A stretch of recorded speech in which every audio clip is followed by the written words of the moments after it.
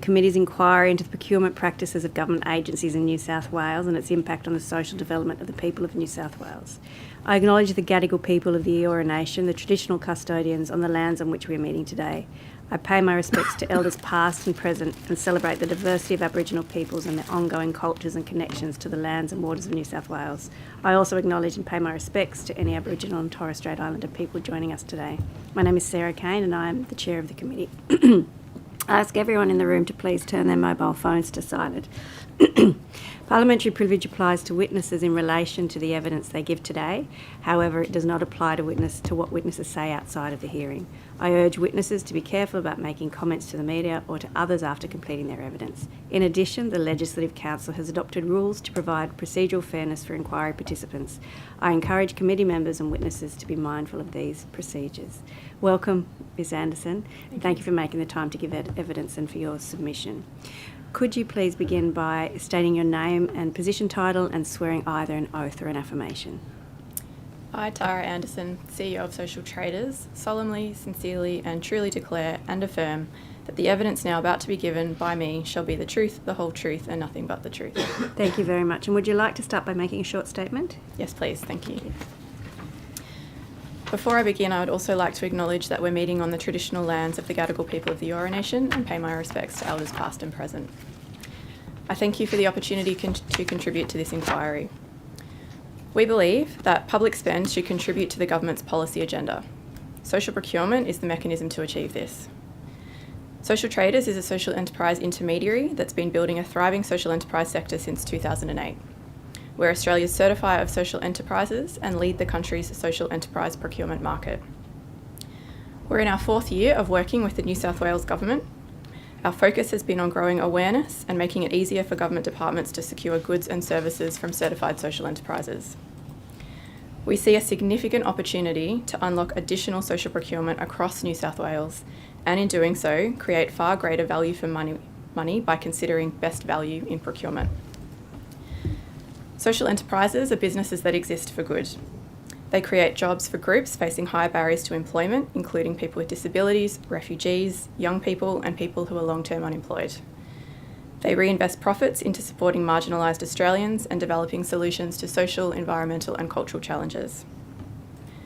Certified social enterprises invest 31% of their revenue into delivering impact, and 45% of their employees are people who would otherwise be shut out of the labour market. The potential to support disadvantaged people in New South Wales by allocating more of the government's procurement spend to social enterprises is enormous. From financial year 18 to financial year 23, $843 million was spent with certified social enterprises, and that spend delivered 4,723 jobs for people otherwise shut out of work, 2,716 pathway outcomes into further study or jobs, over $68 million in affordable or accessible community goods and services, and a range of other outcomes. The New South Wales Government Aboriginal Procurement Policy, the Victorian Government Social Procurement Framework, and the Commonwealth Indigenous Procurement Policy are models for effectively delivering social procurement outcomes. Social procurement is underpinned by Social Traders certification, which identifies genuine social enterprises, assesses their capability to supply, and facilitates the collection of data that enables reporting on impact outcomes. We'd like to draw your attention to 4 of our recommendations. 1, to develop a New South Wales social procurement framework, including explicit support for certified social enterprises. 2, to use Social Traders certification to de-risk social procurement and enable reporting on impact outcomes, as well as assessing social enterprise capability to supply. 3, implement measurement and monitoring mechanisms to assess economic and social returns. And 4, invest in the growth of social enterprise across New South Wales to effectively manage supply and demand in social procurement. Thank you. Thank you very much. So if I could just ask a couple of questions. In your submission, you describe social procurement as harnessing money that's already being spent to provide a lever to address sort of key social and economic challenges without adding to budgetary pressures. Can you explain how social enterprises do this? Like, how do they get to those critical issues? Social enterprises are set up to deliver on a specific social, cultural or environmental purpose. They do that in 3 ways. One model is that they create jobs for people otherwise shut out of the workforce, some of those cohorts I just mentioned. The second way they do that is delivering more affordable or accessible community goods and services. So these are filling gaps in the market and providing products and services not otherwise available. And the third way they do that is by working either as a subsidy of a not-for-profit company or in partnership with a charity to provide over 50% of their profit into those charitable causes. So buying from social enterprises means that the government is getting the same goods and services that it would from any other supplier, but there's additionality built in there with social impact outcomes that social enterprises create on top of the business activities that they deliver. Something that we've been thinking about, and I guess anyone in this space grapples with a bit, is that social impact piece, and particularly how to measure it. That, I understand, is a key part of what Social Traders does. Could you explain in simple terms how that happens and how you actually do measure? When we certify social enterprises, we collect 200 data points on them to validate that they are operating as a social enterprise. Part of that involves collecting their impact outcomes, things like the employment outcomes they're creating, the value of community goods and services they're delivering, the additional costs they're bearing in creating impact outcomes. We translate that then into a standard set of impacts that we can measure and report on across the social enterprise community in Australia, that include the jobs created for disadvantaged cohorts, broken down by types of beneficiaries, the hours of training delivered for those cohorts, value of community goods and services created, tonnes of waste diverted from landfill, and the value donated to charitable causes. We then break down that impact by procurement spend, and we can provide aggregated or individual reporting for government departments or business members or across Australia nationally for what impact outcomes are created as a result of procurement spend. So we can track dollars spent through our framework into outcomes delivered. Is it possible, I don't know if it is, but is it possible on notice for you to give us an example? I just think it's easier to kind of get the head around if you can see what that might look like. If that's possible, notice that would be great. Absolutely. You mentioned your certification scheme and the types of data you collect. But I read this week about another social enterprise certification scheme. And so I wondered what's different about Social Traders to that scheme, or in fact any other scheme that might exist or might pop up. So there are two schemes in Australia relating to social enterprises, and I assume you're referring to verification. Verification is a system run by the global body Social Enterprise World Forum. It's a global set of minimum standards for social enterprises that's designed to be an entry-level certification for social enterprise. That system is an identifier. What Social Traders certification does that's different is that it is based on the needs of the Australian market. It has 7 years of evidence behind it in terms of making sure that it's appropriately tailored to the unique needs of Australian social enterprises. And importantly, for the purposes of social procurement, it collects data on the evidence and the impact outcomes that I just mentioned, which is different to the international verification, which doesn't collect impact data and outcomes. Mm-hmm. You spoke about a development of a social procurement framework, but I note that you've also been working with the New South Wales Government for 4 years. I wondered if you could maybe pinpoint the key, I guess, barriers or perhaps challenges is a better way to put it, that exist with the current approach. I note that you've been working successfully there, but whether there have been challenges. It's more the untapped opportunities, I think, is probably the best way to describe it, in that what we've been doing with the New South Wales Government is a great step.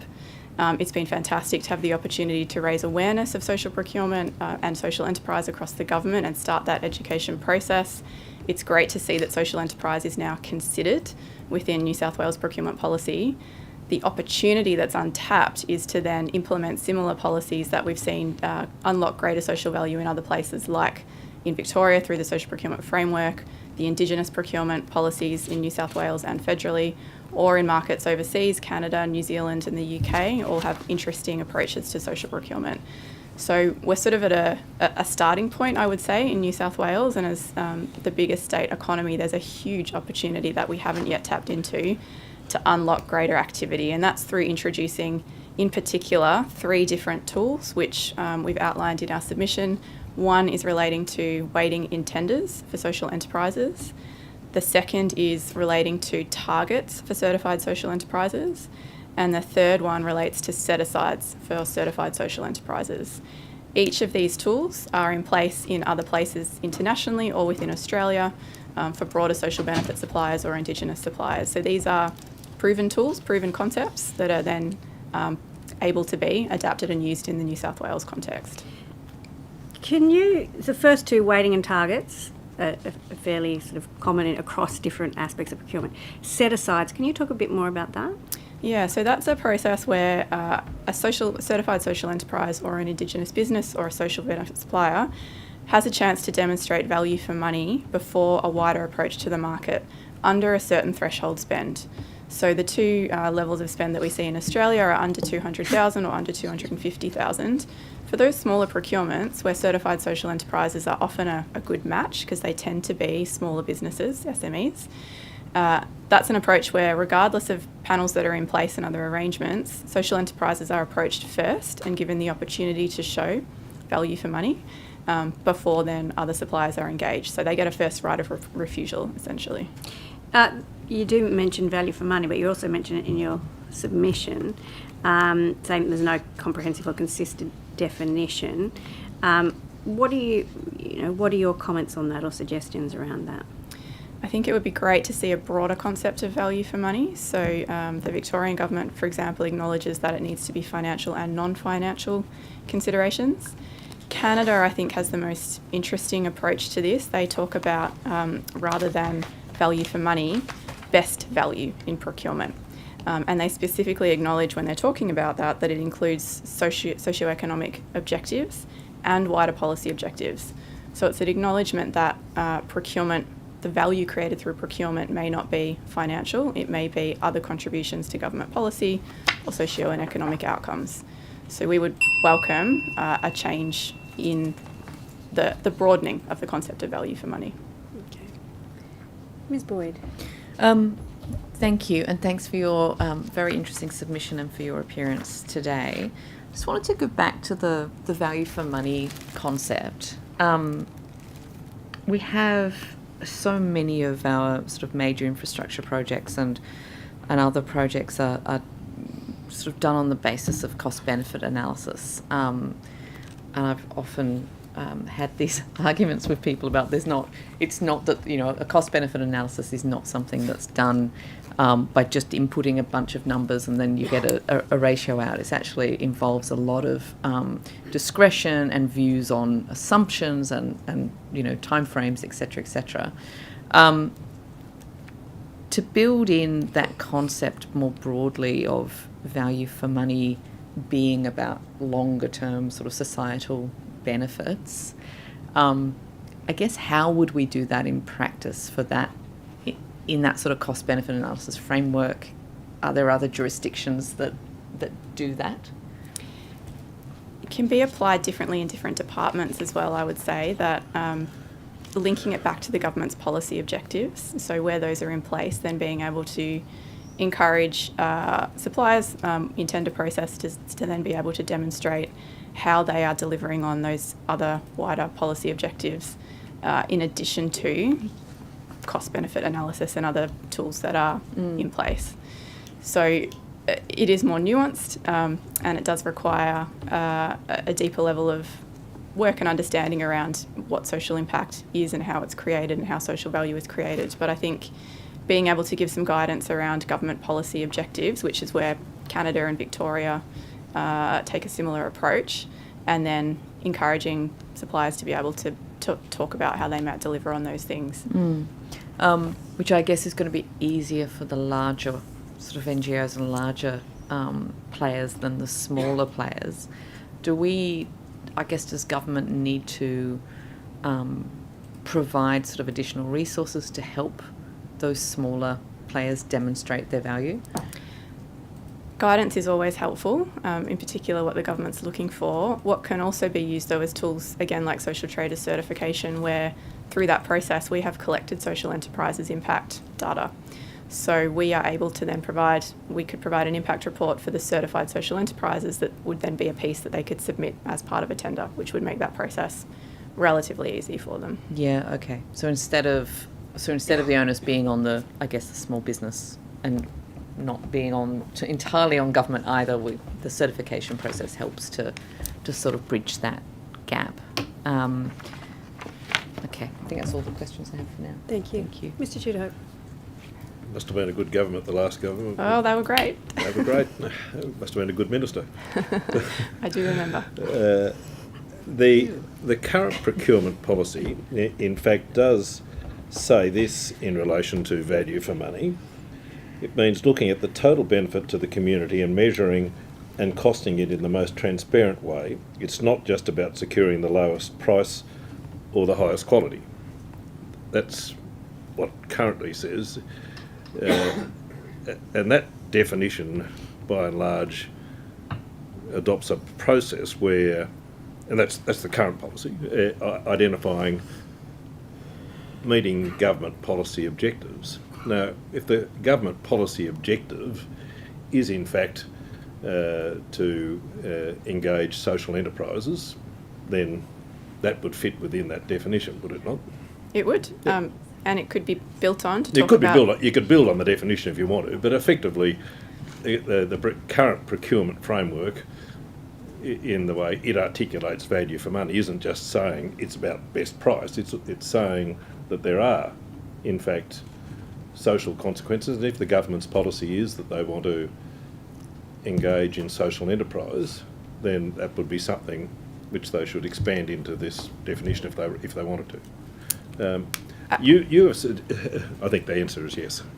I was just going to add one thing to that, in that the mandates and the targets help around that. Well, I'm coming to that now. Okay.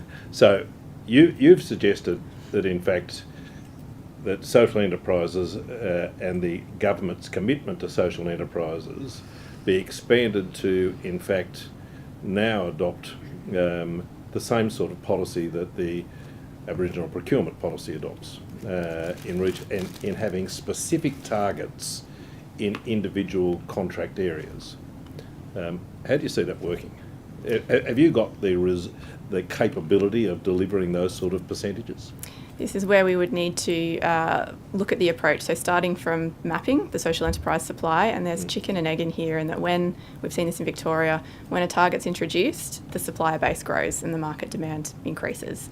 So we'd expect to see that happen in New South Wales. There are over 100 certified social enterprises here at the moment, 250 in Victoria. When a target's introduced, we see more social enterprise suppliers get certified so that they can access these procurement opportunities, so that would grow. There's a way to stage the approach too, which the Commonwealth have taken into account with their targets for Indigenous procurement, starting at 1% and moving up to 3%. Yep. So the New South Wales policy does the same, I think. So one of the first steps would be mapping the supply capability, which Social Traders has the data for, and then working to figure out what the right target is. We do feel 1% is a good place to start. However, what we would want to do is sit down with the government and have a look at the supplier base, the capability across different departments and different contracts, and then figure out what actually is the right, most appropriate target to set. Because 1% of $40 billion is a substantial commitment, and saying if that's the target. One of the issues in relation to the Aboriginal procurement policy, and is often complained about, is that in seeking to garner government contracts, organisations engage in a process which is colloquially known as black cladding. You would say that the way to approach that is the certification through social traders, but even in circumstances where there is some sort of certification procedure for Aboriginal procurement policy, that certification process has not necessarily, in the eyes of the Indigenous community, been able to stop the process of black cladding. How would you address that issue? I can't comment on black cladding and Yep. Indigenous certification. What I can say about social traders certification for social enterprises is we are very confident in the rigour of that, and it is known as best in class globally. We decline approximately 12% of the applications that come through at the moment because they don't meet certification criteria. We have an independent advisory group. We have a risk framework that sits across certification. We do spot checks and audits, and we have a complaints and review process where there's a been an identification that a social enterprise isn't operating as it should, as intended. So with those frameworks around it, we feel quite confident that the certified social enterprises we're certifying are genuine in what they're intending to do. And if it turns out that they are not, or we receive feedback otherwise, then we go through the process of decertification if needed. One of the things you did identify, though, that if in fact that sort of target was mandated or it became the government's policy, you would expect to an explosion or certainly an increase in the number of organisations that were seeking to that level of certification. Do you have the resources to be able to deal with it? We do. We have a national certification team with 7 years of experience, and we've done this work in Victoria, and we're ready to scale up nationally and within New South Wales. We have those resources in place now, and we have a cross-subsidy business model that funds that element of our work. And I would say we hope that there would be an increase in those getting certified if targets or mandates or set-asides were in place. And that makes certification even more important in that context because it's likely, as we saw in Victoria, that there will be those coming through wanting to claim social enterprise status if commercial benefit can be gained through it. Can you give me a snapshot of how the policy actually works? Because Beehive Industries, for example, who actually works for them, and how have they achieved the benefits from the government's social procurement policy? So the way the process works for a social enterprise, kind of end to end, if I understand the question correctly, correct, they would come through and be certified by social traders. Yep. We would take them through our process to assess against the criteria that's in place, collect those 200 data points, run it through, determine if they are a social enterprise or not, collect their impact data in the process. Once they were then certified, they're then recommended by us essentially into government procurement processes, but also businesses across Australia. They then become part of our marketplace where we run a range of activity that's matching between buyers and suppliers. We're running lists where we create different suppliers and then recommend them into businesses. We're doing one-to-one matching programs. We're also doing capability building work on the social enterprise side to help them be ready and able to supply into bigger contracts, which is often needed or sometimes needed as a step up for them. But in relation to Beehive, pick anyone you like, an industry, tell me about the number of employees that they potentially have and how that has been able to service a particular contract, if you can name a particular contract. Do you mean their ability to supply, or have they received the benefit of a government contract? Have they? Yes.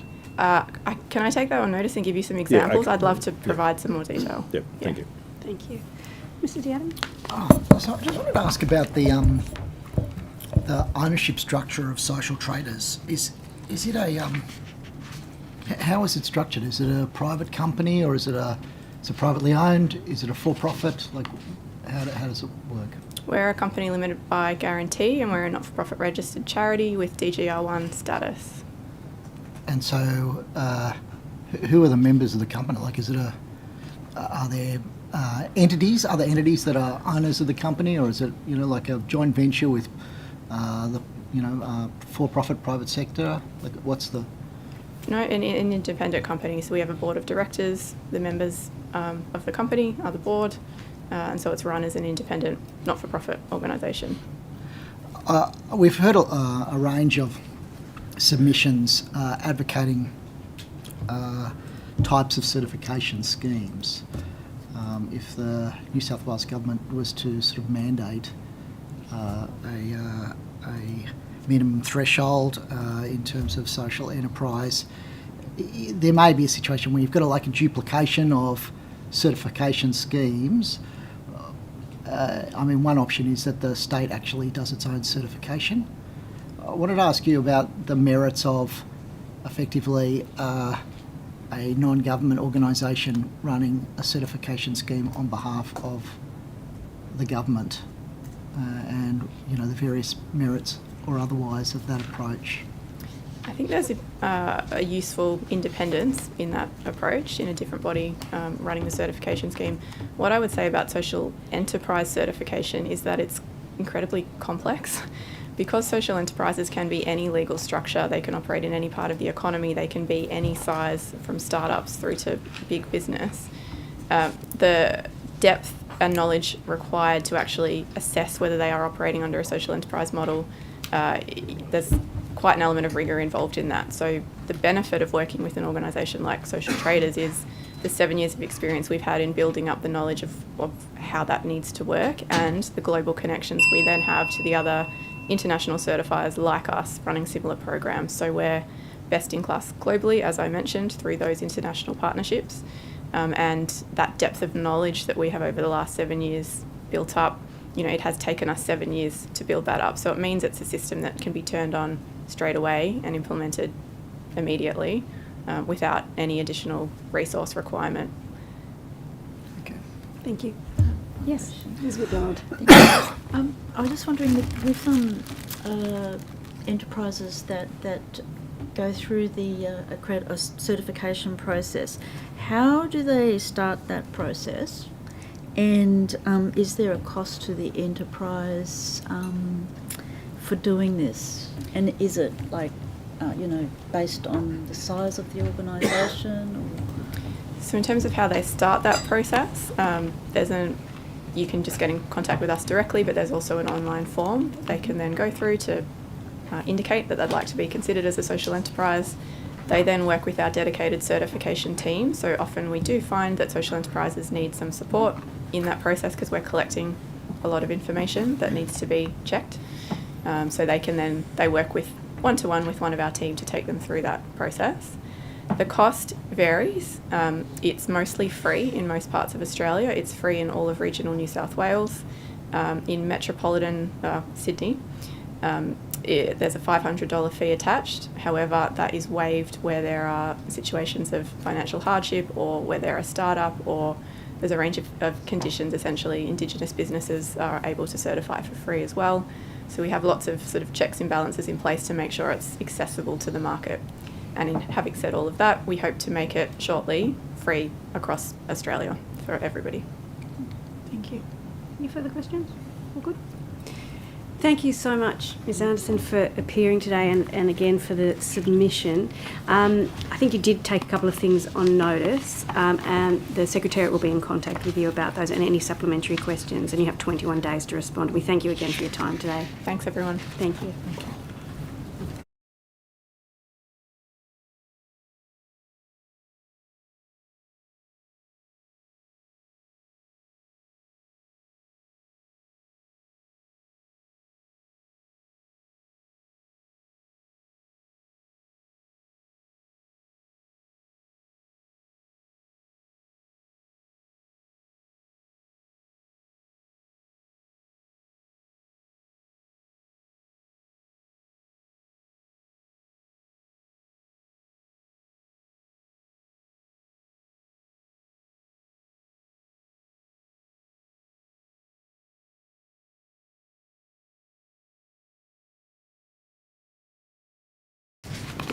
Welcome, Mr Chaplain. Thank you for making the time to give evidence today and for the EPA's submission.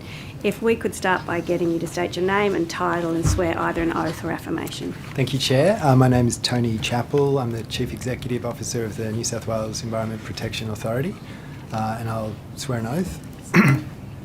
I swear that the evidence now about to be given by me shall be the truth, the whole truth, and nothing but the truth, so help me God. Thank you very much. Would you like to start by making a short statement? Thank you. Firstly, let me acknowledge the traditional owners of the land on which we meet, the Gadigal people of the Eora Nation, and extend my respect to their elders, past and present. Government procurement has a significant role to play in shaping economic activity in New South Wales. In the 22-23 financial year, the New South Wales Government spent about $41.6 billion on goods, services and construction, which is over 5% as a proportion of our gross state product. Government in many ways is in an influential position when it comes to procurement and the economic, social and sustainable development that it can enable. And I'd first like to acknowledge the New South Wales Government's submission and the detail it covers about environmental authorisation within the devolved procurement model and the legislative, regulatory and policy settings under which government procurement currently operates in New South Wales. The EPA sees procurement as an essential tool to help the state transition to a more circular economy. The focus of the Environment Protection Authority contribution to this inquiry, therefore, will focus on three areas relating to sustainable procurement, being additional sustainable procurement policies and requirements that are not covered in the New South Wales Government submission, some current barriers to sustainable procurement and the work the EPA and partner agencies are involved in to address these, and examples of what other jurisdictions are doing to create frameworks to support sustainable procurement. So turning to these three areas briefly, firstly, the EPA submission contains additional information on sustainable procurement requirements and initiatives not covered by the New South Wales Government submission, one example being the work the EPA is doing to create the Sustainable Construction Protection of the Environment Policy, or otherwise known as a PEP, which is currently in its draft form. The aim of this PEP is to promote sustainable construction through low embodied carbon design and construction and increased use of recycled material in public infrastructure projects. The draft PEP proposes that from April next year, public authorities will be required to consider requirements for all new public infrastructure projects that meet a threshold, including requirements to quantify and report on the upfront and embodied carbon impacts of projects at multiple stages of their life cycle, and to preference the use of recycled materials on an if not, why not basis, as well as report on the use of recycled materials in projects. This draft PEP has been successfully piloted on 3 Transport for New South Wales projects, being the Edmonton Park North multi-storey commuter car park, the St Mary's Footbridge and the M12 West. In this way, the PEP is an important instrument to drive sustainable procurement in construction and related market development. There are other measures outlined in the submission that aim to build and encourage greater sustainability and circularity in procurement, including the environmentally sustainable procurement guidance that the New South Wales Department of Climate Change, Energy, the Environment and Water is working on with New South Wales Procurement to develop. Once complete, it can better guide agencies on how to integrate environmental sustainability into various stages of the procurement process. The New South Wales Circular Economy Policy Statement, which helps govern New South Wales Government decision-making around the circular economy transition, and the New South Wales DQ Choose Circular initiatives. If I may touch briefly on barriers, while setting procurement guidelines and requirements is an important tool to drive sustainability outcomes, agencies face many barriers in implementing sustainable procurement policies, including at different times cost, complexity, lack of confidence in sustainable products, limited knowledge, or a lack of authorising environments. Some of these barriers need intervention outside the procurement process. For example, despite decades of well-motivated guidelines and policy, sustainability hasn't yet been effectively mainstreamed across government procurement. Tools with binding effect, such as protection of the environment policies, may be useful in helping achieve the government's underlying attention more effectively. Secondly, it's worth expanding our view of procurement to properly consider both ends of the supply chain and take into account all stages of the waste hierarchy. So when I talk about the waste hierarchy, you might be familiar with the sort of inverted pyramid that talks about refusing a new product and then reusing an existing product, repairing products, then recycling, then recovering some or all of the materials, and then finally treatment and disposal. It's a hierarchy that provides some very useful insights when thinking about more circular options. For example, if an agency or an office was looking to procure new furniture, the most circular option may actually be to repair and reuse the furniture that's currently available, of course with concomitant financial savings as well. In a similar vein, embedding circular design principles in procurement is worth considering. In the Netherlands, for example, their infrastructure procurement is required to be circular and modular and reusable, so that when a bridge is no longer necessary or needs to be moved, it isn't demolished in a way that we'd be familiar with, but it's rather disassembled into reusable components which are stored in a bridge bank and then redeployed in a future piece of infrastructure to deliver the same effect. And thirdly, we should consider procurement and market development at the end of life of our products and services as well. So for example, when an agency has uniforms that might be no longer usable, considering the circularity opportunities there to sort them and make them available to end of life for a variety of uses can further enable development of relevant industries and other economically valuable activity in a circular economy context. As the EPA considers these issues, we're also looking to learn from other jurisdictions, nationally and internationally. I've touched on the Netherlands briefly, and in that country, as well as in Victoria, closer to home, governments are working to develop more robust frameworks in this area that support long-term goals for sustainable procurement. And interestingly, a common feature of these frameworks is integrated reporting mechanisms so that environmental outcomes can be measured. Finally, just to touch on the EPA's activity supporting procurement from Aboriginal-owned businesses, we are focused on increasing participation of Aboriginal businesses across our own procurement processes in line with the New South Wales Government Aboriginal Procurement Policy. We've engaged 15 verified Aboriginal-owned businesses for goods and services in the past financial year and 20 in the financial year prior. We're completing a number of remediation projects across several discrete Aboriginal communities, particularly in respect of asbestos at Barryogle and Wallaga Lake, and provide Aboriginal residents in these communities with opportunities to be involved in the remediation work by offering relevant training, such as safe asbestos removal and then temporary employment in a number of roles with the various contractors. And a number of those temporary employees have been rolled over, I'm pleased to say, now into full-time work. So in conclusion, procurement is certainly an influential tool to support economic, social and sustainable development in New South Wales. The EPA supports the New South Wales Government's procurement work and is prioritising its own initiatives in the sustainable procurement space, and will continue, of course, to work closely with industry, business and government at all levels and the community to try and overcome the barriers to sustainable procurement, while also learning from what other jurisdictions are doing nationally and internationally to create effective sustainable procurement schemes and ensuring Aboriginal people and perspectives are better integrated into our own approach in New South Wales.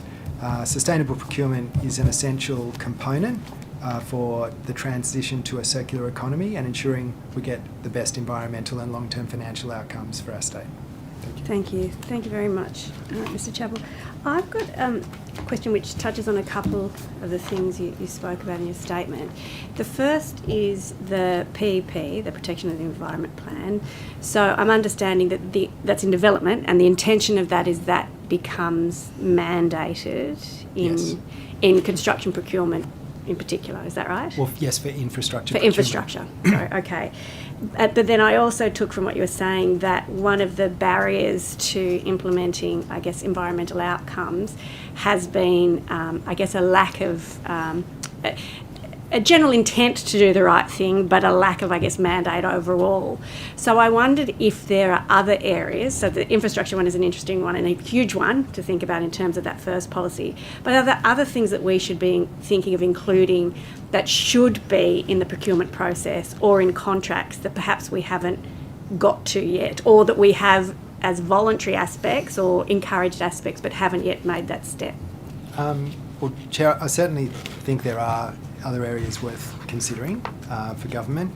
It's interesting that the Protection of the Environment policy tool, whilst it's been in legislation for many decades, hasn't previously been deployed. And it's something that, of course, other regulatory approaches can also approach, but its unique value, I think, in the procurement context is that it binds all decision makers under state and also local government legislation, because local government is a creation of the state.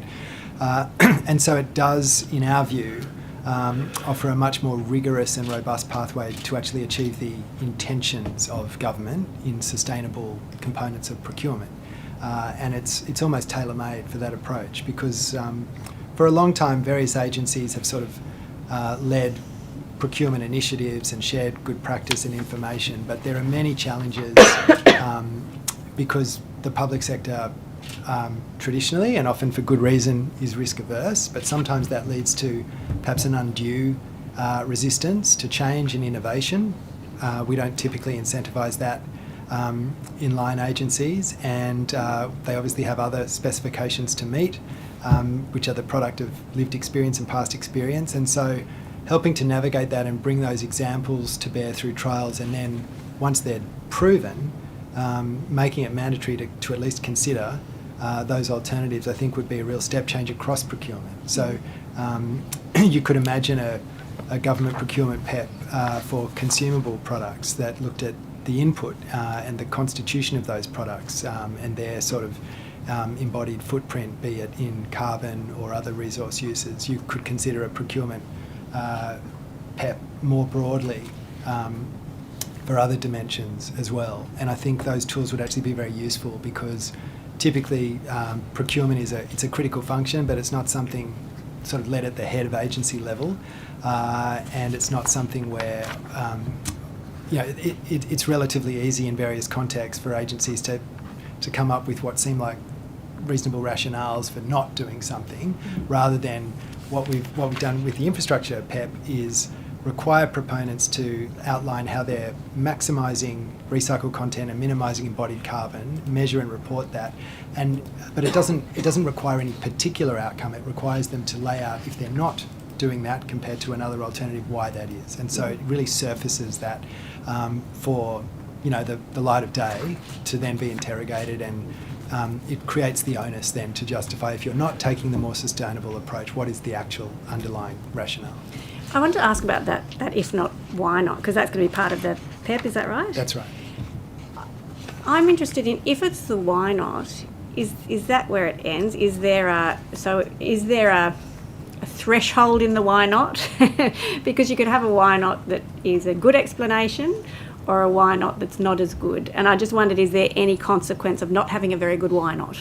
Well, it's a mandatory consideration for the decision maker. So that might be the planning authority, or it might be in local government, or in another point in government. But this is, I think it's fair to say, this is the first step in preparing a PEP. It's something we've been working closely with our colleagues in Infrastructure New South Wales on, and Transport, as I laid out.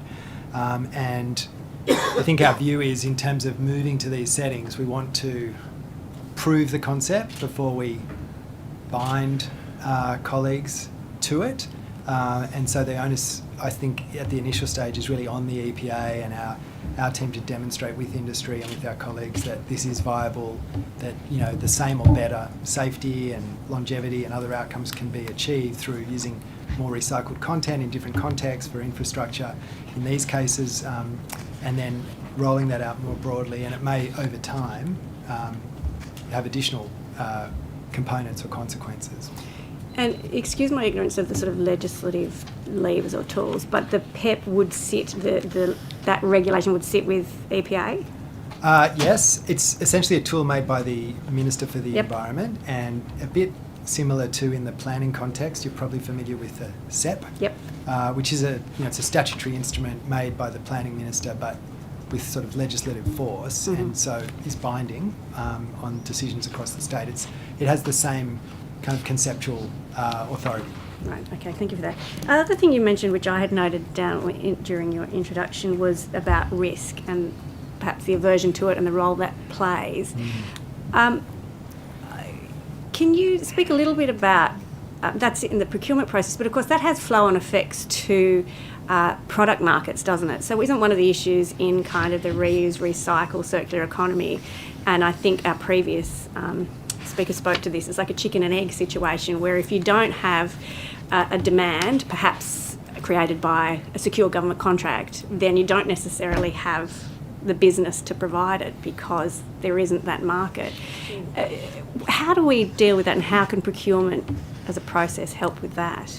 Well, I think there are a couple of elements there. The first one is really design requirements and standards, so requiring sustainability by design in the way procurement is progressed, because of course the best solution to any sort of pollution or externality challenge is actually right at the top in the designer's mind. And so sending those signals that the subset of materials that's going to be eligible has to meet a certain safety and sustainability set of criteria. So design standards, I think, have a critical role. And then the level of ambition may ramp up over time as you see the economics of various industries progress and develop. So you might start with disclosure requirements and reporting requirements, which itself is a powerful signal to business, but signalling also the ambition will escalate over time.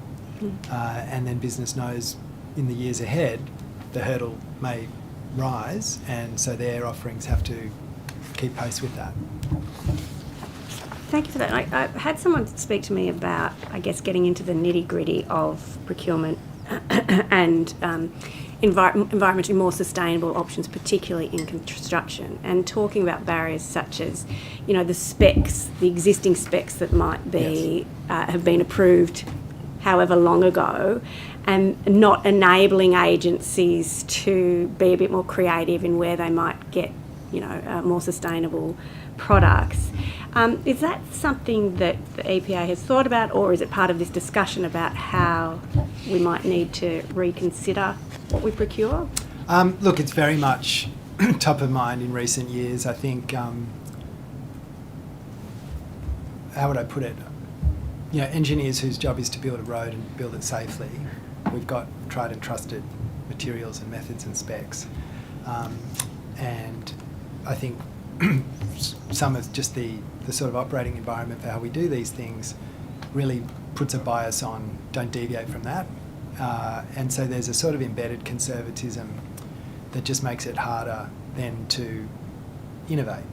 And hence the reason to work so closely with Transport and Infrastructure New South Wales to demonstrate the value, even if, I mean, I would say I'm not an engineer, but my understanding of all of the literature on some of the work we're doing is that in other contexts it's been well demonstrated. But we are sometimes culturally a bit more conservative on these things in Australia when we're building things, and we need to take those experts on the journey as well, because it's a different way of thinking. A lot of them weren't trained to consider things like embodied carbon and recycled alternatives and how they might optimise that within the same performance envelope and so on. It's just, it is a different paradigm. I wanted to, I really love the bridge example. I think that's a fascinating case. But you did mention that cost is a barrier that's seen as a barrier to agencies in implementing. So something like the bridge example, I mean, that seems like it would be quite costly to do that. What's the approach that we should be considering in procurement about addressing the concern about cost and also the reality is that there might be different costs associated? Well, I think the first step is, if you think about that waste hierarchy of that inverted triangle I discussed, I don't think there's enough thinking anywhere in government in procurement terms on those top two levels, which is what can we avoid purchasing entirely, or what can we repair and reuse. And so, you know, I'm aware of other case studies from the Netherlands where departments looked at purchasing furniture and wanted to do it in a circular way, and they had in their mind, you know, sustainable materials and ability to repair. And when they actually looked at their inventory and did that analysis with rigour, they concluded actually by far the most sustainable thing they could do is reuse their existing furniture repurpose it for another 5 years. And so they avoided any new purchasing. And that is not a way of thinking that I think just our current sort of approach tends towards. And then in terms of other cost and innovation, I think it's important to understand the market and take incremental steps. So you give the market enough runway to respond, and business will respond, and offerings become more cost competitive over time. Thank you very much. I'm going to pass to Ms. Boyd. Thank you, Chair, and thank you very much for your submission and for coming along today. I wanted to go to this waste issue first. I guess we've been hearing a lot in this inquiry and in previous inquiries about, as the Chair's just been talking about, you know, basically procurement that results in a lot of waste because it's not required to begin with, but also the problems around disposing of waste. I think one of the most shocking examples we got in our consultants' inquiry was around the amount of hand sanitizer that had to be disposed of from our hospitals because it had been bought with a certain use-by date. Way too much of it was required, and then we had to pay a huge amount of money in order to dispose of it because it is a hazardous substance left to its own devices. What is the EPA's role in, I guess, stopping that from happening in the first place? What tools are at your disposal? Well, I think our role is probably more on the policy advisory side to government. Ultimately, these are decisions, for government. But if you just think about cost and disposal, there's a lot of work in the health system globally. I think the Lancet Commission is publishing a comprehensive set of papers in the next few months on what they call a planetary health agenda, which is the idea that the health system today makes people inside it healthy, but at the cost of the community surrounding it because of all of the pollution and resource use and climate emissions and so on. And so how do you flip that and make the whole community more healthy while you treat people inside? And we have some live examples. We're working currently with New South Wales Health and their procurement arm on where the clinical data seems to show that if you give patients a choice to order from a menu and they order freshly made meals, their health outcomes improve, as well as the waste, because you produce a fraction of the waste.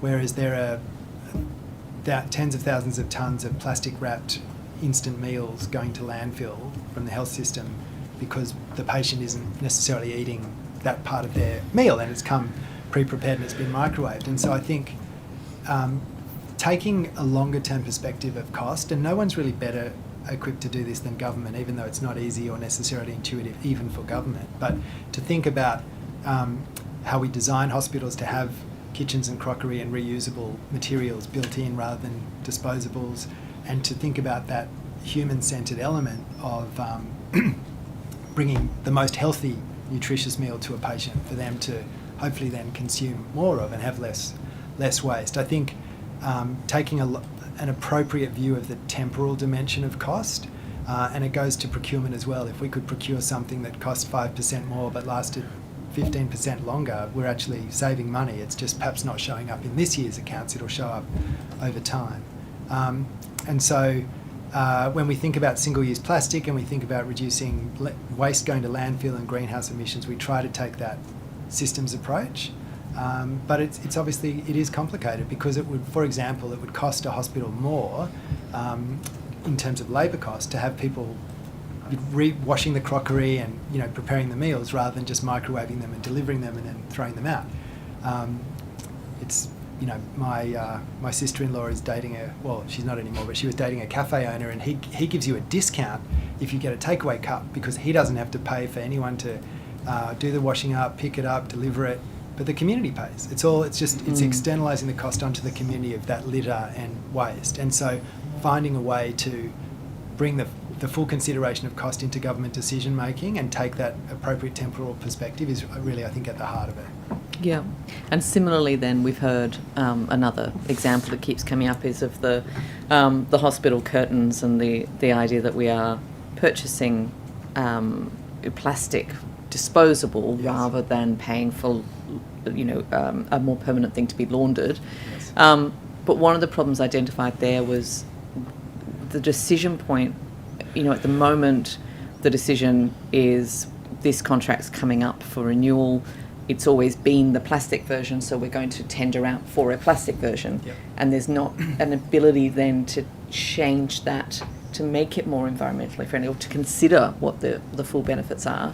From your experience of the way that procurement's working within agencies, where does that decision get made? How do we get in at that point to, is that is it a policy thing that comes down? How do we, what are the mechanisms for making sure we're actually looking at that side of things? Well, look, in my mind, a tool like a protection of the environment policy that binds all government agencies equally is a very useful place to start, because you're absolutely right.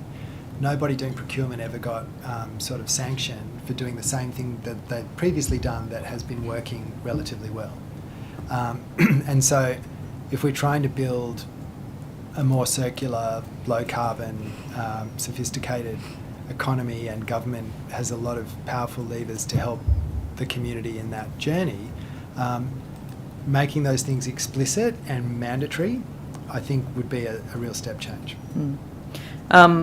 The other issue that I love to talk about is coal ash, Yes. and I will talk about it till the cows come home. But I think there is, at the moment we have almost 20% of all waste in Australia is coal ash, and we had, I think, a one-line referral to it in the Waste and Sustainable Materials Strategy. There's been a bunch of recommendations made in relation to how we can recycle and reuse that coal ash, particularly within construction and roads and loads of other things. And yet there's been no movement on that for years. Again, what's the EPA's role in that? Is there a way for the EPA to sort of step in and suggest, hey, you might want to be, paying more attention to growing this industry over there? Where's the levers for that to happen? Look, absolutely there are. I mean, there are some levers deployed currently. The carbon abatement fund under the Waste and Sustainable Materials Strategy has 3 priority streams, one of which is coal ash reuse. And there are 2 partnerships. I mean, perhaps I'll take it on notice and give you some further detail, but there are 2 partnerships looking at essentially commercialising much greater reuse of coal ash, because, as you say, it's a very large waste, but it's also a very large resource that can help us decarbonise some of these hard-to-abate sectors like cement manufacturing, road building and so on, and do so in a way that also keeps materials and jobs and economic activity in those regions.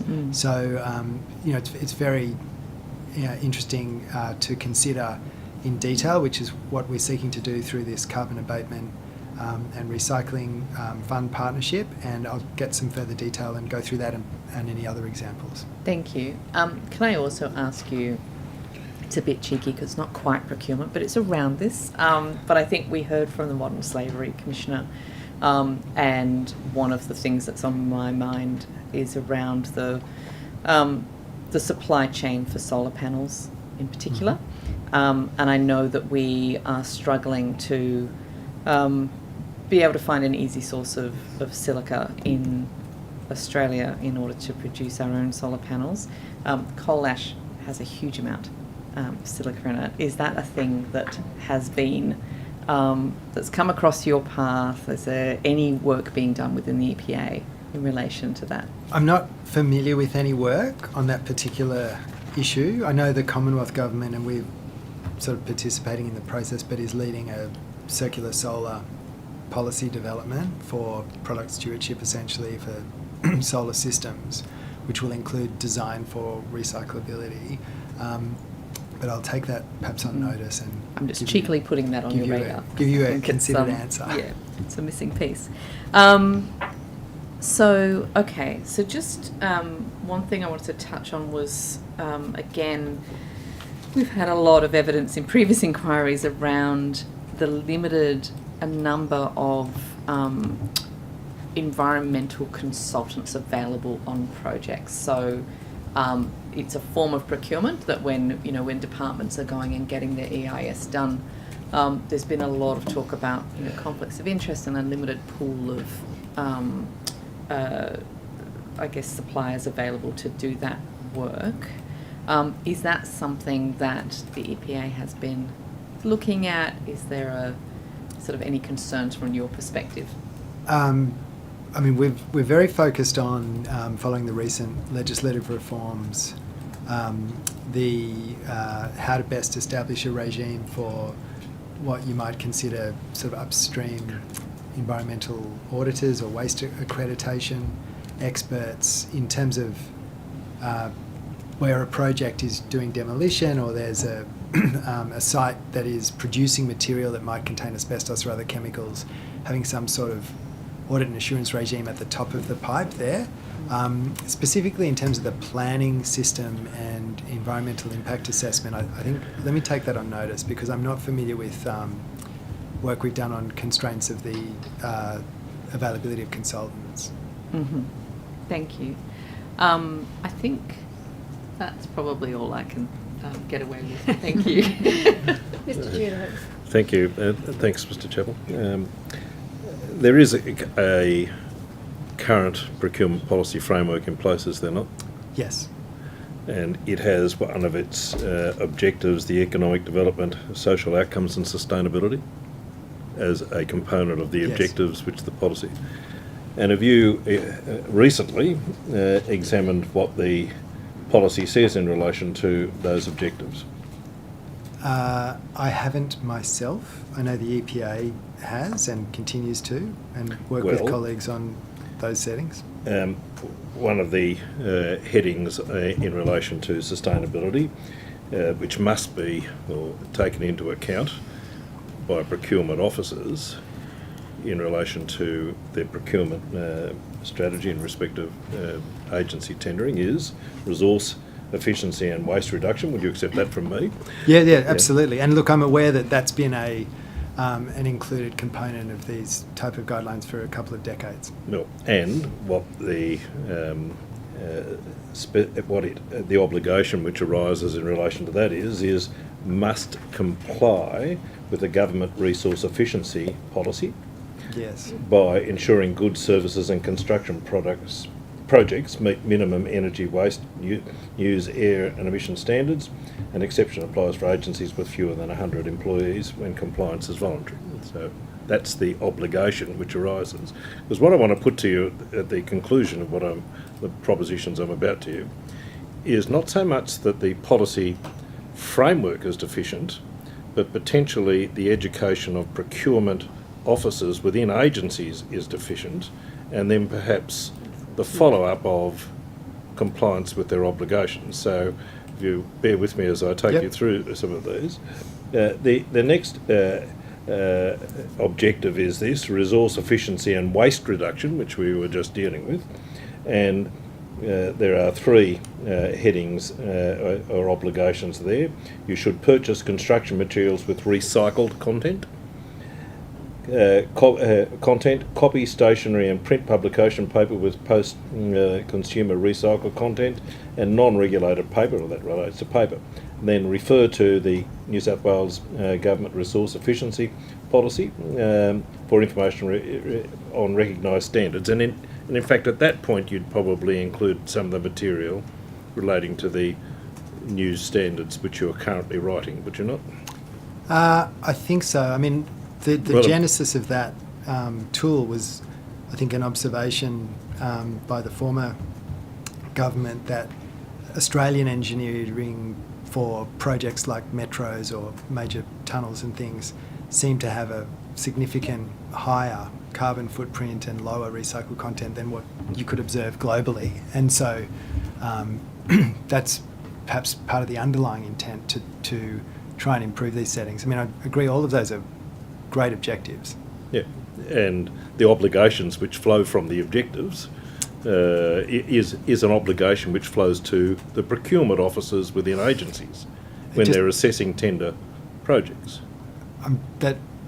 I think that's right in a way, but I think the lived experience shows that much of our procurement doesn't seem to perhaps deal with those issues with the level of rigour or perhaps the level of discernment that the intent of that document. So the settings might be right, but the actual implementation is probably deficient. I think that's probably a fair observation. Yep.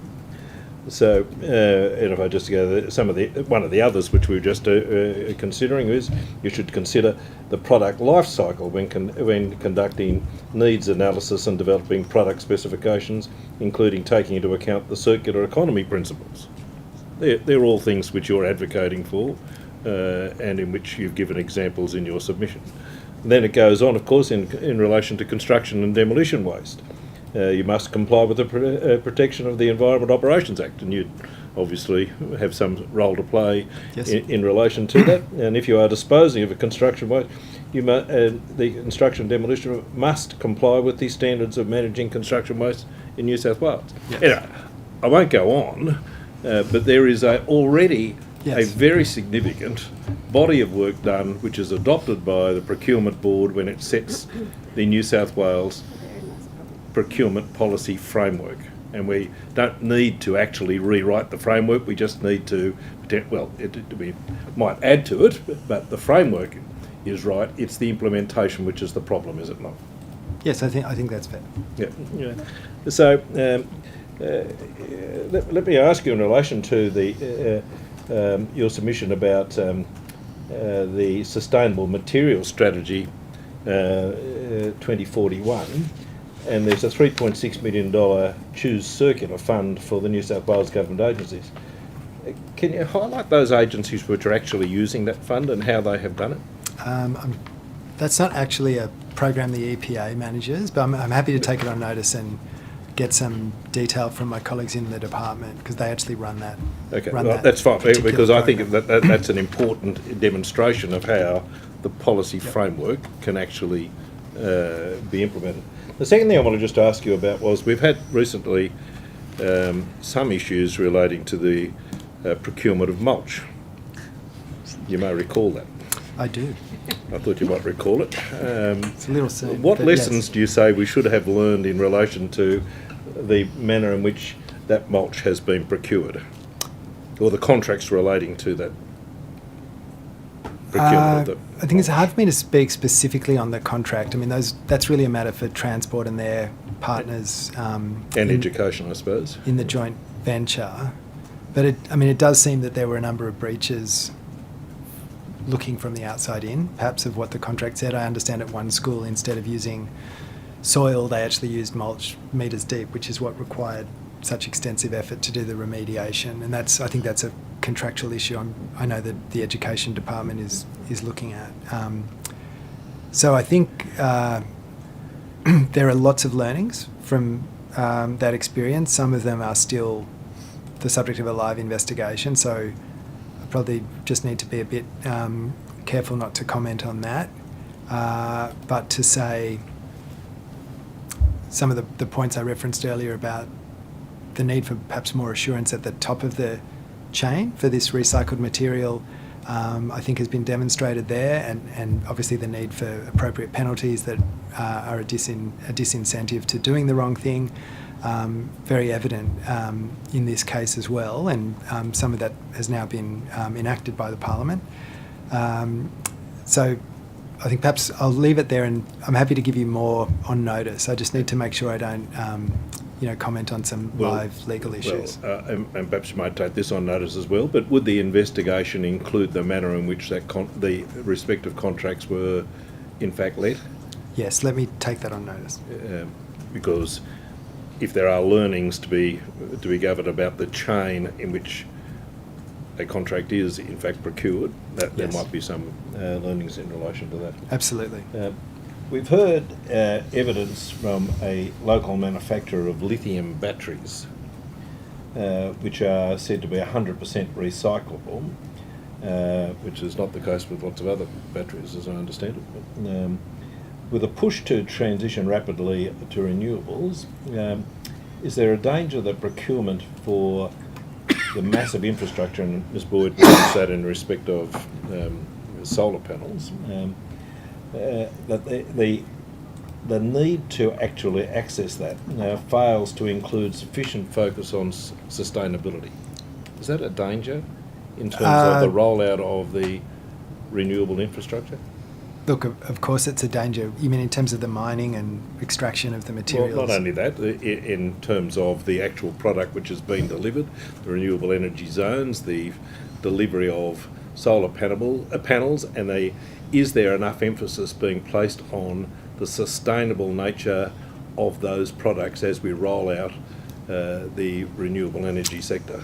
I think the government's very focused on that. It's certainly was a topic of much discussion when the Environment Ministers met last week in Sydney nationally, and New South Wales is working very closely with Victoria and Queensland to lead some work on design standards and stewardship arrangements for batteries to shift, I guess, the observed pattern of products, and frankly, batteries are proliferating not just in energy, but even pregnancy tests these days. I was surprised to learn the other day contain lithium batteries, for example, or children's shoes. So there's a whole lot of work to do across the use of batteries to ensure that not only are they safe, which is of course critical, but also more readily recycled and recovered. And some of the materials in these devices, I understand, are not currently recyclable, so we need to make sure we have safe pathways for their disposal as well. I just expand on, so how do you plan to address, say, the lack of awareness and knowledge about sustainable procurement amongst the government staff? I mean, it's probably pretty broad, but... Now, how would you? Well, look, I think public servants always take our obligation seriously, and anything that elevates the sort of obligation to assess this stuff would get, I think, strong traction. But I'm happy to take that one on notice as well, because I think there is a significant amount of work underway in terms of education, and it'd be good to just lay that out. Sorry. What do you think with the stronger penalties that you have for the environmental crimes? What impact are you hoping that will achieve?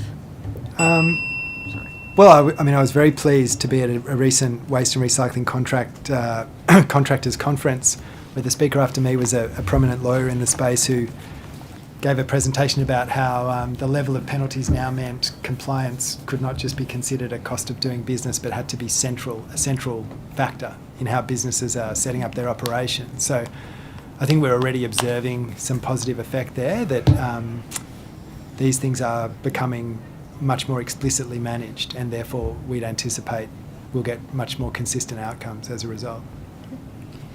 Thank you. Thank you so much. Unfortunately, we're at the end of time. I think you did take some questions on notice, and I suspect there will be some supplementary questions coming as well. The Secretariat will be in touch about those, and you have 21 days to respond. And we thank you very much again for your time, Mr. Chaplin. Thank you, Chair. Committee. Cheers.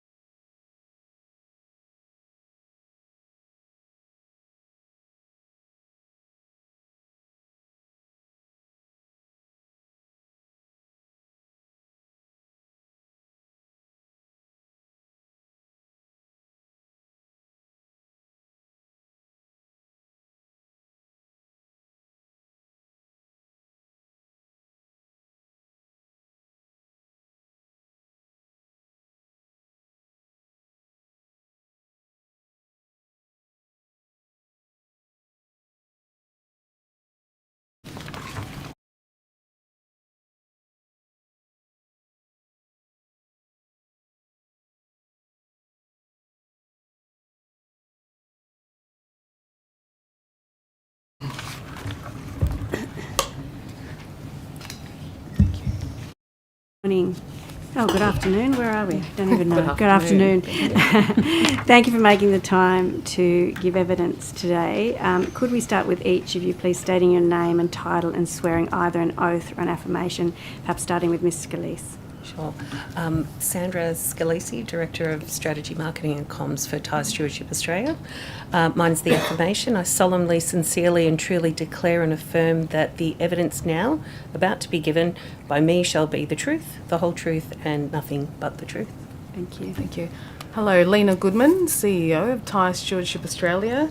I swear that the evidence now about to be given by me shall be the truth, the whole truth, and nothing but the truth, so help me God. Thank you very much. And would you like to start by making a short statement? Thank you.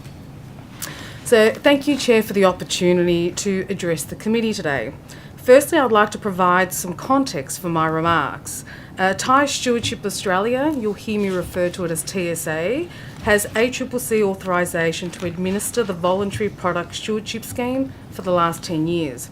The industry has come a long way, but progress has plateaued. And so for the last few years, Tyres has been on the Federal Environment Minister's Product Stewardship Priority List, signalling the need for a stronger approach to tyre stewardship in Australia. Indeed, TSA supports the need for a stronger stewardship approach, and our submission and remarks today highlights the important role of government social procurement in assisting the transition by creating the demand pool needed to sustain onshore used tyre consumption and jobs. Now to the current situation. Each year, we see the equivalent of 58 million passenger tyres reach end of life in Australia. This is 500,000 tonnes of material each and every year. New South Wales alone accounts for close to 1/3 of this total volume. That's 150,000 tonnes of used tyres each year, including passenger, truck, bus, and of course mining or off-the-road tyres. The tyres that are collected for processing are largely exported to be used as fuel overseas. The tyres that we do not collect, mostly within the mining sector, are left on land or buried in pit. What we know is progressive countries and governments have used both the weight of government procurement and various forms of regulation to successfully amplify manufacturing, create jobs, and develop, most importantly, markets using recycled materials that would not thrive without these practical and effective interventions. I am speaking particularly about the influence of government procurement and product stewardship regulation. The two work in unison to create circular economy jobs that process and remanufacture products from recycled material, as well as creating end markets and demand to use those products. We only have to look to Canada, and in particular British Columbia, Ontario and Quebec as examples of governments that have effectively used regulation through tyre product stewardship to support initiatives, incentives and innovation in manufacturing used recycled materials. One Quebec-based manufacturer has advised us that the outcome of government intervention in the form of tyre product stewardship regulation meant they moved from a $20 million business to a $200 million business, with the resultant increase in jobs that came with a tenfold increase in revenue. British Columbia's product stewardship scheme advised that they are using all of their tyre waste locally. In fact, they have the need to supplement their supply with imports from other jurisdictions to meet the demand. These provinces enjoy successful manufacturing of innovative products that are sold across North America, creating many skilled jobs in economic activity in these local communities, with the resultant social benefits. New Zealand has now set similar regulation and procurement principles in place. New South Wales is well placed to take the lead and use procurement to contribute to the social development of the people of New South Wales. Social procurement could be part of this win-win solution, benefiting those peri-urban, regional, rural and remote communities that currently bear the brunt of unrecovered tyres and delivering benefits for the wider community. Some examples that we'd love to see. The inclusion of tyre-derived material in roads and transport infrastructure, recently demonstrated by SS Rock, makes councils more sustainable, higher performing and longer lasting roads, reducing capital and operating expenditure. We see retreading of giant mining tyres in Kurri Kurri being supported by procurement principles.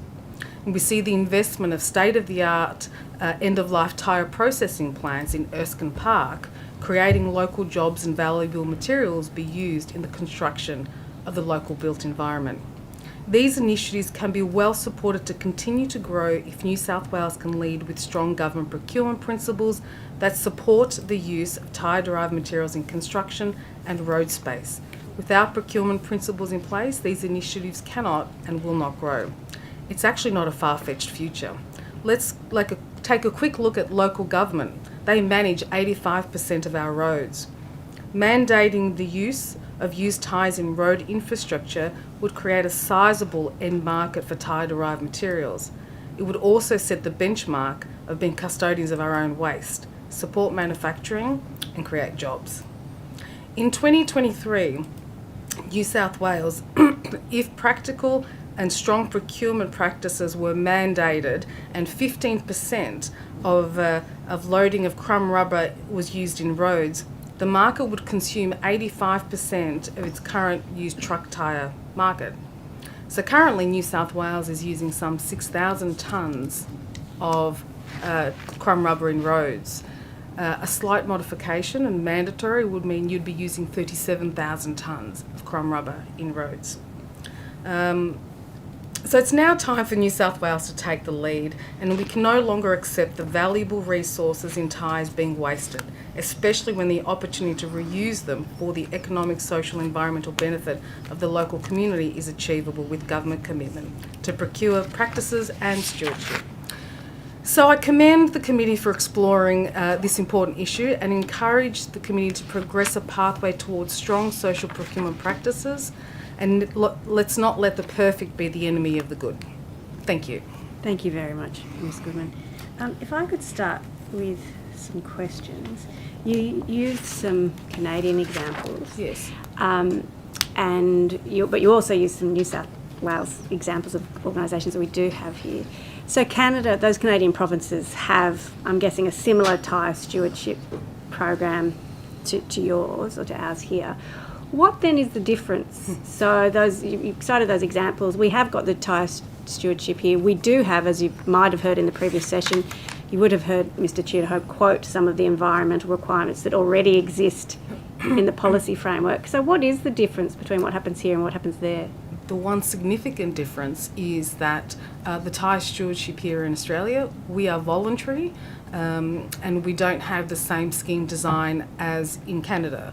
To give you an example, in Canada, they're not voluntary, they're mandatory schemes, which means every tyre manufacturer that sends a tyre to Canada must pay a levy. You can our levy is 25 cents. In Canada, the levy is something like $6, $6.50. It's considerably higher, and that levy is used to help incentivise the end market, which means that those manufacturers in Quebec, in Ontario and in Vancouver have enjoyed subsidising the cost of their product or in creating products because they're being incentivised by tyre manufacturers through the mandatory levy that's in place. We don't have that here. Okay, so your members are essentially tyre producers, tyre importers who have voluntarily decided to join. Correct. So that means that there are some, by implication, there are some importers of tyres who aren't involved. Correct. We have 57% of the market contributing to the scheme voluntarily. Okay. That's an interesting difference, isn't it? So in terms of sort of what I understand is different stewardship schemes, this extended producer responsibility in this space is entirely optional. 100%. Right, okay, thank you for that. Can you,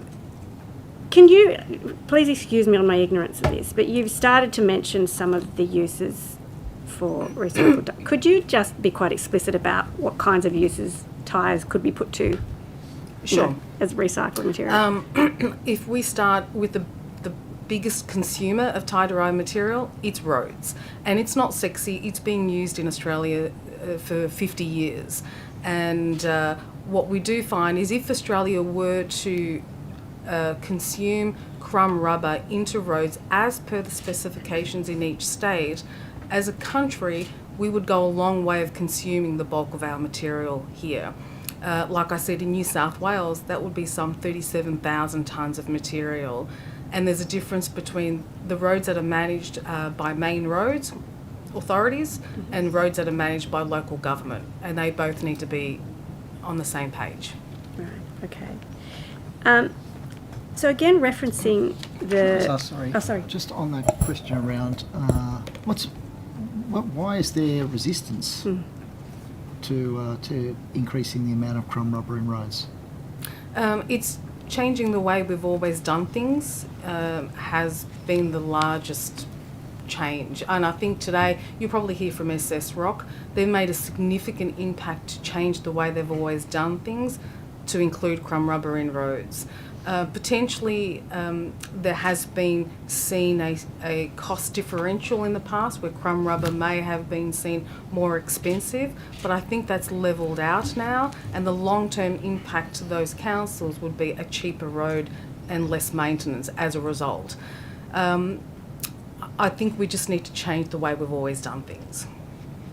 Thank you, sorry. Speaking of changing the way we do things, are there other jurisdictions in Australia that have different outcomes to New South Wales?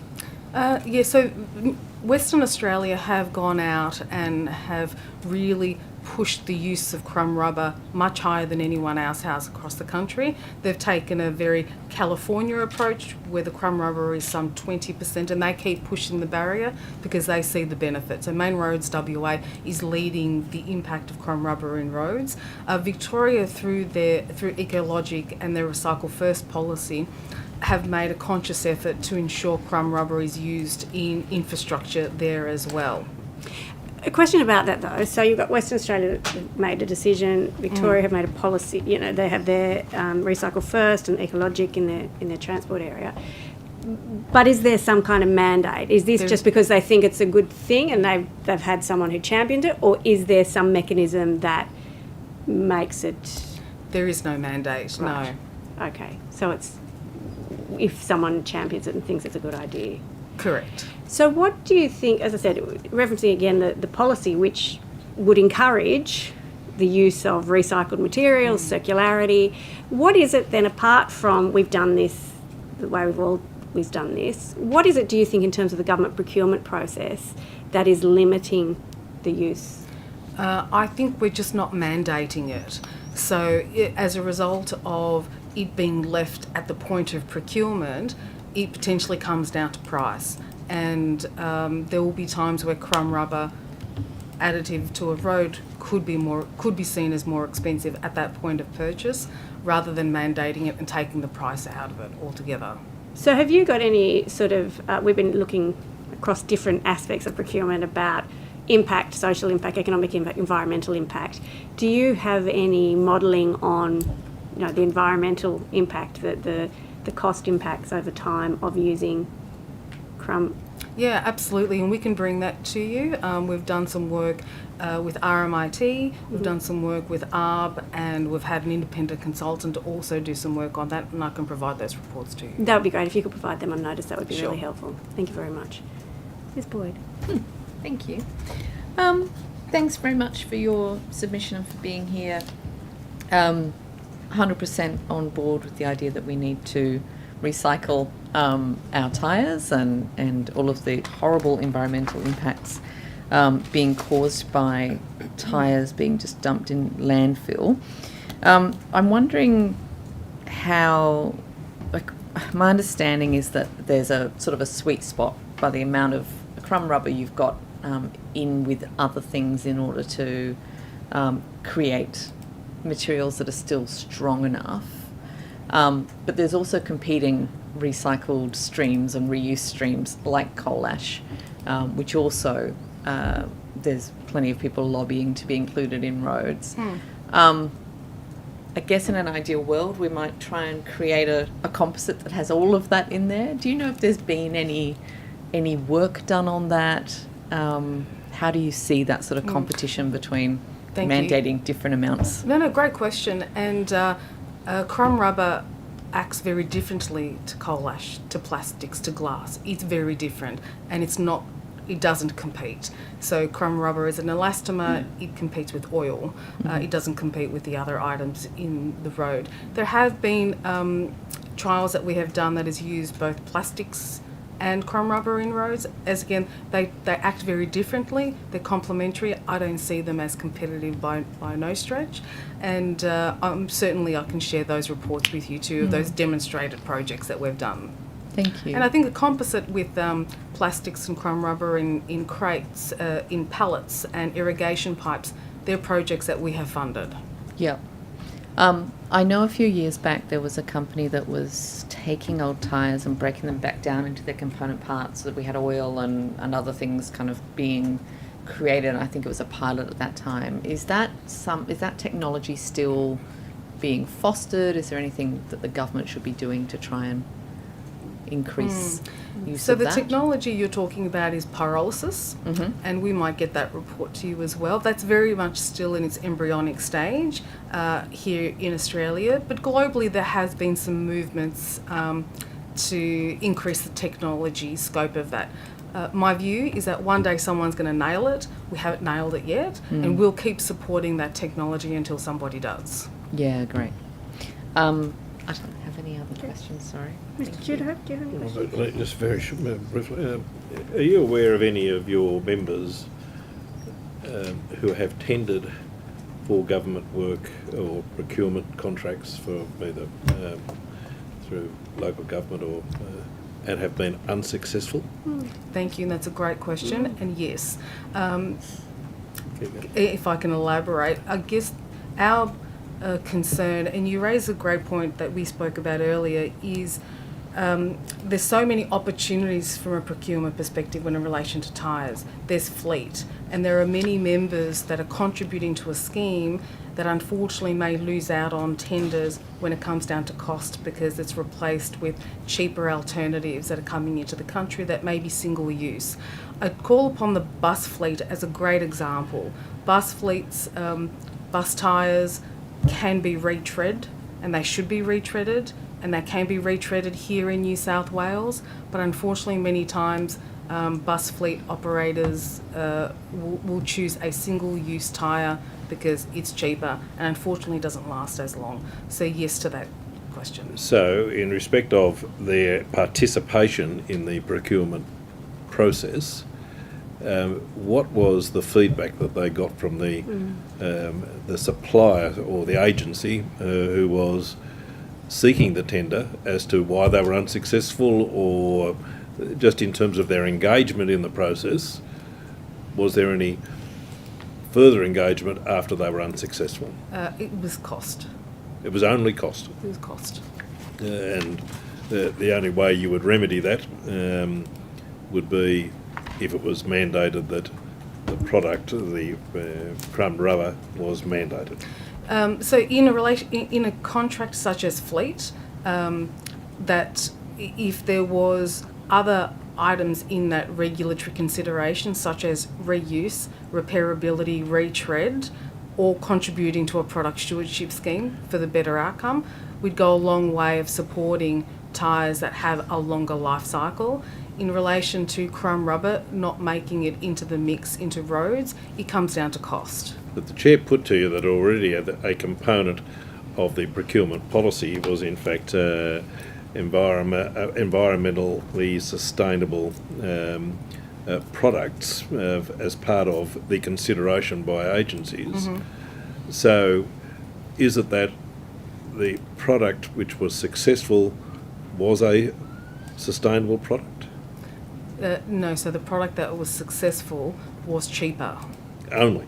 Yes. There was nothing else other well, are you suggesting then that the procurement officers involved weren't in fact implying the objectives of the procurement policy in respect of the manner in which they sought the tender and implemented the tender? If in fact they're obliged to consider sustainability as a component of the objectives of their procurement policy, you're saying that they don't pay any attention or enough attention to that objective? I think they pay attention to it, but I think sometimes when there's a contract in place, price certainly has a higher weighting than some of the other requirements in a tender process. So if the government, if it wanted to, could fix this in your view, or by mandating that as a requirement. Correct. As a component of the procurement process. Correct. I'll take you on a different direction. In terms of, with your recommendations, one, you said all government fleets become TSA accredited.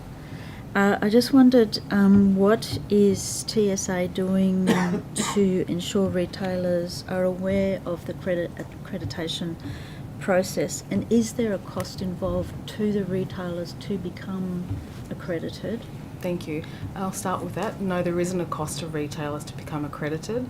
They would need to meet the scheme guidelines, which is set by the ACCC, which requires them to use an accredited recycler collector, provide data, and allow us to audit them. The reason why we're voluntary, so not everyone participates, and those that do are held to a higher account, and we do the best we can under the arrangement, but unfortunately under a voluntary arrangement we can't compel every retailer to participate. Okay. And then just as a follow-on with the accreditation process for government fleets, how would that be managed and monitored? Fleet operators, whether it's a vehicle fleet, truck fleet, bus fleet, in my view, they should become accredited fleet organisations with the scheme, which means that they would only buy tyres to companies that contribute to a scheme. They would only utilise recyclers and collectors that have been accredited, and they'll only procure the product if they're going to a retailer to someone who's being audited. And there's no cost to a fleet operator to be accredited with the scheme. Right. And then with local government, because we all know costs seem to shift to local government. So how would you plan to support local government in aligning with their procurement practices with that of state policies, as you've outlined in, it was number 6. Yeah, thank you. Local government have such a role to play in us shifting the dial here, and we can't seem to navigate forward there. We have committed to date, over 10 years, some $10 million to projects to advance the use of tire-derived material, and in New South Wales we've had some great examples such as SS Rock that have demonstrated the use of tire-derived material in roads actually makes good social and economic benefit. We continue to try to support and educate local councils. You know, if we had a crystal ball and I could change it today, I would love to see the scheme be regulated so that we could provide incentives to local governments and bridge the gap from a financial one, if there is one. But we just need to continue to support those engineers to consider making change, and the small operators to consider using crumb rubber. Thank you. I have a bit of a question. I have an interest in stewardship schemes generally, and in a newer stewardship scheme, Seamless, which is about textile circularity and recycling, which it's also federal. I understand your scheme is federal government supported. The federal minister has indicated that if there isn't enough buy-in of producers and suppliers and top end of the supply chain in the voluntary scheme, that she will consider making that scheme mandatory. Is there any such discussions or considerations going on with your equivalent of that scheme? Thank you. So Minister Plibersek has made the same announcement for tyres as well. So we have been on the priority list for 2 years now with similar conversation that if industry doesn't participate, then there'd be a need to mandate. We really need that to come to fruition. Okay. I wanted to ask, we're talking about, increasing the role of government procurement, but you spoke about New South Wales businesses, particularly in the tyre crumb. So are there examples where it has worked well, where you talked about the SS Rock? Mm-hmm. What about New South Wales government? Have you worked with Department of Transport? Where have you had good examples that we could point to?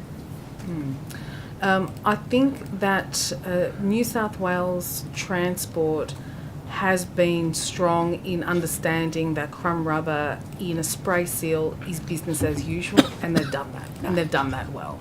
What we're saying is that there's actually more to be done, and crumb rubber in the actual asphalt is a no-brainer and happens in many parts around the world, including Australia, and that's probably the next shift we need to take. Okay, so overall in transport for New South Wales. Is there any other department, any other use that could be considered, or we're just talking about roads? Oh, no, there's lots of other opportunities. Rail, for example, is a significant opportunity. Concrete road barriers is another opportunity. In New South Wales, we have got a cement kiln here that could utilise some tire-derived material as a fuel replacement to coal. We certainly have seen in New South Wales manufacturing of products such as gym flooring and carpet underlay, tiling and so on that can be distributed and supported here as well. There are lots of opportunities. The question about what is the quickest fix for this material, roads is it here. We can go a long way in New South Wales by putting the material in roads and having local government on board, but there are a myriad of other ways that we can use that. And we can't forget the tyre repair and the tyre retread. And New South Wales has got some great organisations already here in the Central Coast and Upper Hunter Valley that can do those pieces of work. All right, thank you very much. Mr. Chair, any more? You got any Ms. more? McDonald, any more questions? No. Okay. Mr. Dowden? Thank you both very much for appearing today. We appreciate it and your submission. I think you did take a couple of things on notice, and if there's any supplementary questions, the Secretariat will also get in touch with you about those, and you have 21 days to respond. Thank you very much. Thank you for your time.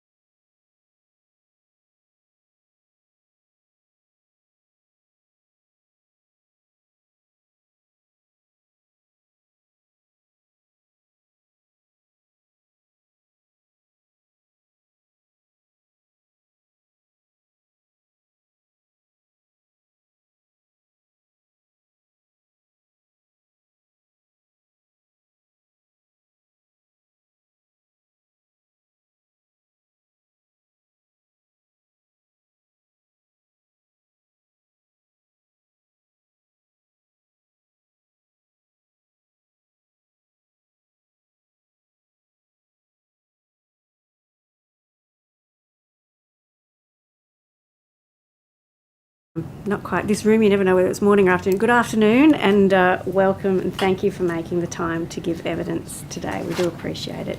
Could we start by each of you giving your name and position, title, and swearing either an oath or affirmation, beginning with you, Ms. Henderson. Thank you. My name's Pamela Henderson, Head of Technical Services in the Infrastructure and Place Division of Transport for New South Wales, and I solemnly, sincerely and truly declare and affirm that the evidence now about to be given by me shall be truth, the whole truth, and nothing but the truth. Thank you, Ms. Henderson. Dr. Inglis. Good afternoon. I'm Dr. Jane Inglis, Director for Social Procurement and Workforce Development at Transport for New South Wales. I solemnly, sincerely and truly declare and affirm that the evidence now about to be given by me shall be the truth, the whole truth and nothing but the truth. Thank you very much. And would you like to start with a short statement? Yes, thank you. So as mentioned, I'm Pamela Henderson, Head of Technical Services. I head up a large technical cohort that supports both the project and asset lifecycle within infrastructure and place in transport. I'm also joined by Dr. Jane Inglis, the Director of Social Procurement and Workforce Development, also within the Infrastructure and Place Division. In July 2021, Transport kicked off the Sustainable Procurement in Infrastructure initiative, which was driven by a substantial industry engagement campaign. We engaged with over 370 participants across 135 organisations. Following this deep engagement with industry, we launched a series of policies and programs last year. First, the Transport Net Zero and Climate Change Policy. That was companioned by the Transport Sustainable Infrastructure Program, which actually operationalises the elements of the policy. And thirdly, our international partnership with National Highways UK on net zero infrastructure, with the main component being the future of carbon accounting in infrastructure contracts. Under the Sustainable Infrastructure Program, we have clear direction for the next 3 years on what we aim to achieve, and it's particularly stepped out in the decarbonising infrastructure delivery roadmap, which has been developed and now being delivered in concert and collaboration with Infrastructure for New South Wales. This is the starting point for transport, and we're committed to working with our industry and government partners to drive understanding, to drive policy outcomes, to lead pilots and initiatives, and then implement uplift, driving us towards net zero.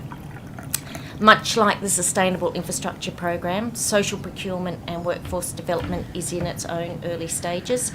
It was established in January 2023, and Dr. Inglis and her team have begun those first steps of leveraging and then learning from pockets of excellence such as the Minyara Maintenance Centre and also the Princess Highway Upgrade Program. Much like the Sustainable Infrastructure Program, social procurement and workforce development are in their own early stages, The team manages in Jane's group the transport project's compliance with the highly successful Infrastructure Skills Legacy program. This includes centralised reporting. Dr. Inglis and her team also develop contract requirements that reflect the local social economic context and support capability building, for example, targets for long-term unemployment in the construction workforce, and also the requirements for head contractors to build capability of small and medium-sized enterprises. However, the team recognises contracts are not in themselves a silver bullet. Enabling initiatives are really imperatives, including specialised project resources and cross-government agencies and industry collaboration, early and often. So examples include the advisory groups in Hunter Region and Dubbo, which support head contractors to engage people and businesses from the local area. Examples including the advisory groups in the Hunter Region and Dubbo. We welcome the opportunity to speak with you today about how transport is driving sustainability and also embedding best practice in our major infrastructure projects and leveraging these projects to deliver positive social outcomes across our communities. Thank you. Thank you very much. There's a lot in what you've just said, and a lot of work clearly that you are undertaking in this space. So you mentioned a number of policies, Ms. Henderson, the Transport Net Zero policy. You've spoken about the social procurement and the standing up of that team last year. I guess for us what we're really interested in is how what you're trying to do gets implemented through the procurement process. So what is it? What are the mechanisms? How have you been driving what you're trying to do through the different steps of procurement? Obviously, we're looking to see what works and where we might take some lessons, I guess, from what you've been doing. I'll start with the sustainability perspective and then hand over to Dr. Inglis for the social side. So I mentioned earlier that we engaged with industry for about a year, and we had some clear messaging from industry which has developed our procurement policy and the program. In some of the clear messaging was about setting clear targets, setting challenging targets, backing that up with the documentation and backing that up with clarity in our procurement processes. One of the things they also highlighted that although it is a procurement challenge, there are elements across the whole procurement life cycle and the asset life cycle that are influential and related to it. So we evolved our program to have a number of elements. One was about net zero procurement. One was about engineering and innovation, which is about setting up capability to actually have the engineering and innovation within the procurement programs. Also about decarbonising the development phase and the construction phase. So again, how do we set development phase up and the planning and development of our projects so they are decarbonised throughout that phase, and we have the lowest or the best decarbonisation outcome for the project. And then also during the construction phase, how do we actually uptake zero emission plant and equipment and also embrace modern methods of construction.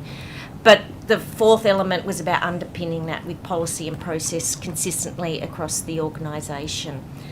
A number of the elements that we've actually both have delivered upon and are delivering upon, particularly in the procurement phase, is around having consistent standards about procuring sustainable infrastructure for our tendering processes. So being consistent in what our baseline requirements are when we actually do procure. A number of other elements during the development phase is about setting those baseline requirements, and we're also setting ourselves up to ensure we have a consistent library of carbon content of materials and the likes of fleet, and that we will be targeting to deliver by the end of this year for our roads and motorways projects, and then evolving that to include rail projects next year. Along with that, we will also be looking at a carbon and cost framework. So in the early stages of developing a carbon and cost framework, which effectively, the way we estimate cost, similarly we estimate carbon, and then we track that through the life cycle. So if you think about how with cost, We have a cost budget at the beginning of a project, we have contingency, we have risks. We will similarly set that up for carbon in a mirrored fashion to what we do for cost. And we're implementing this through our digital engineering framework. I mentioned before about the carbon library. In this, we will also have project carbon budgets, which is about, as I said, the carbon contingency and also targeting the marginal cost of abatement in our programs.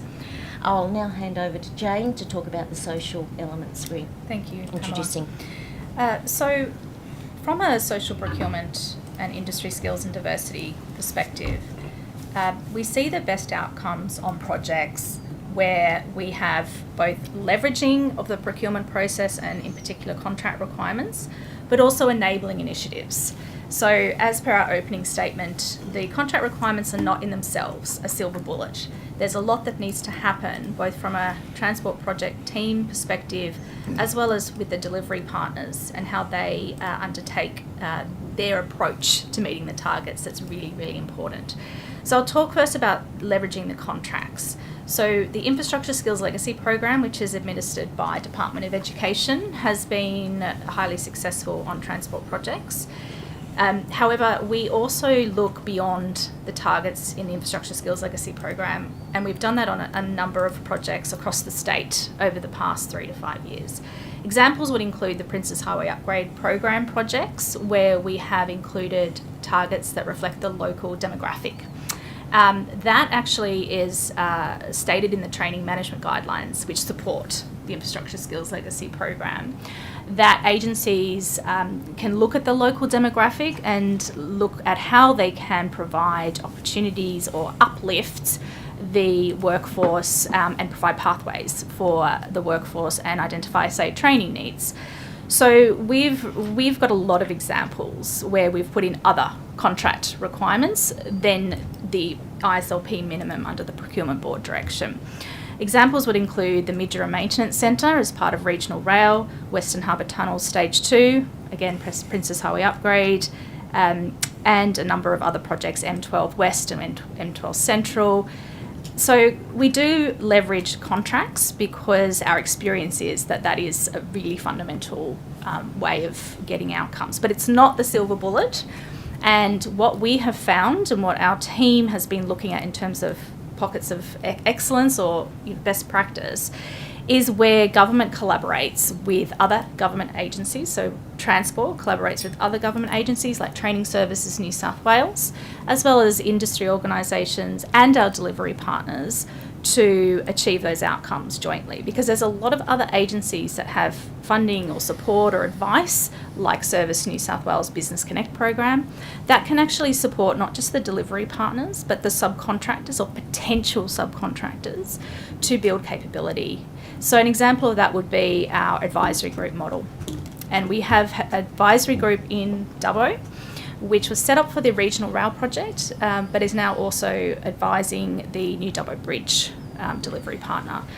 And that has cross-agencies as well as industry capability network and other stakeholders. And the role of that group is to support success of outcomes in the contract. So they will, for example, support understanding of local business capability and also skills shortages and skills gaps. They're the local knowledge that supports pathways for people and potentially businesses from the local area as well. So they're just a few examples of enabling initiatives that our team works with to achieve outcomes that our delivery partners would lead in terms of the contract delivery.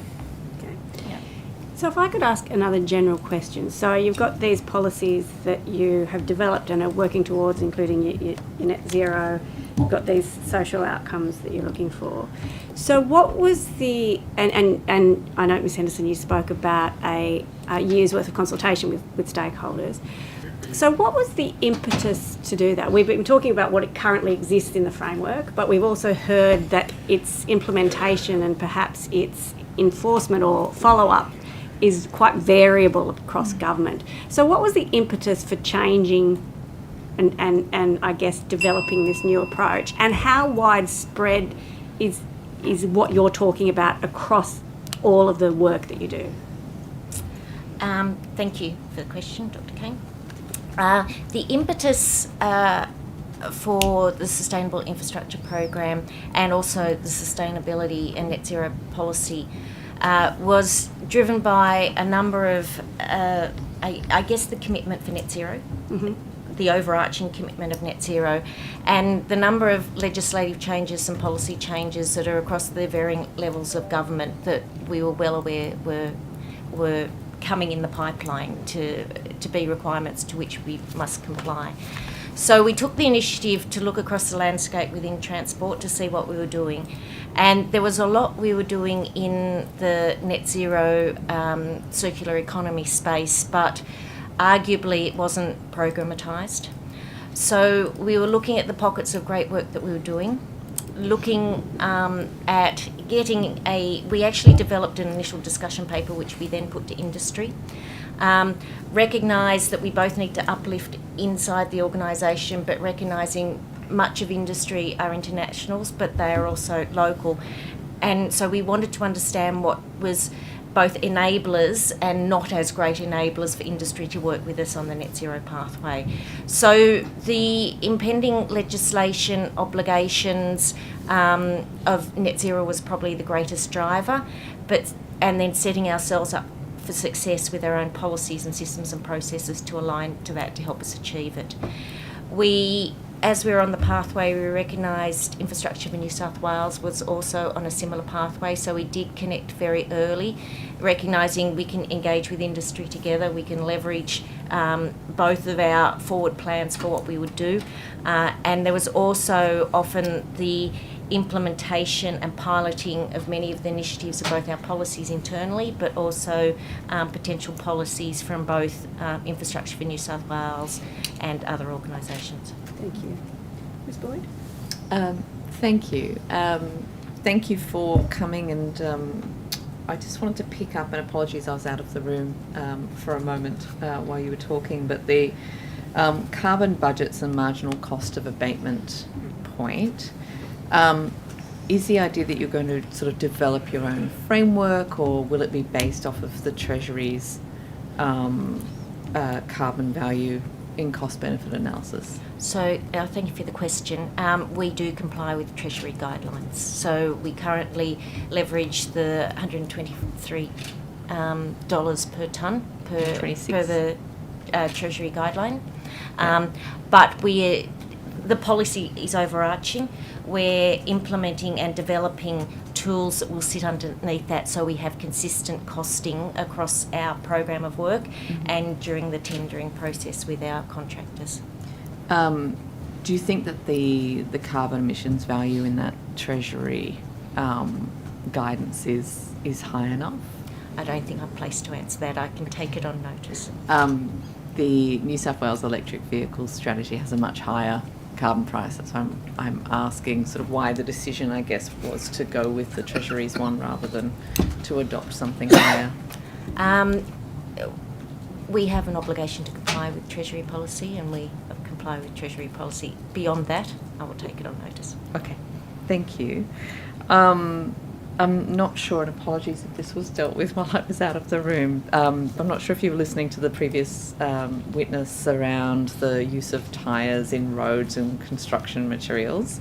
And also I raised the issue of coal ash being used. Again, it can be used in construction and other areas. What is the process, I guess, for bringing the development and fostering of those sorts of reuse industries in order to, I guess, be able to procure from them more easily? Is it, where in government does it sit to sort of look more broadly and then foster those sorts of industries?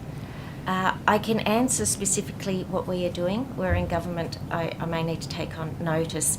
So I mentioned before we established a program called Sustainable Infrastructure Program. Initially we were focusing on procurement, but we recognised during that program that it's more about, as well as procurement, it's about the development phase, the delivery phase and the engineering materials. So we are actually doing discrete engineering work inside the organisation and doing discrete levels of research with collaborators to look at the improvement in materials and the reuse of recycled materials and the uplift of the percentage content of recycled materials that we allow in our infrastructure. So that's research that we do in general in discrete ways. We do already allow a significant amount of recycled material in our pavements, in our asphalt. Examples of that is recycled asphalt pavement, which we use quite extensively across our network, recycled concrete, recycled crushed glass, coal wash, coal ash.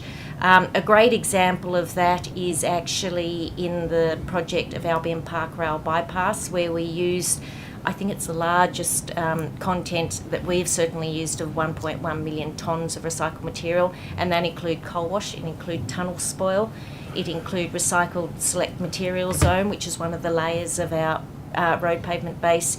It also include the heavily bound base layer as well as recycled content, and we also included recycled crushed glass. So we use that extensively across many of our projects, but Albion Park Rail Bypass is an example of where we have used it a significant amount. One of the elements of the Sustainable Infrastructure Program was not specifically about specifying percentage content of recycled material, but how we could achieve the best carbon outcome. And that's because across different programs of work, across different modes of work, across different sizes of projects and geographies, there may be better net carbon outcomes when you include the transportation, when you include the reprocessing, when you include materials that are available locally. So part of the intent of the program is to focus upon what is the net carbon benefit for the project and the locality and the challenges that is specific to that project, rather than looking at specific elements of content. Thank you. That's all I have for now. Thank you very much. Mr Chair, Ms McDonald. I want to understand what your role is, Ms Henderson. Are you the Chief Procurement Officer? Oh, no. Is there someone... There is... I'm the head of technical service, so I largely have an engineering and technical cohort. So we're about the technical content in projects and managing that through the project lifecycle. So you would provide advice to the procurement team in relation to the tender process, would you? I work with the procurement team, and my team work with the procurement leads in projects on the technical elements. So are there tenderers, say, for the Albion Park Rail Bypass?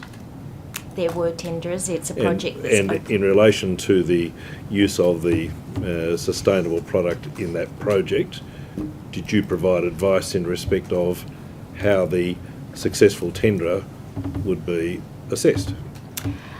Thank you for the question. When Albion Park Rail Bypass was tendered, it was quite a number of years ago. I would suggest 6 to 7, but I can confirm. And I can't confirm the extent here, so I'll take it on notice who was involved from a tendering technical perspective. So all the things that you have suggested to us today in terms of developing the policy that transport uses, they are what you would be passing on to the procurement team for the purposes of assessing successful tenderers. Can you please restate that question? Well, all the issues relating to sustainable materials in transport projects, they're policy positions you've developed and you've told us about today. Yes. And those policy positions are what you then pass on to the procurement team for the purposes of them assessing the successful tenderers, are they not?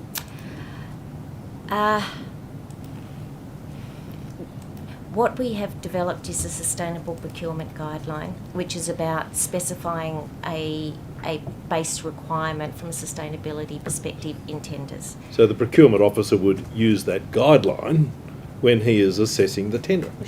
In developing the tender and... Developing the tender, sorry, I should have said that. Yeah, in developing the tender and then assessing who was going to be successful in terms of being the tenderer, the successful tenderer. Yes.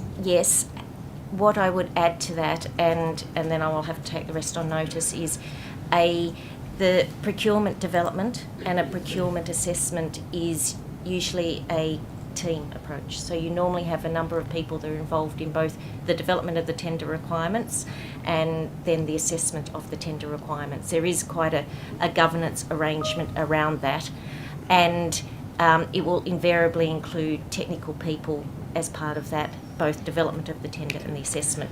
The actual governance requirement I would have to take on notice. Well, to Ms. Boyd's point, the circumstances in which you can structure your tender documents can include various objectives for sustainability which you've identified as part of your program. So if you wanted to use crumbed rubber as part of your road making opportunities and tendering, you could do that, could you not? What I can say, we have tested crumbed rubber in our roads. What I would also say is the intent of the Sustainable Infrastructure Program is to achieve the best carbon outcome. So what our intent is going to market when we tender is about defining what is the best carbon outcome, which may or may not, depending upon a project, be the use of something like crumbed rubber or the use of recycled crushed glass. So it's about defining a base case of the minimum carbon outcome, and then how that could be improved upon using different recycled materials and other input materials which will have lower carbon content. To the best of your knowledge, of course, is that the procurement teams within various agencies, they follow the current procurement policy framework, do they not? I can't answer regarding other... Well, there is a procurement policy framework, isn't there? I work for Transport for New South Wales. We do have procurement frameworks. But there's a whole of government procurement policy framework. I think I'll have to take that on notice. Well, then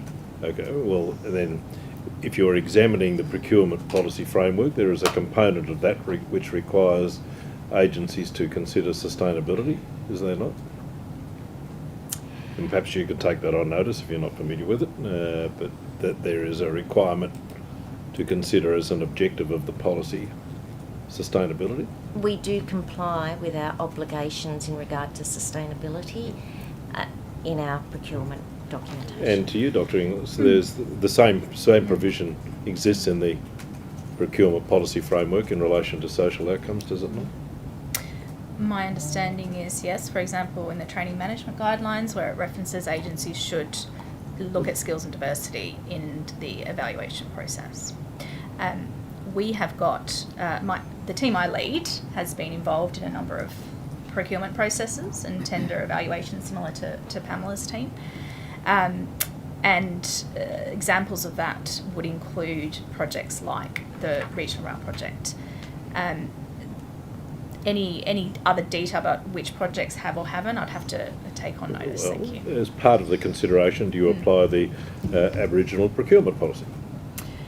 That is an area my team does not manage. We do have other teams within the organisation that manage the Aboriginal procurement policy. However, we work collaboratively with that team. But my understanding is that we do have a number of projects where we have included both the skills and training evaluation process in tender evaluation, but I couldn't talk to Aboriginal procurement policy because that's not what my team manages in the organisation. Okay. And you spoke before about how you've collaborated with other government agencies. Do you also collaborate with local councils and private sector's partners? And if so, how do you do that? Yeah, so I will use the example of our key initiative, one of those enabling initiatives I mentioned, which is the advisory group model, which has been proven to be highly successful. For example, in Dubbo for the Midgera Maintenance Centre build, where through a collaborative effort, and of course the efforts of our delivery partners, the project consortium, there's been nearly 60 Dubbo-based businesses engaged as part of the Midgera Maintenance Centre delivery. So the advisory group, including in the Hunter region, I'd have to confirm the Hunter region membership. However, with the Dubbo group, we do have local councils. We have Gilgandra, Narromine and Dubbo Regional Council. And we've had them involved since pre-procurement, since the development phase, so that they can provide insights into local industry capability, as well as support industry networking events with the then 3 tenderers.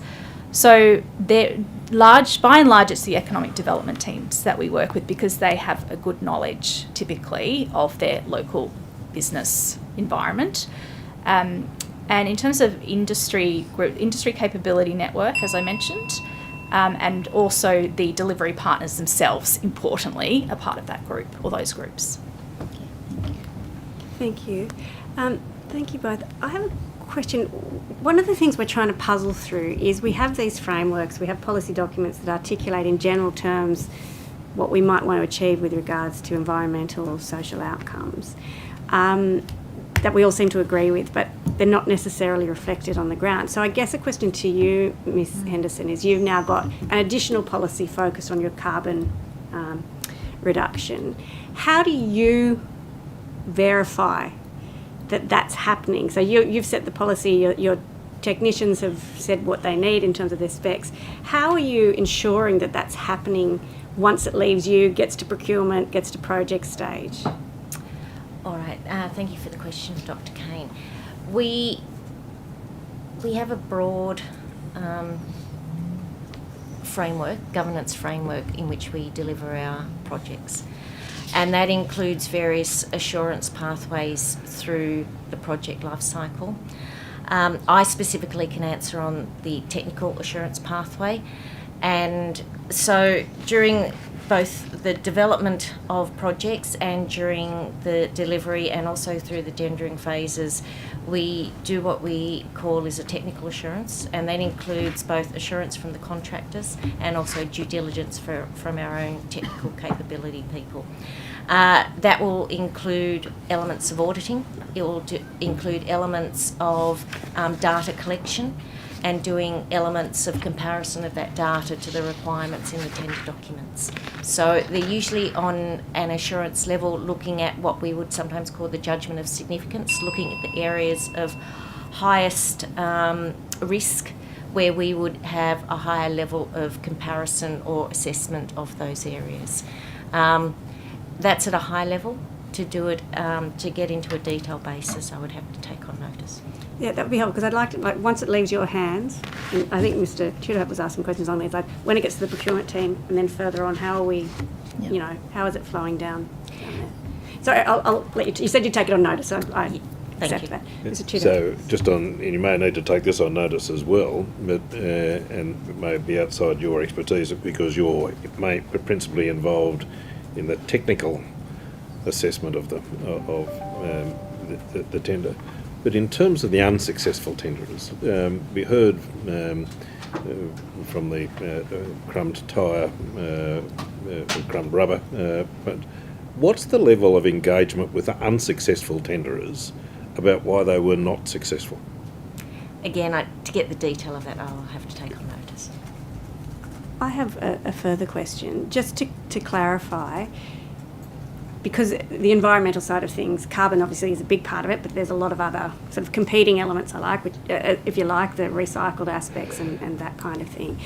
But the key driver, I just want to confirm this, the key driver for targeting the carbon aspect was indeed what you saw as mandatory regulations, rules that were going to come in, and you were trying to preempt or be prepared for changes to the regulatory environment.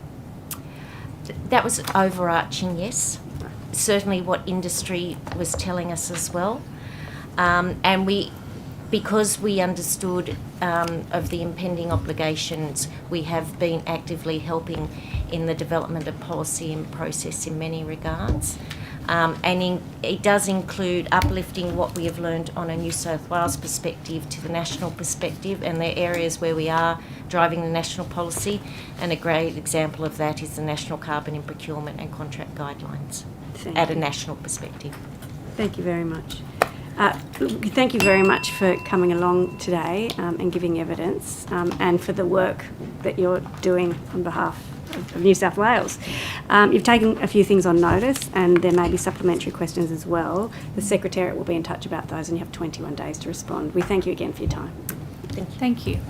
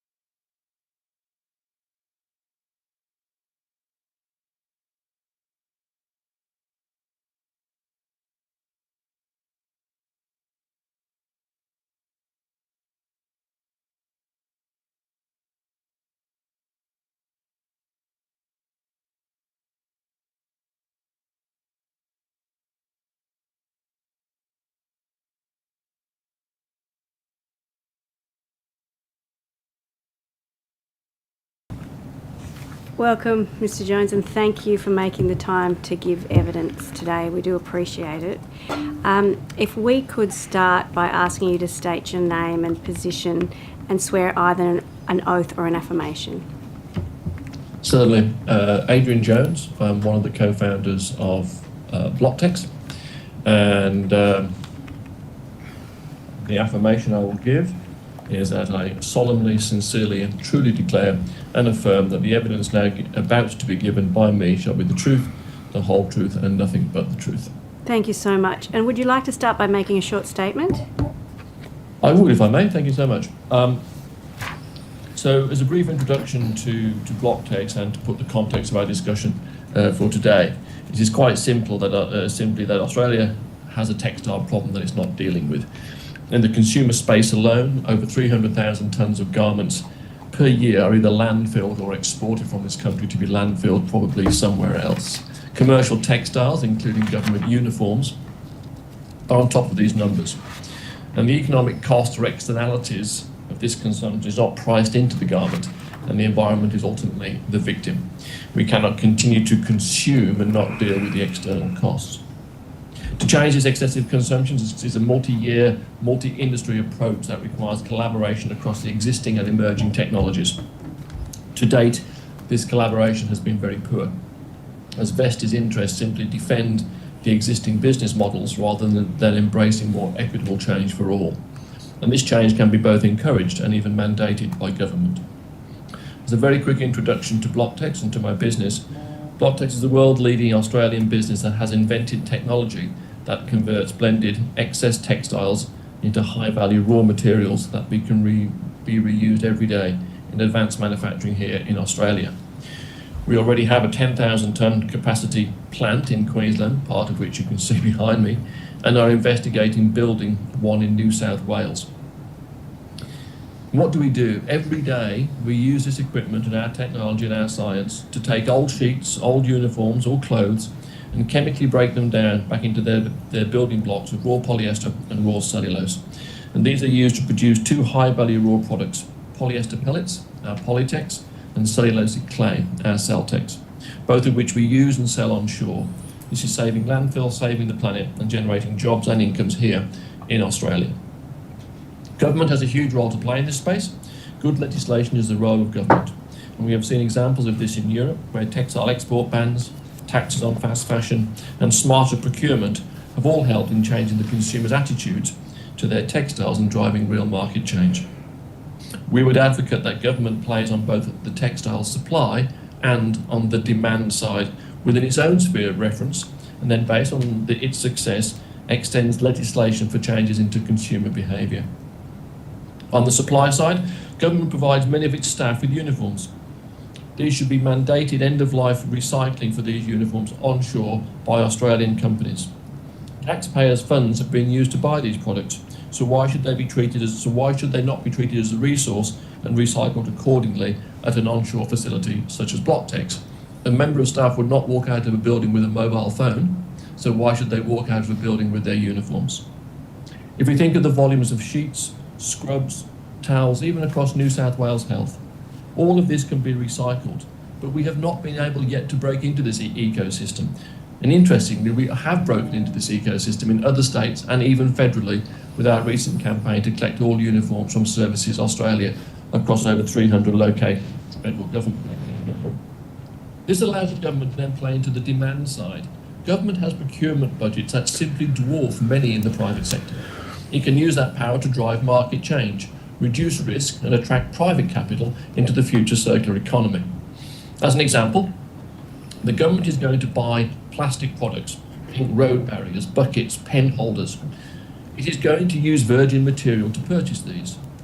If the government mandated that for a period of 3 to 5 years, it would purchase the same amount of product, but that product would have to be made from Australian recycled plastic, it immediately decouples virgin and recycled prices, as currently the supply is not there.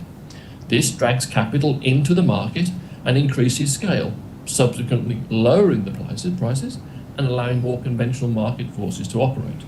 It is a classic case of pump priming, the circular economy using government procurement budgets that are going to be spent anyway. It is not new money, merely using legislation to focus the spend and drive real sector growth and real change. Government buys and sadly wastes textiles every day, and this is not a good use of taxpayers' funds. By recycling these textiles using an Australian business, by purchasing Australian products as opposed to overseas imports, governments can be using the same purchasing power to provide jobs, reduce landfill and decarbonise the economy. Thank you. Thank you very much, Mr. Jones. And if I could begin, you mentioned in your statement, it's obviously pertinent to us running this inquiry from New South Wales, that currently your facility is Queensland based, but you did note that you were considering opening operations in New South Wales. Can I ask, in terms of what we're looking at in this inquiry and fostering local manufacturing, advanced manufacturing, what are you taking into account as you make that consideration? I think that's a really pertinent point, and I'm glad that it's been raised, because we're a technology business. So all the stuff you can see behind me is chemistry and mechanical engineering. But we have a huge before the gate business in which we actually procure products from local businesses. And we also therefore need to sort of technically what's termed to decommission those, to take the buttons, the zips, the etceteras off those garments. And to do that, we engage with local industry. So we engage with the NDIS sector, we engage with the correctional services sector, we engage with companies such as The Big Issue, and we use their workforce and we pay their workforce a living wage to ensure that to provide labour to often to highly marginalised groups of people. So by establishing our plant in New South Wales, we know that there are several key factors for us. There is a large population. The amount of textiles is directly proportional to the number of people. So there's a large population. There's also a large number of correctional services facilities that are also seeking labour. We also know that there's a large NDIS providers seeking labour. And then also by siting our facility, we're looking at the area around in the Illawarra. It also allows us to site and be on good transport links, both from Sydney and also up from our colleagues in the state of Victoria. A follow-up question to that is, what are the, obviously that's a huge consideration for any business, what are the sort of government settings or government policies that you're looking at which may or might influence either setting up here or perhaps setting up elsewhere? Yeah, the reason why we're in Queensland, I mean, Blocktex was born in New South Wales. Blocktex was born in Manly, but both my business partner and I both lived in Manly at that time, and it was born on a picnic table in Manly. The reason why we're not in New South Wales, because at that time, the legislation put into place by the EPA, it just made the process kind of Kafkaesque in its complexity to set up any new technology business in New South Wales. So we set up in Queensland. Because the legislation was decidedly simpler for scale-up and start-up businesses, particularly in new and emerging technologies. I understand, we're an environmental company. We're not seeking to do any environmental damage. But if the first question you're asked is, where can you show me where this has happened before, but we're the only business in the world doing it, it's kind of difficult. And so the complexity of legislation in planning in New South Wales was a reason why we're not there. Our current discussions with the EPA in New South Wales indicate that there have been significant changes and a desire to simplify the process and to attract technology innovators such as Blocktex back into the state. Thank you for that. I think you mentioned work with other jurisdictions. And maybe I'll get you to start with that, maybe explain how you work with other governments first. Okay, we work across all of Australia, both in the public and in the private sector. So, for example, currently in South Australia, we are working with Green Industries South Australia, where we are setting up a program called Fit for Purpose, in which we will be attracting uniforms from all their government agencies to be recycled. Firstly, they'll be decommissioned by a large NDIS provider called Bedford in Adelaide, and then they'll be transported to our plant in Queensland. But that means that all the government agencies, whether that's police, AMBOs, parks, zoos, health, they will be working with us to recycle their uniforms. At a federal level, we applied for and were successful with a tender with Services Australia to service they wanted to do a uniform change through their existing supplier, and they estimated that they would have, based on the number of people they employed, the number of uniforms they believed were in circulation, they thought they would have about 7 tonnes of uniforms. 7 tonnes of uniforms sounds quite a lot. I mean, 7,000 kilos of uniforms, that's nearly 30,000 shirts.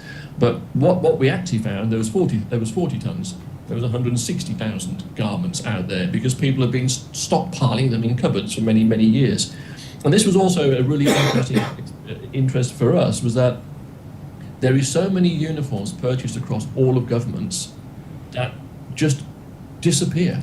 Nobody knows where they go. Getting hold of data was incredibly challenging at times. However, we worked both federal and we collected all those 160,000 uniforms across all of Australia, including the Cocos and Keeling Islands, and we brought them all back and we've recycled them all into Polytex and Celtex. So we work completely across public, private sector across all of Australia.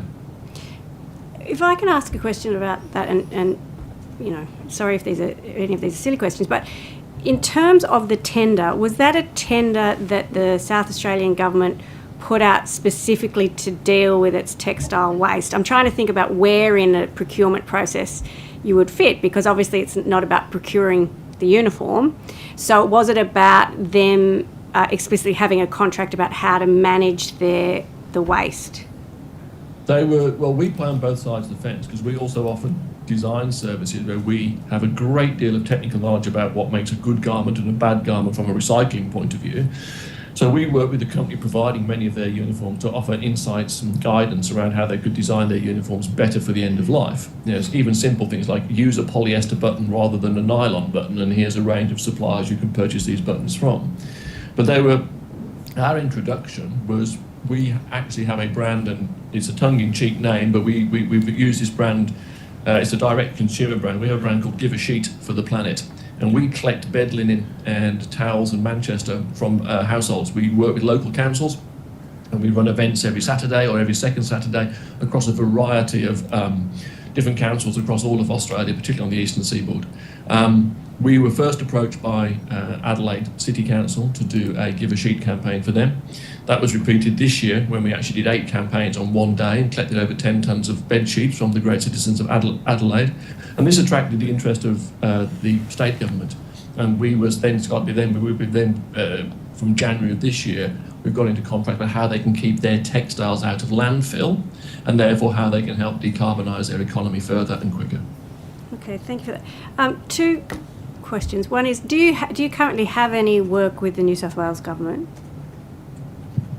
We have, at scale, no, we don't. It's one of life's enigmas to me, as to why we do not. We have tried significantly, particularly in the health area, and to date we have had no success, which is not what we see in other states. So, New South Wales government remains a little bit of a mystery to me. Okay, so you're saying it's a mystery. So you don't really know why. I was trying to say, could you identify barriers you think that are there in terms of procurement or government process? I think that one of the reasons we found, I think there is a great deal of bureaucracy.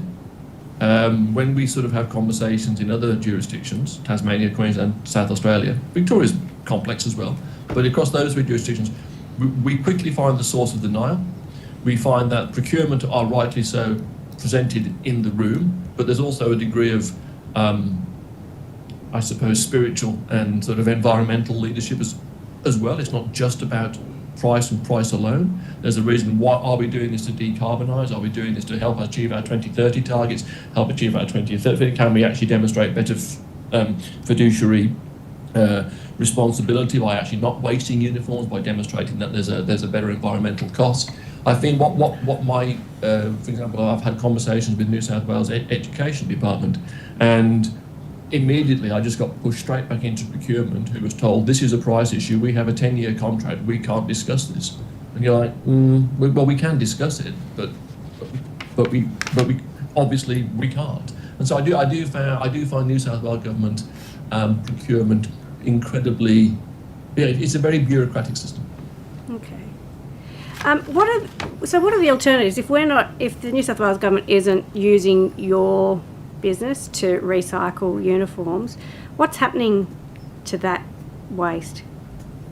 Well, I would guess, it's just being wasted, put into the trash, burned. If all government departments will have existing contracts with collectors, with waste collectors. Now, those waste collectors have two options of what to do with their product. Everything gets put into the same bin, and it either goes into landfill or it goes into incineration. There is not a single MRF in the country where I have seen, beyond a trial stage of some things in the Central Coast, I have never seen textiles being removed from the household rubbish. Yeah, once it's in there, it stays in there.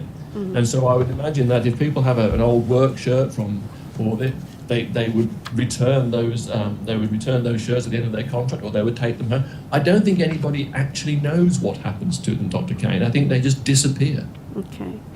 I wanted to go back to one of the points you made in your opening, because one of the things we're looking at, of course, is the impact of procurement on the development of local businesses and local markets. And you talked about procurement being perhaps a mechanism to drag capital into a market. I wondered if you could talk a little bit about that and what that means, I guess, in the sort of textile circularity space. Certainly. I think one of the challenges facing any new industry, when it's up against an old industry, is always the imbalance of scale. And therefore, the imbalance of scale means that you stay small for a long time unless something happens, particularly when products are involved. It's different with if you're selling software, but when you can just get a number of people onto a marketing database. But as a manufacturing business, I think scale is always a real challenge. It's also a real challenge when there's very entrenched and embedded behavioural mores within the general public. So I do think that there are.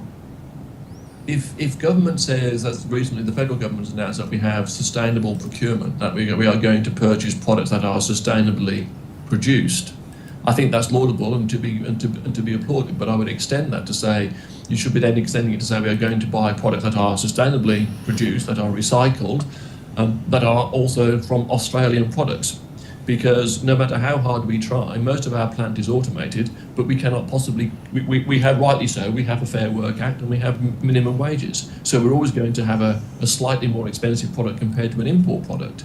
So I think to pump prime the market, we should get a little bit more sort of defensive around growing onshore advanced manufacturing and defend those markets for a short period of time by saying we're going to buy their outputs. I'm not asking you to pay me more than the market would pay me, but I'm just saying support me, because that then gives me scale. If it gives me scale, it means I can attract private capital into the business. I can then grow my business quicker. I can produce more. As I produce more, I can then compete with existing virgin prices, and my prices can come down even further. I think it's just a case of how do you actually provide that catalyst into market. Otherwise, it will always be cheaper to buy imported products made in a lower cost economy with lower cost of labour. Thank you. Ms. Boyd, I'm going to hand over to Ms. Boyd. Thank you. And thank you, Mr. Jones, for attending today. It's certainly very interesting to hear about your business, and it's great to think that we have a solution to the, if not the full solution to the vast amounts of textiles being manufactured, but at least for some of those textiles to find a home after. I just wanted to ask one question in relation to, you talked about subcontracting out for decommissioning the uniforms to NDIS and correctional services, and you mentioned paying a living wage. Is that minimum wage? Absolutely. We ensure that there is no interest in us in providing services that have done harm somewhere else. So when we work with our providers, so we have a variety of NDIS providers, we have a variety of, we work closely with Queensland Correctional Services. They have a rate card, for example, within the correctional services, or we know what you have to pay per hour. or the NDIS have a rate card per hour, and we always ensure that at what we pay to that client can meet that rate card. It's not in our interest at all to ensure that we're making a successful business off the back of somebody else's being underpaid. Yeah, but some of those NDIS providers don't pay a minimum wage in the same way that we would necessarily want them to. So it's just when you said NDIS providers. Yeah. It's a good question, and we do a lot of vetting of our NDIS providers. We ensure that the ones we work with are large, are reputable, and have had their own external audits to make sure that their pay and condition structure satisfies whatever legislation they have to face into. So when we first started this business, we were approached by many providers who I think had quite sharp labour practices that I wasn't comfortable with as an employer of people myself. So we work with, for example, we have a very positive relationship with Help Enterprises in Queensland, and their legislation and what they pay is in accordance with the contracts they have to pay within their NDIS structure, and that's been audited externally by others, and we take that as a seal of approval that if we're working with them, we are paying the correct and dealing with the correct salary structure. Understood, but that presumably then that labour is still cheaper than if you were using somebody who wasn't an NDIS provider or a correctional service. That's not, I think it's, we also work with organisations like The Big Issue in New South Wales and in Victoria, particularly in Victoria, and we understand what rate we have to pay per hour to get to a minimum wage, and that's what we pay them. Thank you. That's all I had, Chair. Thank you. Mr Tudor. Thank you, Mr Jones. How many people do you employ directly? We employ 20 people directly in our. And how do you make your money? We make our money on the back end when we sell our products into market. So the product you're selling into the market are what?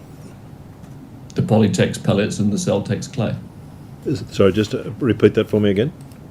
We produce two products. We produce a polyester pellet. We break the blended garments down into their raw materials, which is polyester, and the cotton, which becomes its cellulosic building block. We produce two products from that: Polytex, which is the polyester, and Celtex, which is the cellulose, and we sell those into different markets, but that's how we make our money when we sell those into market.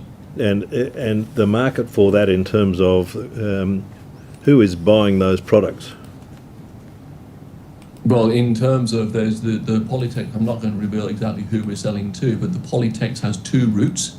Onshore, it is sold directly into the plastics industry, areas such as injection moulding, and in the other areas it's sold into that we sell it into is into the textiles industry, but there's no textiles industry directly in Australia. The Celtex product is sold onshore into other agricultural and industrial sectors. And are you able to tell us what, in terms of the profitability of your company, how profitable were you last year? I'm not prepared to reveal that information. We're a scale-up business. We're a scale-up business. Our unit economics are our concern, but we are a profitable business. It's not publicly available information? Well, we're a private business. In terms of the contract which you have with Corrective Services in Queensland, how did you come to get that contract? Corrective Services put out tenders looking for various labour contracts. They're looking for work for the prisoners to engage in prison, whether that's metal shop, whether that's textile decommissioning, whether that's they do put in, they do certain sort of reconstruction and deconstruction of hampers and Christmas, and so they put out a tender and we applied for that. And can I just ask you about that tender process? What were the tender? How was the tender documents expressed? Could you be clearer on the question, please? Well, when they sought tenders for people to provide seeking expressions of interest or tendering for labour for Corrective Services, how did you come across the application to tender?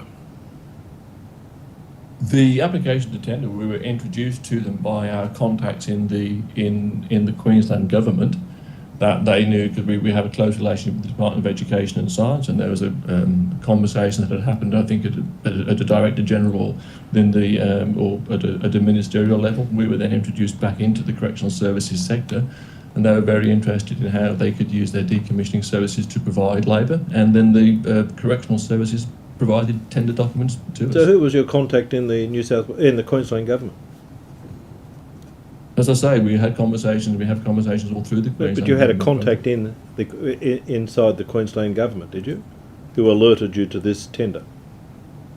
When we were introduced to correctional services via our business contacts, and they were saying that the Queensland Correctional Services are interested in providing new and alternative sources of labour for their prisoners. Do you have any? Would you be interested in applying for the contract? So we did. So were there any other people who are competing for that tender?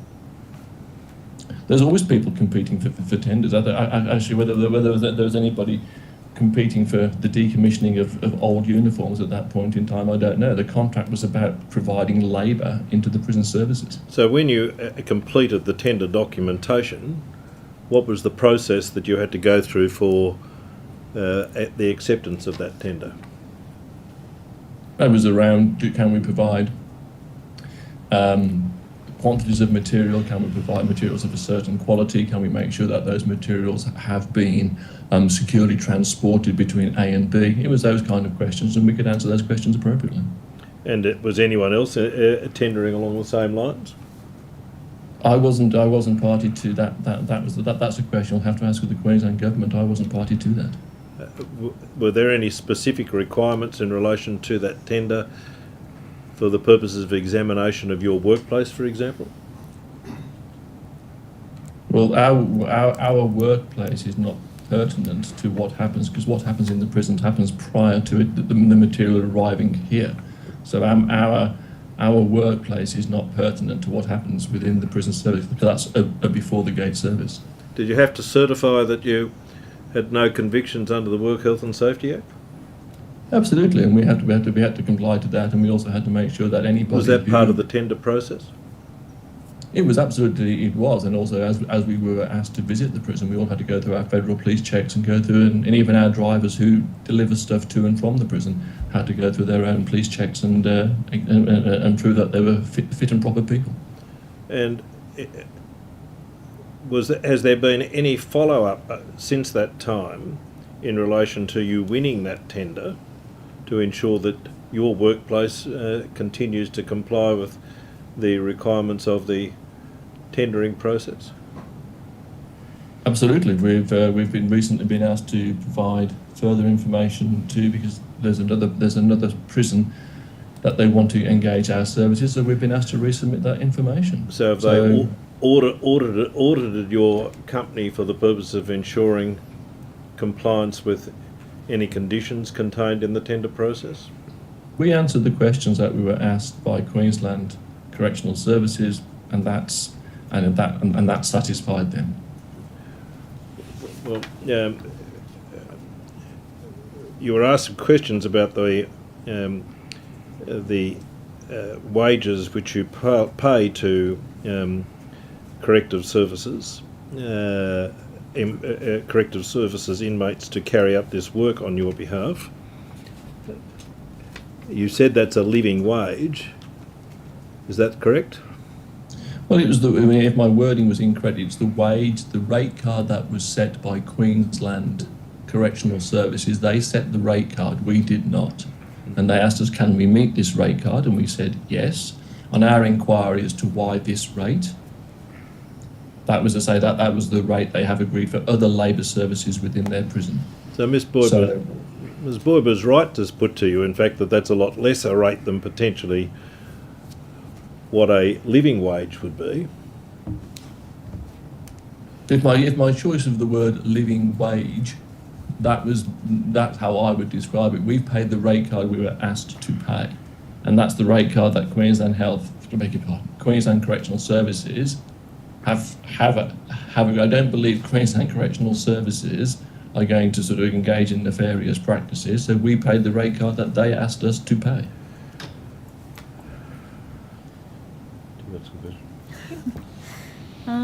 I'll take a different. Can I just put this to you, that by using NDIS providers and corrective services, that allows you to increase your profit margin, does it not? No, I refute that. You refute that? I do. Ms McDonald. You mentioned with regard to textiles being put into waste. I was just wondering, with innovation, would there be such a scope, like we've got in New South Wales, a return and earn for plastics?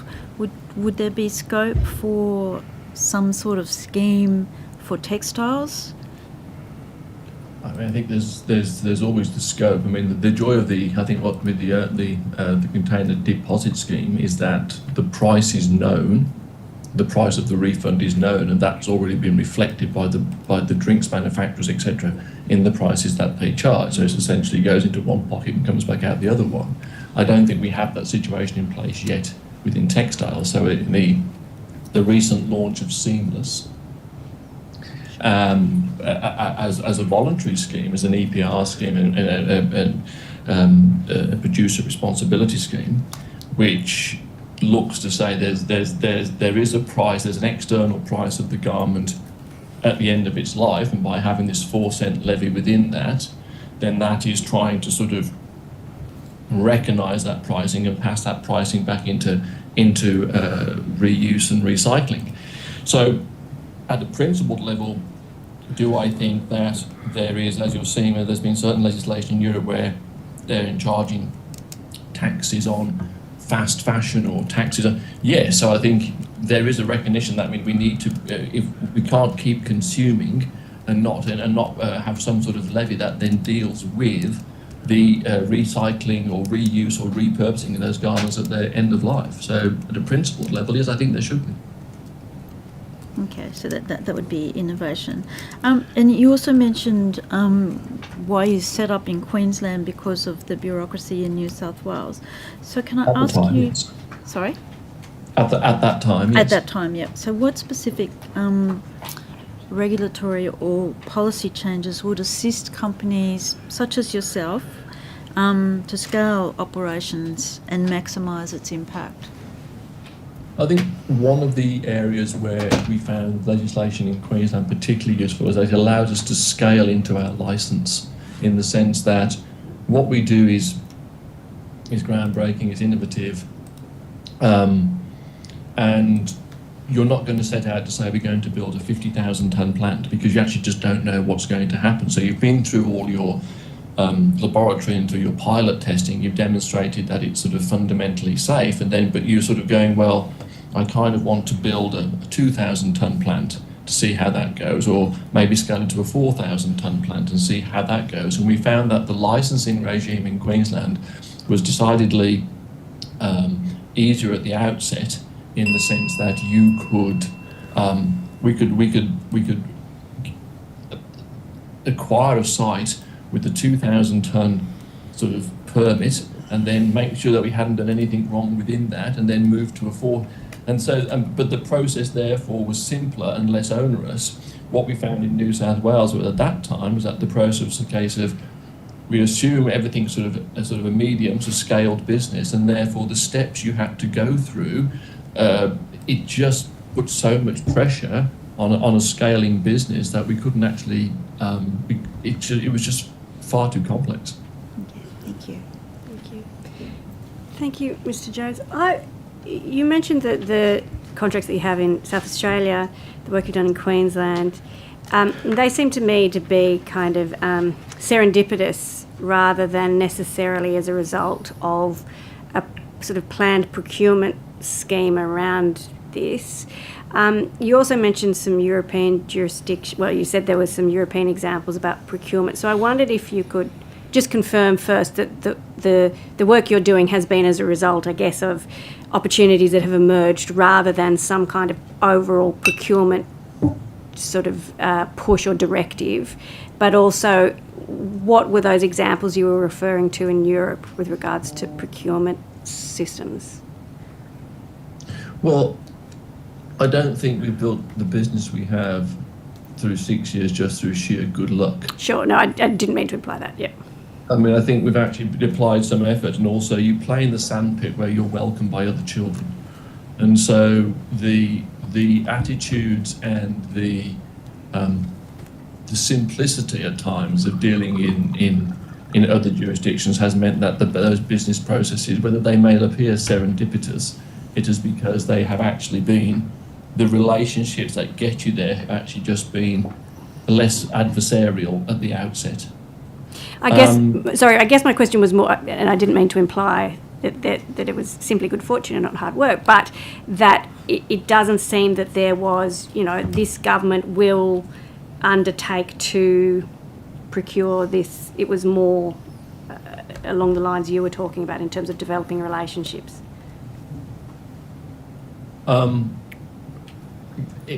take that. I'll take that point on. If that's the point you want to have, that's fine. I think where I would see the European Union is a very interesting environment, and it has a great interest in the green agenda, and that's across a variety of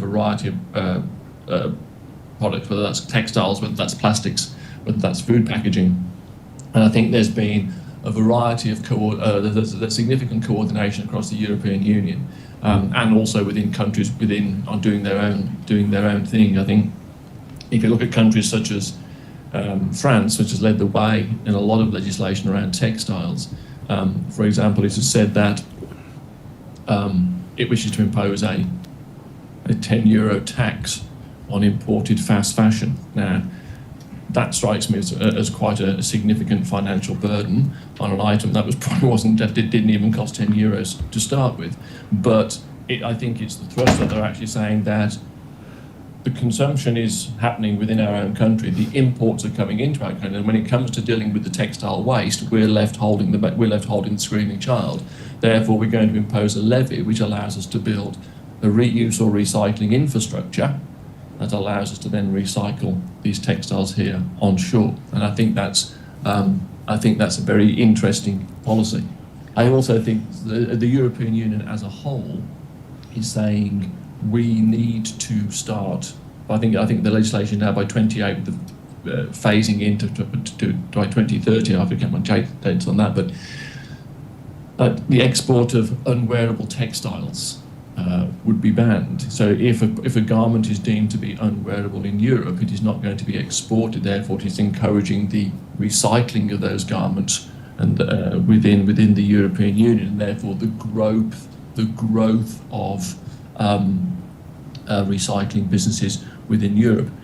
I also think there's some perverse outcomes as well, in which governments have encouraged the collection of textiles directly from households by private companies, which is good because it means they don't end up in the red bin or into landfill.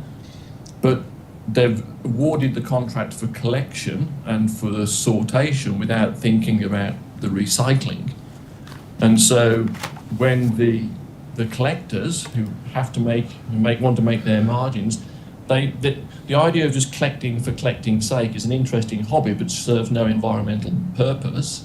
And so they then come to sell their sorted materials to onshore recyclers within Europe, and the prices that they charge are incredibly high, much higher than it costs for those recyclers to import material from Bangladesh. And I think that's a very perverse outcome of the policy, that you're trying to deal with the waste that you've collected, but because you haven't joined up collection, sortation, reuse and recycling as one infrastructure, you then develop two camps which have competing economics. And so you haven't achieved the outcome that I think the policy of household collection was intending to achieve. So I hope those are some examples that help bring those to life. Thank you. No more questions, Ms. Boyd? Mr. Dowden? Okay. Thank you, Mr. Jones. That brings to an end the session here today. I very much appreciate you making the time to appear today. The Secretary will be in touch with you with regards to any questions you took on notice, or if there are indeed any supplementary questions, and you have 21 days to respond to those. Again, thank you so much for your time. Thank you.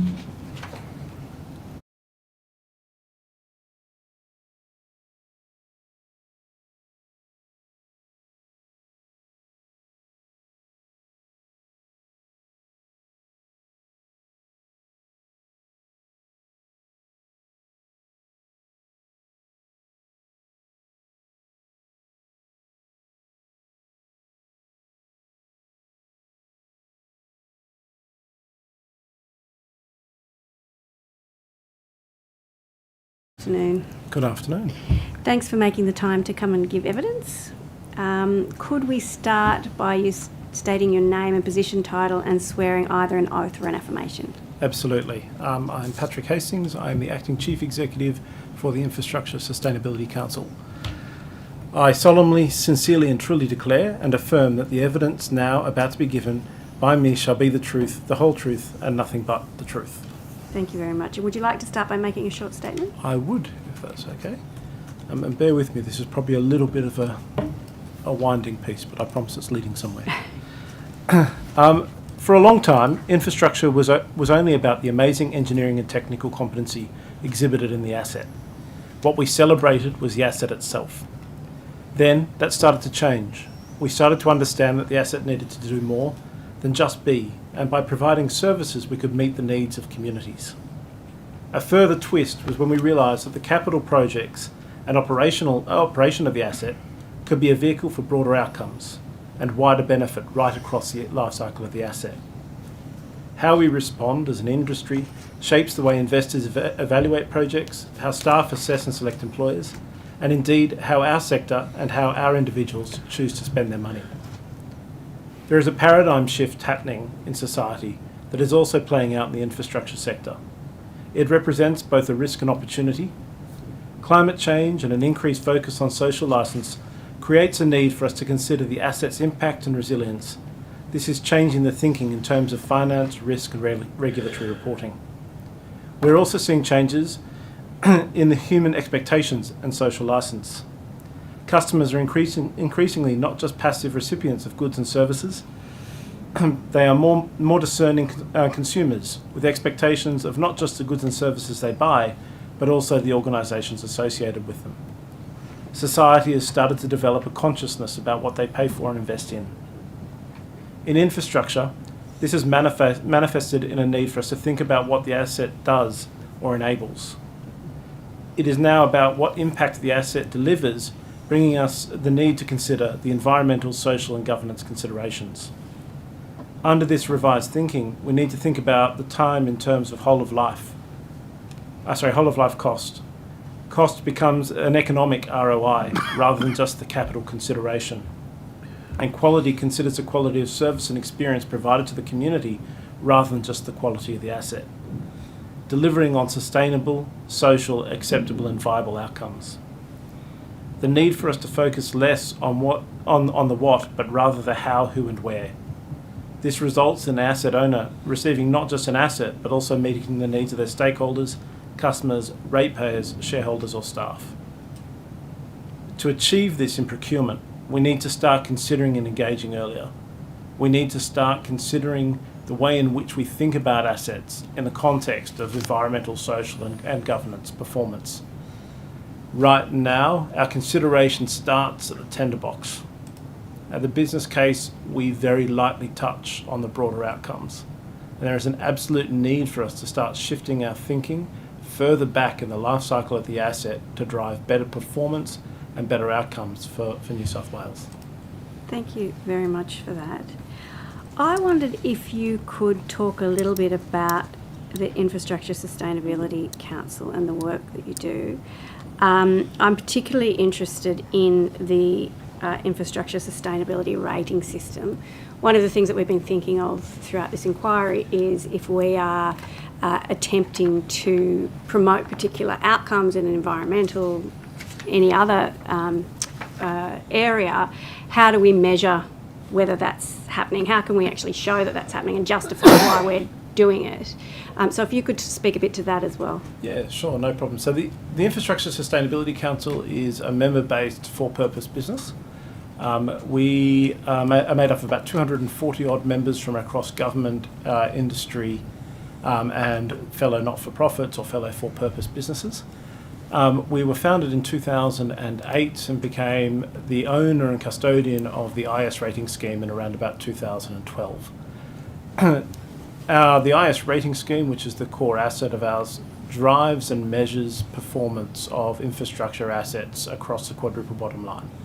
So when you think about an infrastructure asset, and predominantly we've been working in the design and constructive assets, it sets a series of benchmarks that says in order to demonstrate environmental performance and drive environmental performance, you need to achieve this. In order to demonstrate social performance, these are the things we expect to see. The way we're structured is that compliance or legislation is ground zero. So we don't award or recognise performance that just meets legislative requirements. We require assets and we require organisations to be engaging in the community and consider the broader environmental footprint they're engaging in to drive better outcomes. Fundamentally in New South Wales, we've been used across predominantly Transport for New South Wales projects historically, and their position has been that they must consider the use of an IS rating for projects over 100 million.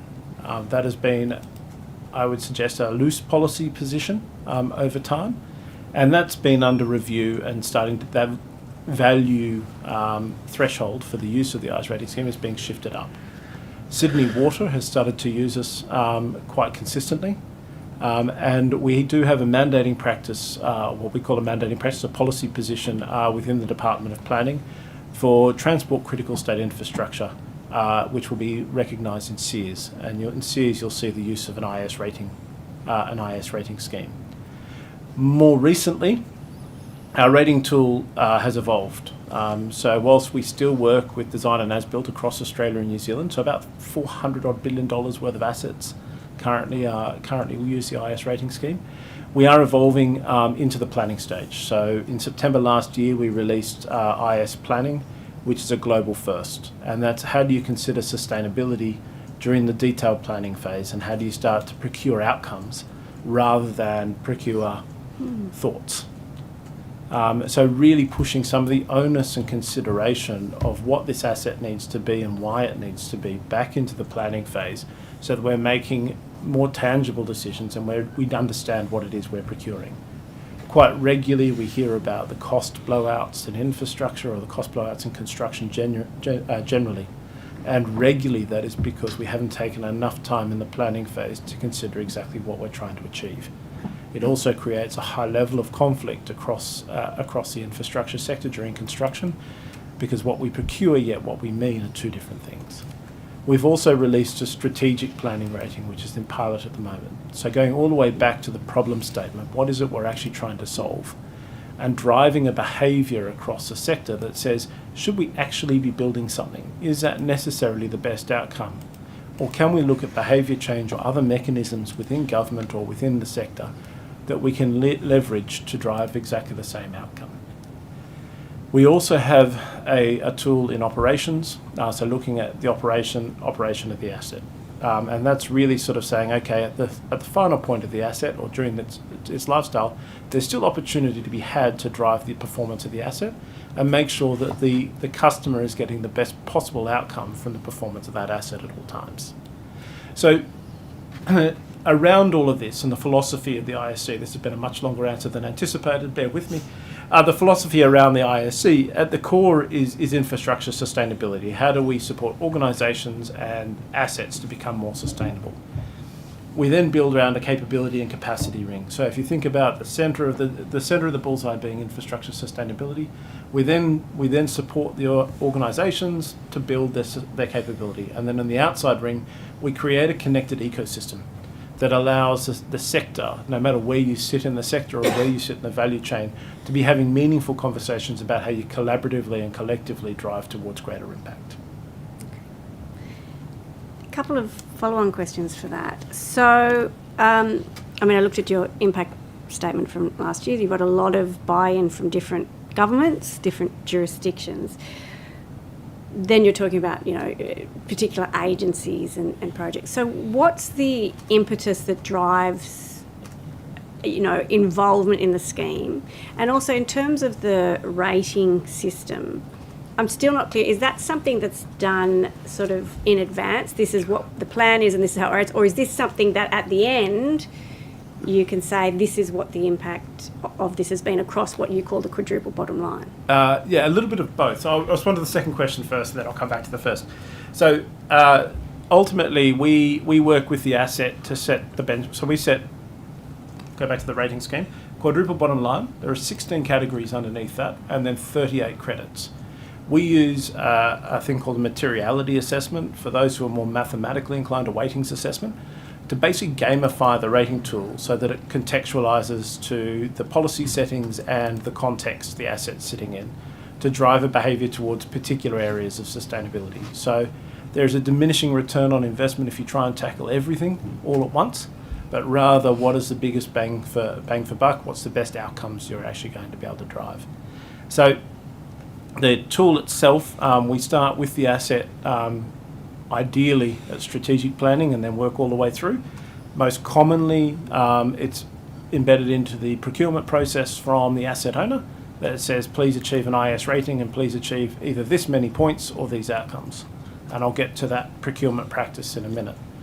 And then from there, they obviously use the benchmarks, and the benchmarks are written in a way that they're not just about measuring at the end, they're about changing the practice and process during the delivery of the asset. So the idea being that you start to break the systems that aren't working effectively and rebuild them with something that will actually work effectively. And we create the benchmarks in a way that says we want to see this, but how you get there, there's plenty of room for innovation and how you want to break or change your systems to achieve that benchmark. We then work alongside the asset all the way through. And at the end of design, we certify, we bring third-party verifiers in to review the performance of the asset, and we certify the performance at design. We then also certify the performance at the end of the process at the end of as-built or practical completion. One of the verification practices we do use is what we call progressive verification, so where we support and actually verify certain parts of the project as they work through the construction process or as they work through the design process, de-risking some of the solutions they're coming up with and also giving a level of certainty to the project. Coming back to the why, sustainability is a wicked problem. No matter how you write sustainability practices into policy, you will always have an adverse and a positive impact. So at its heart, sustainability is as much about how you trade off and why you trade off different outcomes as it is sort of the ideal or perfect piece of perfect asset or perfect outcome. So when the reason why we're used is twofold. The first one is to provide a level of assurance over the practice and to make sure that the policy is being achieved. The second part is that it's very difficult to write policies to cover off on all of these areas, and it's very difficult to legislate to cover off in all of these areas. So one of the easier ways is to drive the practice through a tool, through rating tools or similar schemes. So that's why we're predominantly used. I mean, part of that answer, I think, speaks to different areas that we've heard about with regards to certifying practice or certifying that what's been attested to is actually occurring. And once again, we have an example here of a non-government certifying scheme being used by the, in this way.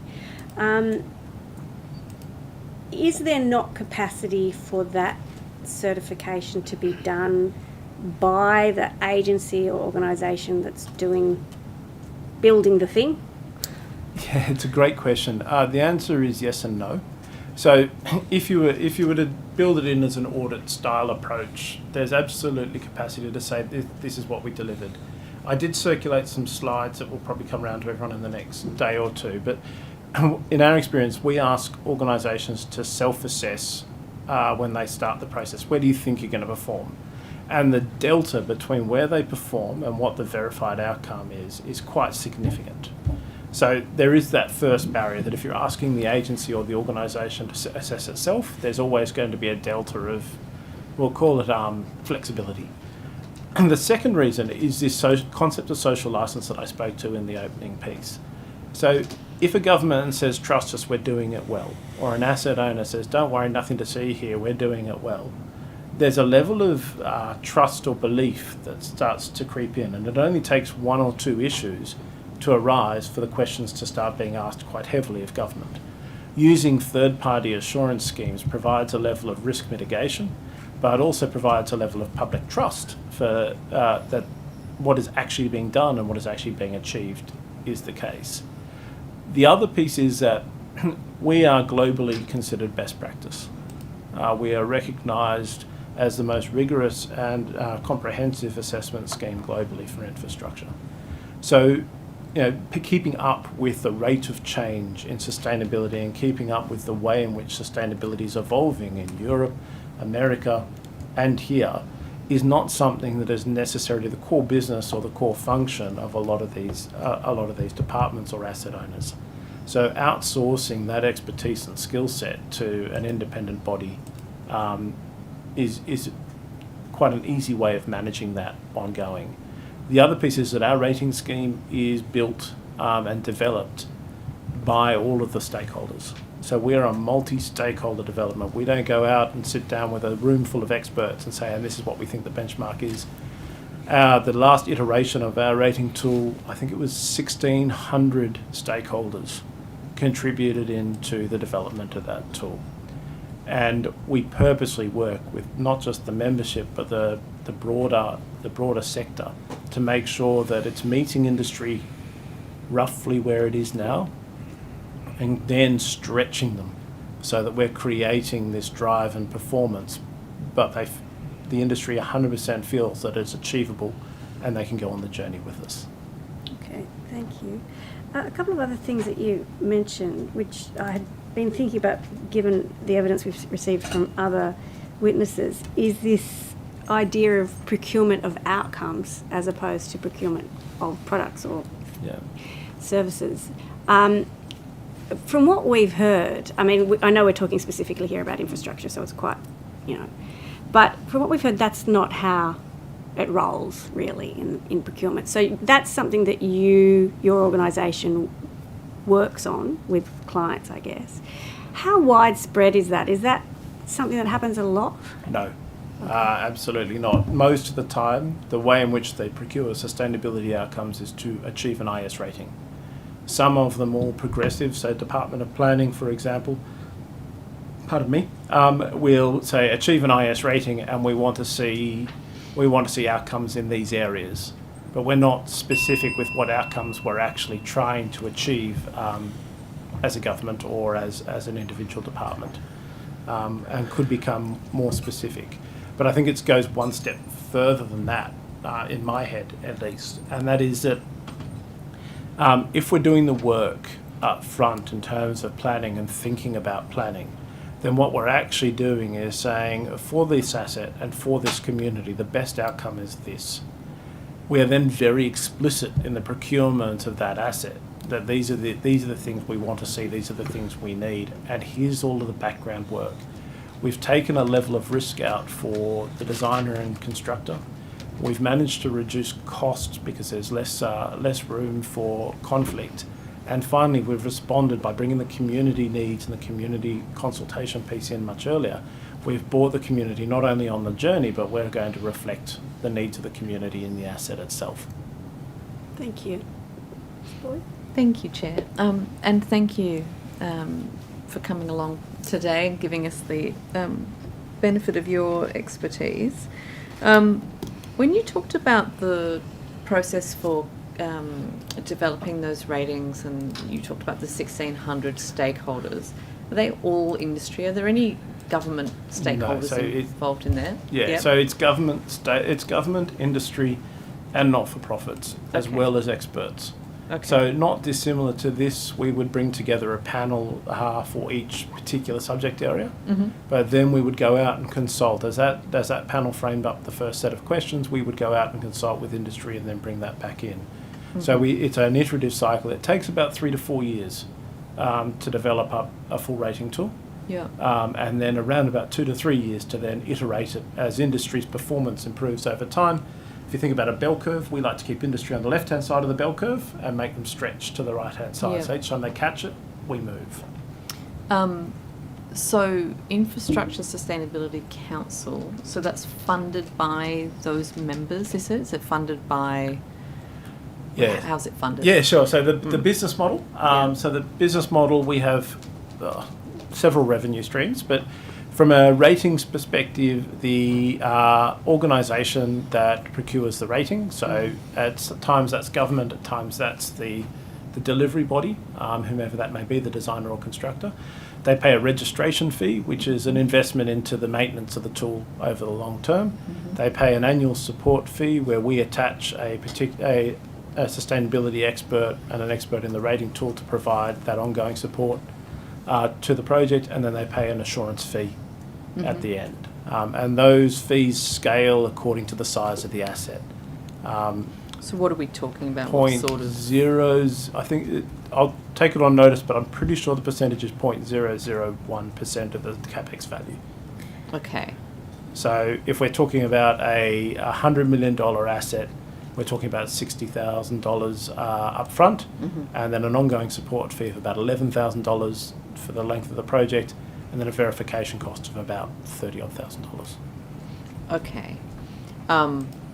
Given that sort of symbiotic relationship then between, I guess, those wanting the rating and the people giving the rating, and I say this in relation to all, I mean, I've long critiqued rating agencies and financial services in the same way.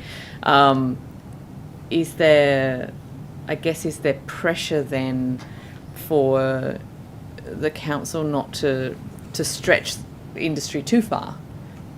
Because then there would be sort of backlash. You'd sort of do yourself out of a service because people wouldn't then be coming to you for ratings and paying money. Not when you think about our purpose. So our purpose is ensuring all infrastructure maximises social, cultural, environmental and economic benefit.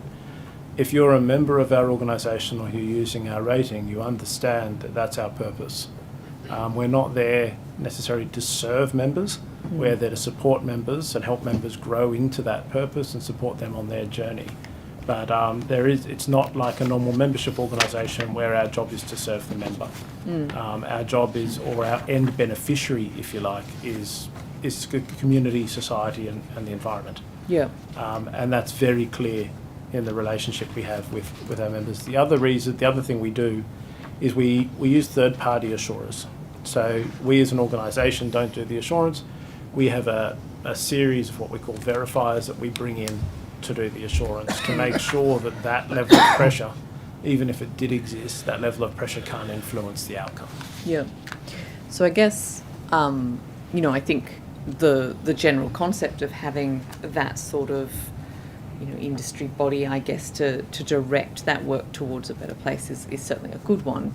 I guess my questions are coming from the perspective of how much can government in the procurement process rely on that rating in terms of getting itself satisfied in terms of all of those different principles. As you said, things move pretty quickly in all of those fields, but also there's a judgment being made around what is societally beneficial at the time, what is environmentally. So there's all of these different. So if you're a government with particular objectives, they're not necessarily going to be the same as your sort of process of coming up with the ratings, I guess. Well, yes and no. So the benchmarks are broad. And I think I included in the pack an example of one of the benchmarks. So at the top of the credit, we have an intent. So what are we actually trying to drive towards? And then underneath that, a series of outcomes that we expect to see to demonstrate that you've met the intent. Those intents are purposely very high level in terms of sustainability outcomes. But then we use the materiality assessment. And the materiality assessment, the initial weightings or the initial points allocated to each part of the rating tool was done off a broad-based survey, so reflective of societal value of those areas. And the questionnaire that the project then completes is a multi-stakeholder questionnaire. So you should have, in order to meet our requirements, representatives of the different parts of the assets of the asset owner, the deliverers of the asset, but you should also have community in there responding to those questions. That tailors the rating tool. Now, if the policy objectives of the government of the day are clear to both the asset owner and to the designer and constructor, then the way in which they respond to that will be to prioritise or respond in certain ways to those questions, thereby shifting the points of those areas to respond to the government of the day. But there are some aspects of sustainability that stretch far beyond whatever the policy of the day is.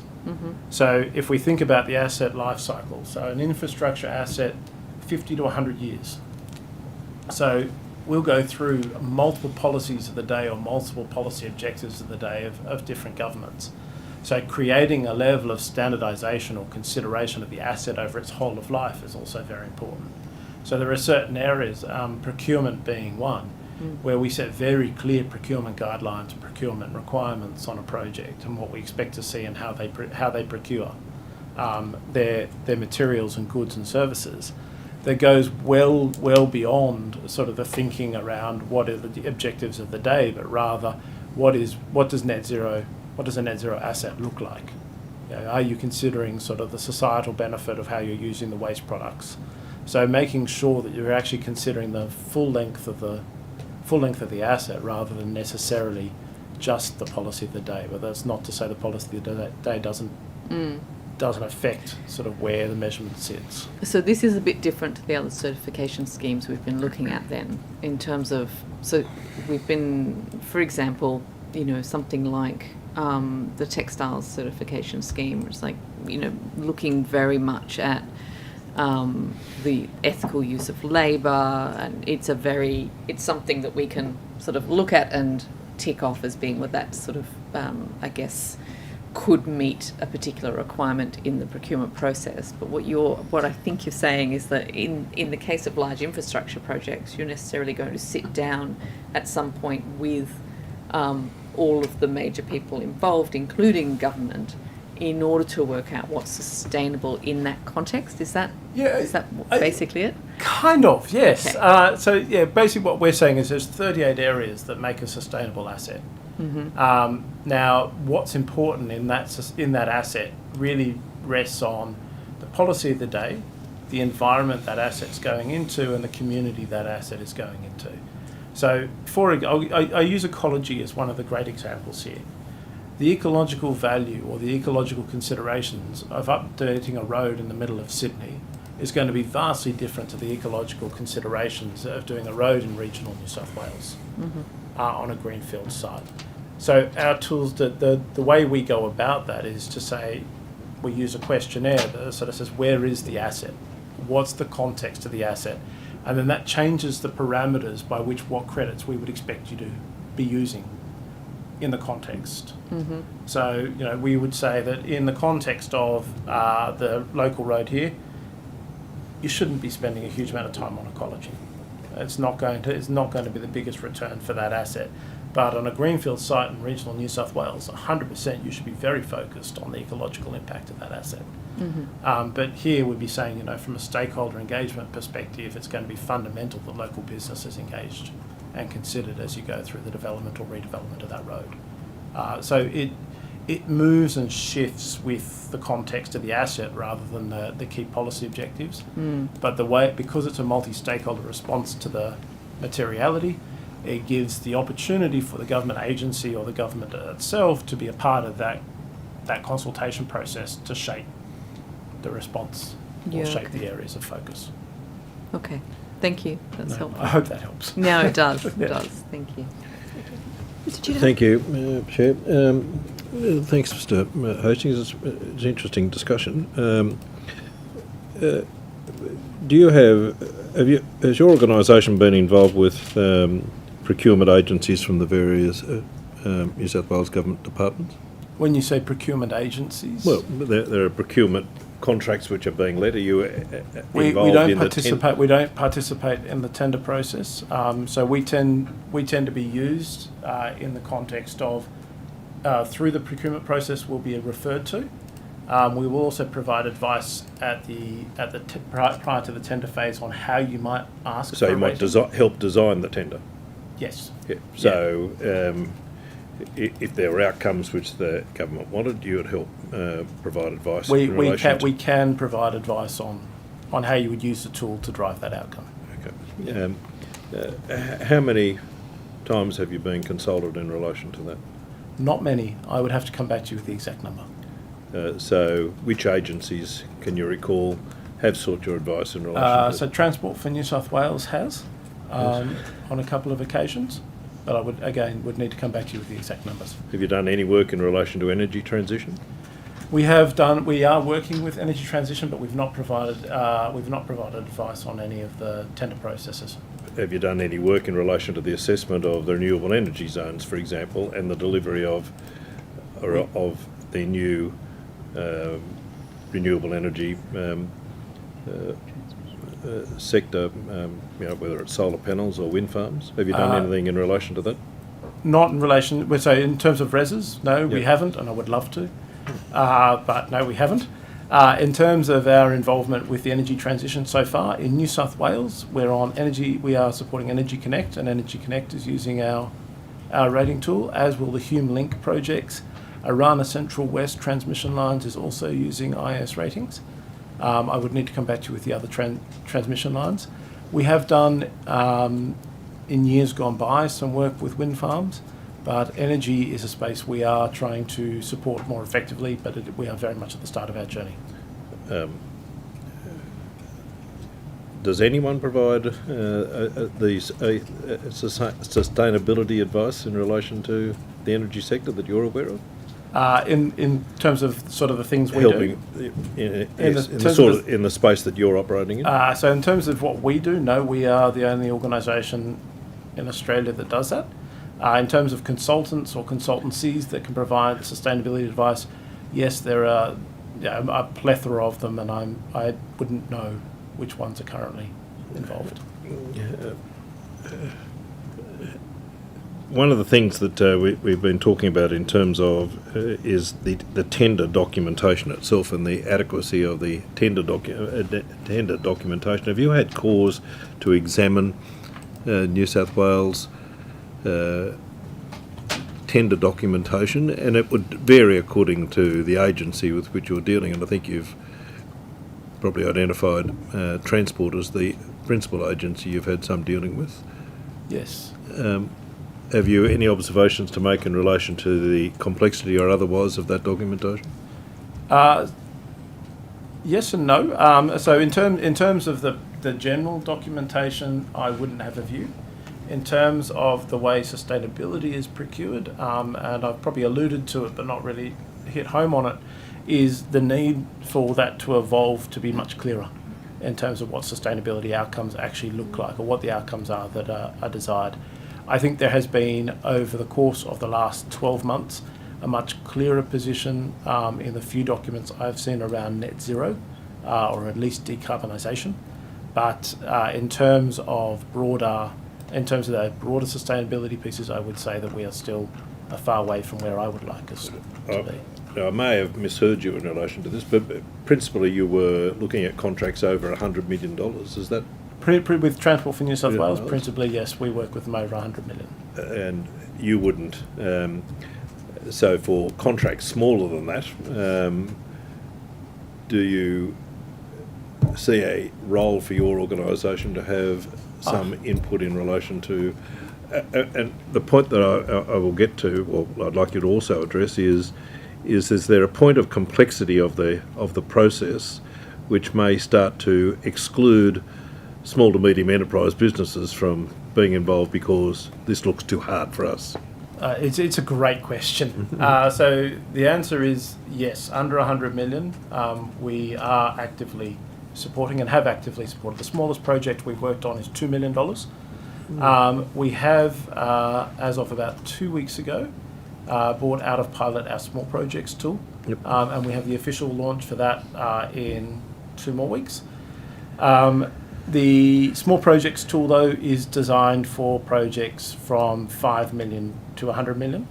But we've also designed a process that allows, say, a local government, as an example, to bundle up a whole lot of projects and consider it as a bundled offering. So whether that be a portfolio or a network or a program approach to considering sustainability for exactly the point you're making. So there has been, over the last 3 years, we've been running pilot projects and looking at how we support smaller projects more effectively to reduce the complexity or challenge that did come with smaller projects, and recognise the reduced risk that comes with small projects as well. So yes, the short answer is yes, we are. So to the second part of my question, though, is to making sure that it's a level playing field for small to medium enterprise businesses.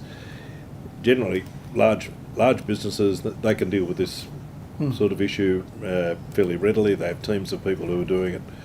To have a small to medium enterprise, of course, depending on the level of complexity involved in the tools, they may take one look at the tender documentation and say this is too hard. So, and that's why even in the small projects, that's why we have part of the way in which the tool gets implemented is that we provide support to both the organisation, both through training but also through physical support to build capacity. The idea, for-purpose organisations should always be focused on their eventual demise, their eventual exit from the market, because they've achieved the purpose they are out to achieve. So from my perspective, the capacity building and capability building of small and medium enterprises, so that what looks complex in the first instance is actually very achievable, is very fundamental to what we do. So we do have training programs. We do also provide a physical support to the organisations to build. And then we also connect them with the broader ecosystem. So we create communities where people can share information and build their understanding across the broader network. So it's not just reliant on us to exist for that acceleration to occur. So having an involvement in the development potentially of the tender documentation, is there a point in the delivery process where there is oversight in relation to the actual delivery of the project and meeting the goals which you have identified or the tool identifies as the goals which the infrastructure should be meeting? So what's the follow-up? So not oversight. No, that's for the organisation to build. From our perspective, what we do is provide a sustainability ratings professional that can respond to their queries and questions, can show them examples of where it's been done elsewhere that they might want to adopt. We can provide advice on the approach they're taking in terms of saying, look, that may not get to the outcome, or actually that's amazing, can we do a case study on it? But we do leave it to the organisation to use that guidance as they need and as they see fit. Thank you. Just to help with my understanding, so how does Infrastructure Sustainability Council measure, say, the return on investment for projects that have adopted the IS rating scheme? So in I'll just get the exact date for you. It is in the pack that will come around. But in 2020, we undertook an economic modelling piece with RPS that looked at projects that had completed an IS rating. And what we found was that for every project undertaking an IS rating, for every dollar spent on that project, there was between $1.40 and $2.60 ROI whole of life, above and beyond your normal economic multipliers. Now, everyone's favourite game is drive a bus through the economic assumptions. So we kept it really, really tight. We excluded any externalities or any broader benefits. So benefits of open space were excluded from it, health outcomes excluded from it, human capital development excluded from it. So anything that we didn't feel had a strong monetisable position, and that we had the data to say that this fits with the strong monetisable position, we excluded. So ultimately, when you look at that, the vast majority is carbon avoidance in the economic study, as well as some other benefits. we're about to undertake another round of that, and we have had a number of our larger projects across Australia do different pieces of work around economic modelling to allow us to bring more of that broader benefit. So I anticipate that the $1.40 to $2.60 is a starting point, and it is actually quite significantly higher. But without having undertaken the study, that's an acknowledgement, but not a statement. And in doing that, do you get the feedback from the projects that have participated when you're compiling that data? Yeah, so all of the data gets submitted to us. So ultimately, for every credit they undertake, they need to respond to not just a benchmark, but what we call must statements, which are basically evidence requirements that you can demonstrate you've actually implemented what you said you were going to do, and the outcome was actually achieved. We then bring two verifiers in to review all of that evidence, and then they provide the score from there.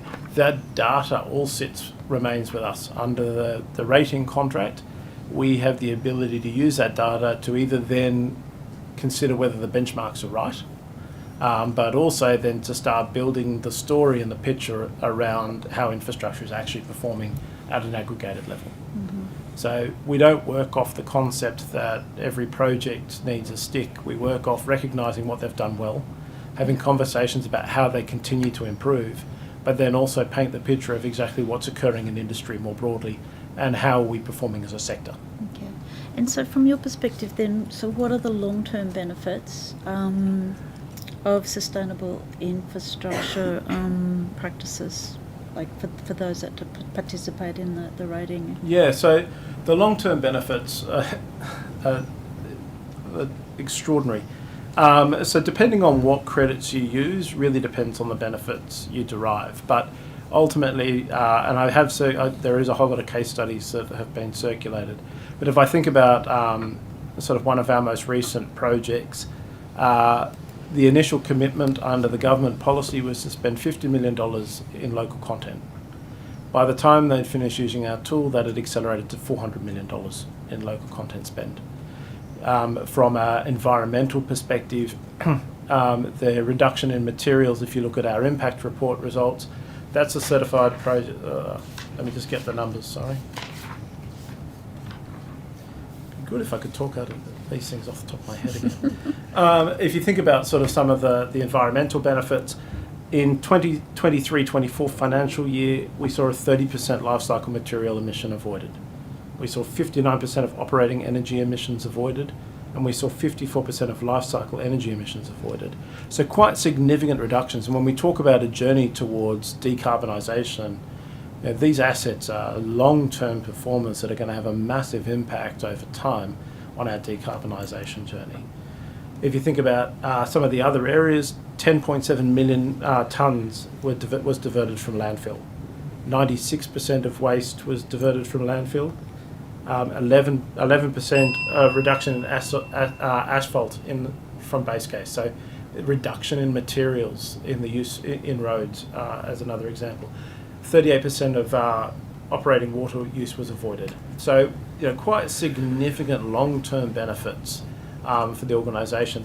But one of my favourites is that 95% of projects completed and were rewarded for their stakeholder engagement.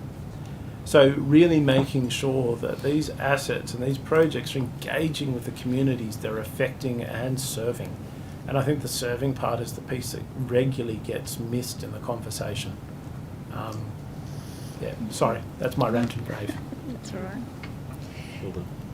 Thank you, Mr. Hastings. One of the things I'm trying to understand a bit is I understand your engagement with transport, that there are other areas of government. And you mentioned that I think I asked about the impetus for involvement, and you said part of it was social licence.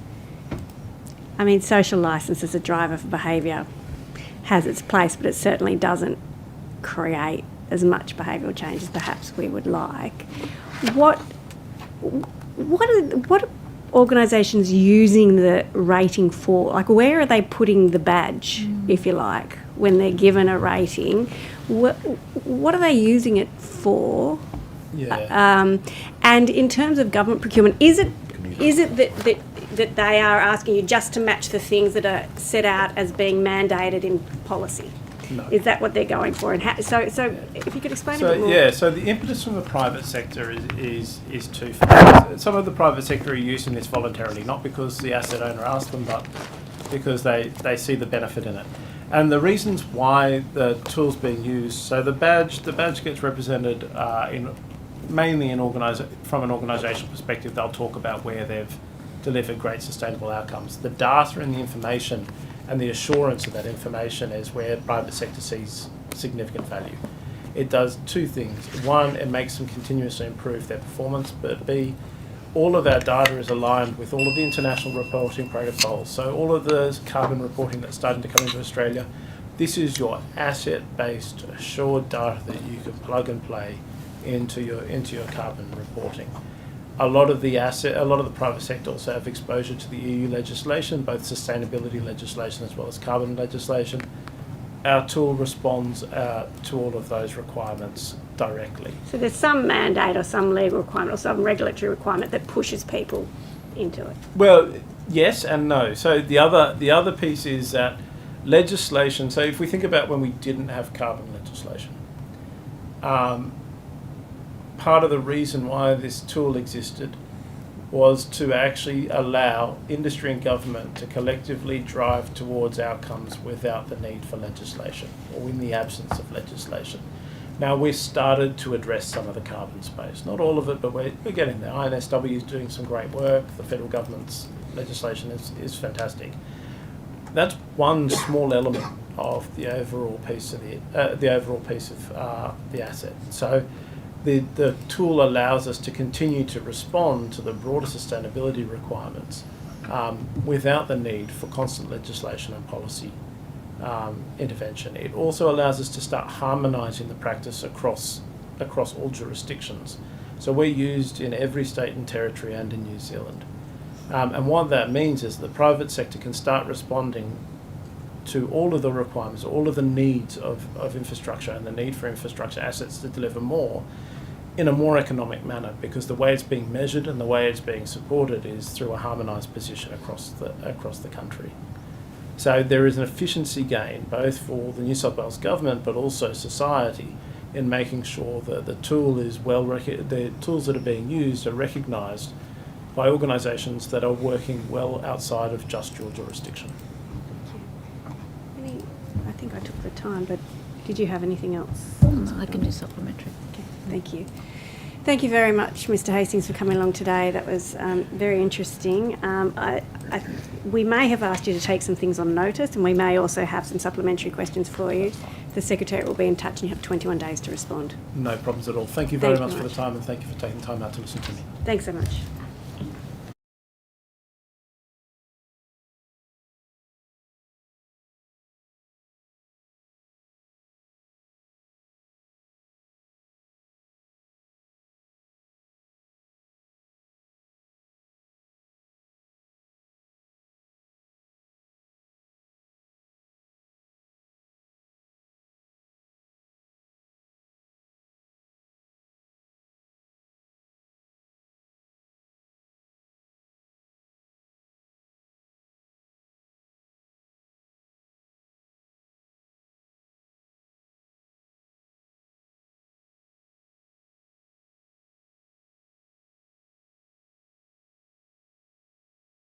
Being prepared to give evidence. Could I ask that each of you begin by stating your name and position, swearing either an oath or affirmation, starting with you, Ms. Walker.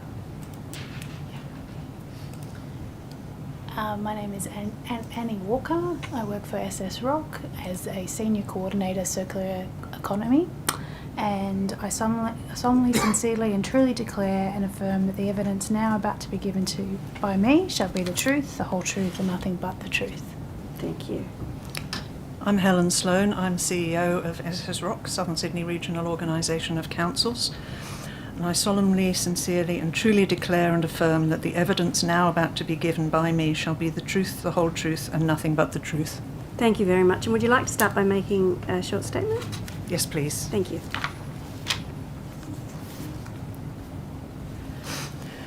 SSROC is a small incorporated association owned by 12 councils covering the area south of Sydney Harbour to Sutherland, the eastern suburbs and west to Bankstown. We cover a population of 1.8 million, which is roughly a third of metropolitan Sydney. One of our major functions for our councils is procurement. Millions of dollars are spent under more than 50 contracts managed by SSROC. That presents us with a huge opportunity to promote and practice sustainable procurement. Sustainable procurement, I feel, requires a different way of thinking about procurement, and it's not easy. It goes beyond getting the lowest price into achieving the best value for money, and value has to be defined. At the start of the procurement process, before specifications and requests for tender are written, it's necessary to consider what good value represents for this particular procurement. For SSROC, good value is environmentally positive, socially beneficial, and economically contributing, as well as fit for purpose. All these considerations have to be balanced against the cost. As an example, I'm probably most proud of SSROC's electricity procurement on behalf of a group of 25 councils. Buying electricity had previously been treated as buying a commodity. Get a large group of councils together and seek the best priced offer for an attractively large electricity load. But in 2017, we began to change. Many of our member councils had commitments to achieving net zero emissions, and at the same time, the price of electricity was escalating. We had to rethink. With the help of energy market experts, it seemed possible that we might be able to secure an agreement with a retailer to supply electricity from renewable sources, and potentially at lower or at least at a competitive price. It worked, and we secured a proportion of council's electricity load from New South Wales solar farms at a competitive price for 10 years. A subsequent procurement secured 100% renewable electricity from New South Wales solar farms for all the councils in the group that wanted it. For 11 of our member councils, it means that all their large sites, small sites, and street lighting is powered by renewable electricity. Other examples of sustainable procurement include recovery of resources from mattresses that's delivered 20 jobs for people who can't easily get work, and over 75% resource recovery. Our Paving the Way contract using recycled crushed glass instead of virgin sand reduces carbon emissions and established a market for low-quality recycled glass. The way that we do this sort of thing is with leadership from the top. With the best will in the world, most people generally do what's easiest and repeat what's been done before. Leaders have to insist on innovation and have to be seen to be innovative themselves. Require electricity to be from renewable sources, get regular reports on the environmental, social, economic and financial results of all purchasing, embed targets and KPIs. What gets measured is what gets done. Change the thinking. Every procurement must be reviewed at the beginning of the process to ensure that the right characteristics are looked for. Do we really need concrete pipes made from heavily polluting materials for our infrastructure? What would happen if we asked for pipes that could perform to a specification rather than specifying what they're made from? For some products like IT, fleet and office furniture, it might be better to lease those items rather than purchase them. Thirdly, build the right characteristics into the evaluation criteria and follow them. Preference the products with recycled content over virgin material, with lower carbon emissions, and which can be reused, repaired easily, or at least recycled. Don't consider price until after all those other considerations. Then you have to communicate a lot. Embed these requirements in policy and position descriptions. Provide ongoing training to staff on sustainable procurement. We have a short online training module, guidelines and case studies to support staff and our own council, and that's available on our website. Make sure that suppliers know what's expected of them. Include clauses in contracts that allow suppliers to introduce more sustainable products in their product ranges without contract variation. Follow through. Monitor and evaluate the results and make sure that they are what was expected. Work with suppliers to sort out failings and build relationships. Encourage innovation for better outcomes. Above all, it's about culture change. From the Minister and the department head to everyone in the organisation. Although procurement is obviously a key function, It should be everyone's responsibility to suggest improvements. The lowliest officer must be able to suggest that pens should be recyclable and only recycled paper should be used. Thank you for this opportunity to promote sustainable procurement. Thank you very much for joining us and for that statement, which I've got to say, those list of steps seem like a very sensible place for us to start as well, I've got to say. But I wanted to ask, just in terms of your organisation, so you convene, you know, those 12 councils, and I understand with that electricity contract you were talking about, there was an even greater pool of councils. Within that 12, there must have been, I'm guessing, different views, different approaches, different attitudes to procurement and what value is and what you should be looking for in terms of tenders. Can you explain to me how you managed to corral that into what seems like quite a coherent but also quite progressive in terms of the sustainability achievements you're looking for? Yeah. So I think we're quite lucky in a sense that local councils are very interested in achieving sustainability outcomes. I think most of our member councils have net zero emission commitments, for example, so they are committed to making those sorts of changes. Yes, there is usually disagreement, I think it's fair to say. We don't always get all 12 councils in our procurements for a variety of different reasons. But I think the biggest factor is we have Annie and people like Annie to work through all those issues and come to a sort of agreed baseline of what's actually required. We also sometimes make sort of deviations, so have a core set of requirements, but then say these councils will also need this and those councils something else. Yeah. Mm-hmm. So it's very much a process of communication and collaboration. Okay, thank you. Ms Walker, I might go to you because we have, possibly because it's a key interest of mine, but we have had quite a few witnesses looking at textiles and procurement and particularly uniforms. And I know that you've had a project of uniform recycling, and I wonder if you could speak to that, because obviously thinking about what lessons we might take to a state government level. Yeah, absolutely. So we did a uniform recycling trial for 8 Sydney councils. So some of those were SS Rock councils, but some of them were from other parts of Sydney. And really that was about starting with a joint procurement to get a collection and processing service in place, and really seeing what some of the costs were, what the volumes of uniforms were, what's the logistics of having a service like this in a council, what are some of the challenges around processing. So the trial really wanted to try and provide a sort of low risk environment for those councils to try out this new service and to capture those learnings in a case study. So we've almost finished the trial and it's been really successful. All of the councils want to continue with uniform collection and recycling, and I think if I probably just highlight some of the key learnings, like any new service for an organisation, there's a bit of trial and error and making sure you've got collection systems that are in the right place, that staff are really engaged and know what they're meant to do. We did a lot of communications around that uniforms could be very well worn, but they needed to be clean for the processing part. We had quite a few new uniforms in some councils put in there when it's really only for used uniforms. So we had quite a lot of staff champions in each council that helped to sort through and pick out anything that was new with tags that could have been reused. So there was quite a high level of buy-in and a lot of quite a positive sentiment from a lot of the staff involved, that they could see that their council was taking responsibility for a product that they were purchasing. For many of the councils, they were also happy to see a secure process in place for uniforms, because they've got a logo on them. There's a security risk if they're not dealt with properly, so having a recycling system in place enabled that.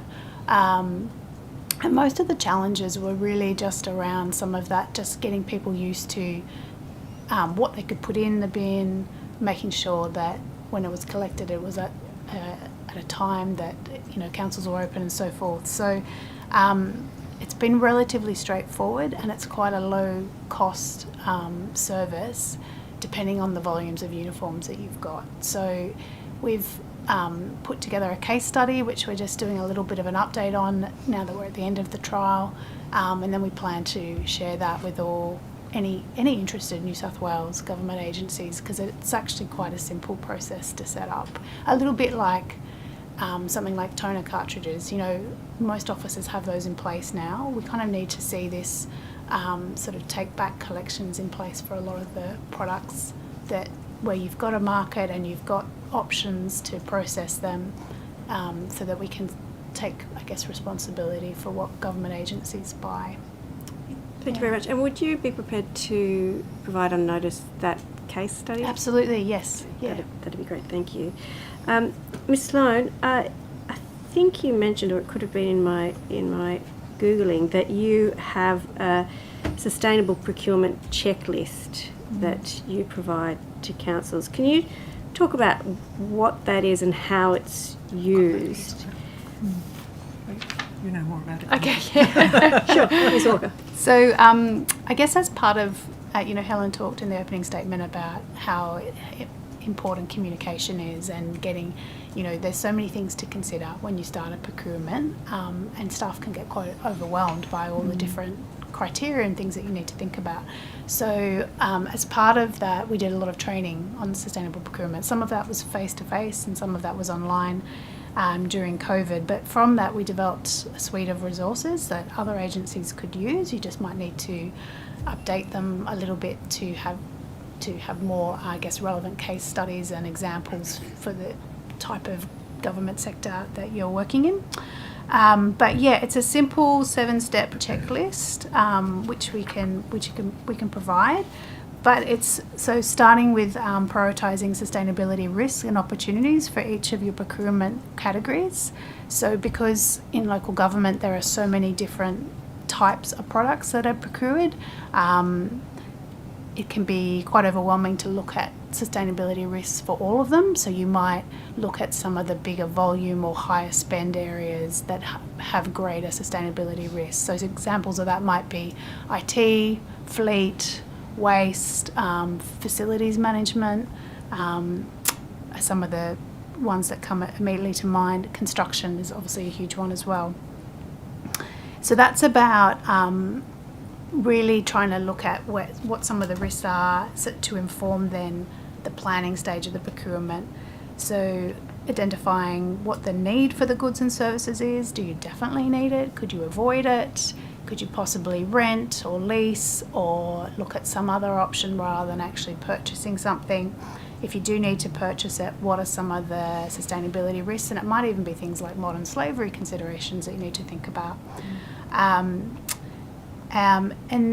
often if there is time, it really, some of our procurements, we've done like a market sounding or some engagement with suppliers to really understand, to talk about some of our sustainability goals, but to understand what's possible at the market at the time as well, to inform the procurement. And then you get to your 4th step, which is specifying sustainability requirements and performance indicators and linking them to your evaluation. In Helen's opening statement, we talked a lot about defining what value for money it is. It may not be the cheapest price. Certainly for our uniform recycling trial, before we even considered the actual price, we had quite high weightings for sustainability because we wanted uniforms to be shredded and processed onshore. So there was going to be, if we went for the cheapest price, it would have looked at different suppliers and different types of markets. And then the 5th step is evaluation and due diligence, looking at verifying and evaluating claims, certifications and any standards. Again, this depends on the product category. And then the 6th stage, which is often not talked about as much, which is all the contract and performance monitoring. And, this is where, you can plan and have the best intentions, but they can come unravelled if you don't get data from suppliers, if you're not able to really monitor that contract. So there's a huge amount of time in that contract management phase. And then reviewing and learning, because each big procurement that we have done, there's always some learnings to apply to the next one. Thank you. There's a question there about that. We have been sort of grappling around the fact that we have some good policies written, but the follow-through is not necessarily there. And so hearing from you about the importance of that verification that what you thought you were getting is actually what you're getting is really interesting and important. But I want to ask Ms. Sloan about, again, it's become a bit of a theme about thinking about the outcome of what your procurement process is rather than, I guess, a particular object. And I wondered if you could speak a bit about that. You used an example of pipes, but I wondered if you could speak a bit about, I guess, maybe what standard practice was and how you've tried to move towards a more outcomes-based approach. Yes, so I also mentioned the electricity one. Obviously, that was a switch from cost to much broader considerations. That's another one. So the Paving the Way project is another great example. There's been 2 phases of that so far. The first one, both of which have challenged our council engineers to trial new products. Now they're great people and they really know their stuff, but they were inclined to favour their favourite materials that they like for, and they know which ones work well for what applications. So there was a lot of work went on very early on to get that group focused and understanding why it mattered, to overcome the silos within councils, so that the engineering side of things was talking with the sustainability and the waste side of things to understand their differing priorities in the same area. So we had to work with standards organisation, AusSpec, to develop up the standard. We partnered with Transport for New South Wales on it as well, so we were getting the state buy-in to the use of the contract, because obviously the engineers are inclined to prefer whatever the state Transport for New South Wales is using. So the outcome that we were aiming to achieve there was the remainder of the glass that comes out of your curbside recycling that can't be used for recovery into new glass materials. It was finding a use for that material and going the next step and establishing a market for that material. So by getting that whole group of Transport for New South Wales and a bunch of councils together, we signalled to the market, we want to buy this material. Please establish the plants that can manufacture it for us. And that is indeed what happened. So the remainder of the glass in the bin is now being used in roads, in materials there. But we've also solved council's problem with recovery from the recycling waste stream. And of course that's achieving some broader sustainability outcomes as well, like carbon emissions are lowered because you're not transporting virgin sand from somewhere in broader New South Wales into Sydney. You've only got to move it from the processing plant, say in Rose Hill, to where it's needed. So it can be a very complex equation, especially the first time you do it like that one. Paving the Way is now looking at rubber, and that process is proving a great deal easier because we've been through the previous phase, and everyone involved, all the stakeholders, are now beginning to understand each other's perspectives. So the waste team understands that you can't just use any asphalt for a road, it has to be the right mix of asphalt for that particular purpose. And similarly, the engineers are understanding that recycled rubber is a great way to solve the problem of tyre waste. So yeah, so it's looking at the very big picture, at the outcome, at the start of the procurement process. It's not just about buying the asphalt, it's about what can you do to make that asphalt more sustainable. And it also lasts longer, so you're extending the asset life, so your asset managers are getting an outcome as well. Thank you. Ms. Boyd. Thank you, Chair, and thank you to the two of you for coming along and giving your insights. I don't have any questions other than to say that, yeah, I think this is an incredibly useful thing for us to hear. I want to just implore you to come and do our procurement. There's a bit of that, Yeah, but no, thank you very much. I don't have any questions. I have just generic questions, and I love your website that you've got, where you talk about sustainable procurement, and you've got your checklist there, but you've also got what are they, modules, e-learning modules for. Yeah. So are they for the other councils to participate or to do, or? Yes, they're available to anyone who wants to use them. Yeah. Mm-hmm. Okay. And then I was just wondering, like with the projects that you've done, are you able to say how many jobs would have been created through these projects and initiatives? Not always. We know for the mattress one, we know because that was established for us. So we know that one. I don't know if we know for any others. Yeah, that was 20 jobs to people that traditionally face barriers to employment, and I guess that was through a social enterprise soft landing. So that's a key performance indicator for them, as well as in our procurement.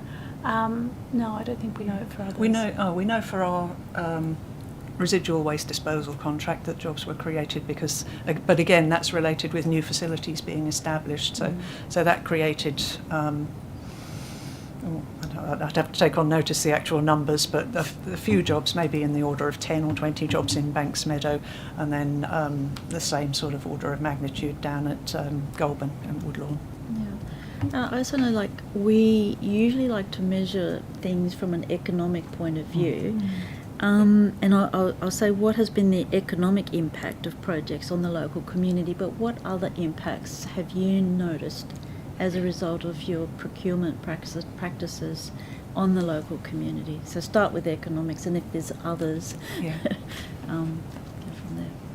Yeah, so we do, depending on what the procurement is and what the councils want, we sometimes will preference a local supplier. So I guess that is an immediate benefit to the local community. What else? Well, I know we get a lot of good feedback on some of our projects, so I guess people like them. Yeah. We also sometimes we get questions from the community as well, which is quite encouraging because that indicates that people are actually aware of what's going on and want to know more about it.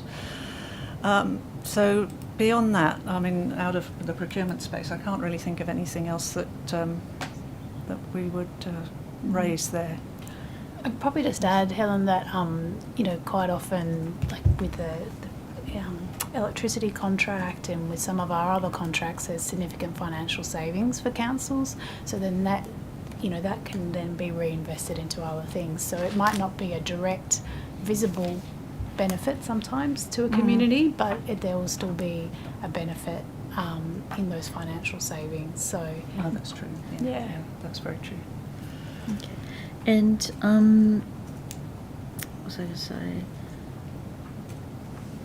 When you've how do you measure your projects, the success of the projects? Is it feedback from the community, from the councils? So what measures are you using?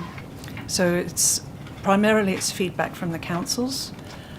We also measure obviously financial savings to the councils, and where we can measure other outcomes as well, like CO2 emissions reductions, for example.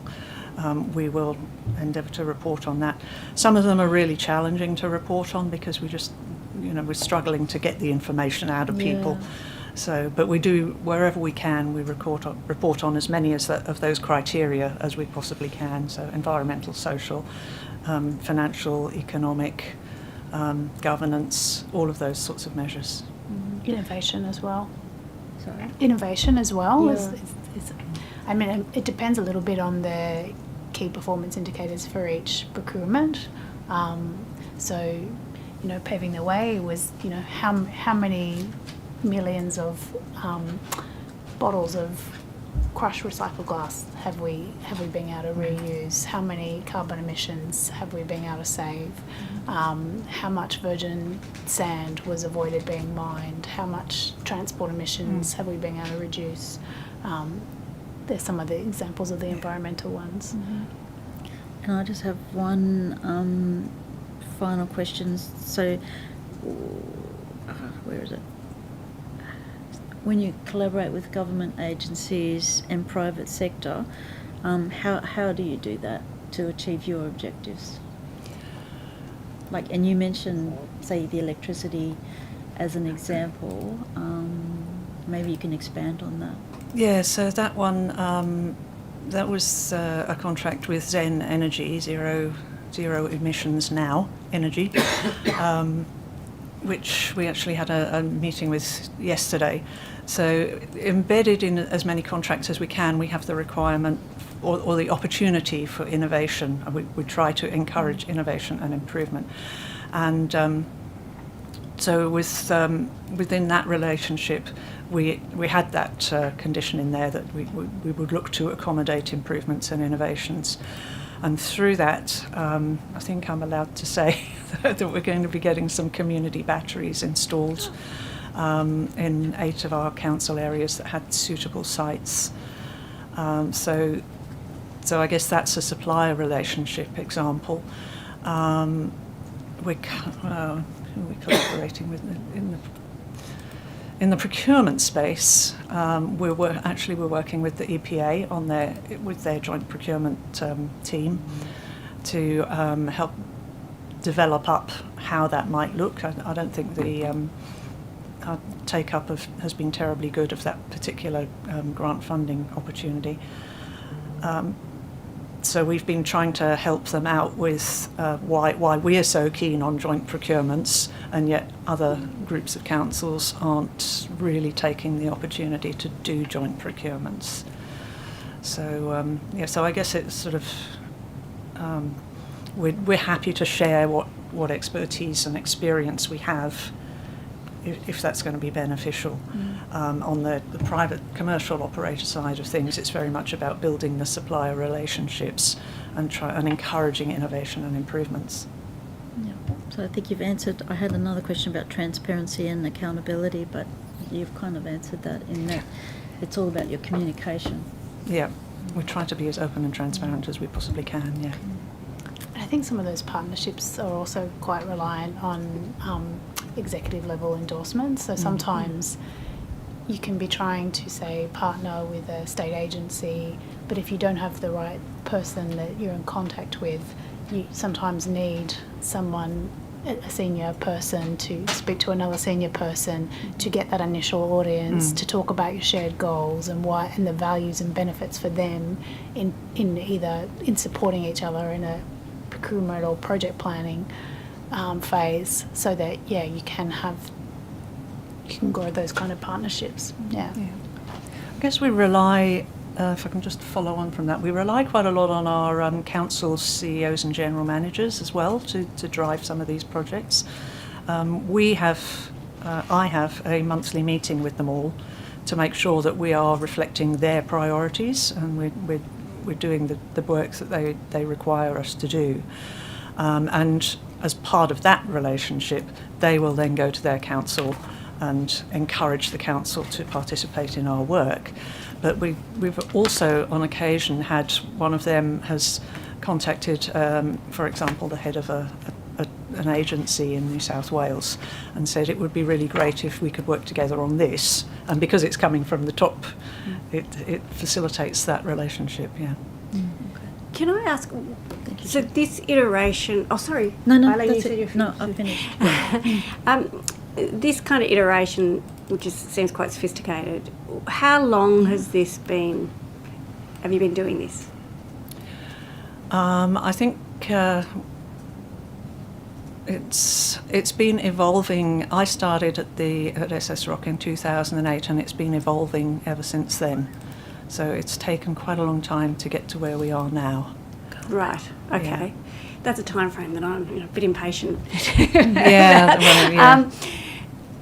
If I could ask you to think about, and I mean, it might be difficult because that is quite a long time frame to think about, but what were the key barriers and or key breakthroughs in that time?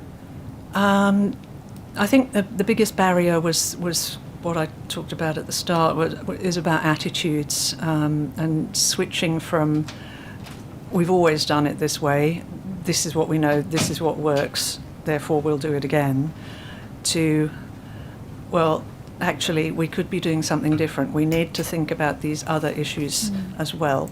So it's been about the attitudes, but those attitudes, I guess, have been influenced by the major external factors, like the climate change emergency.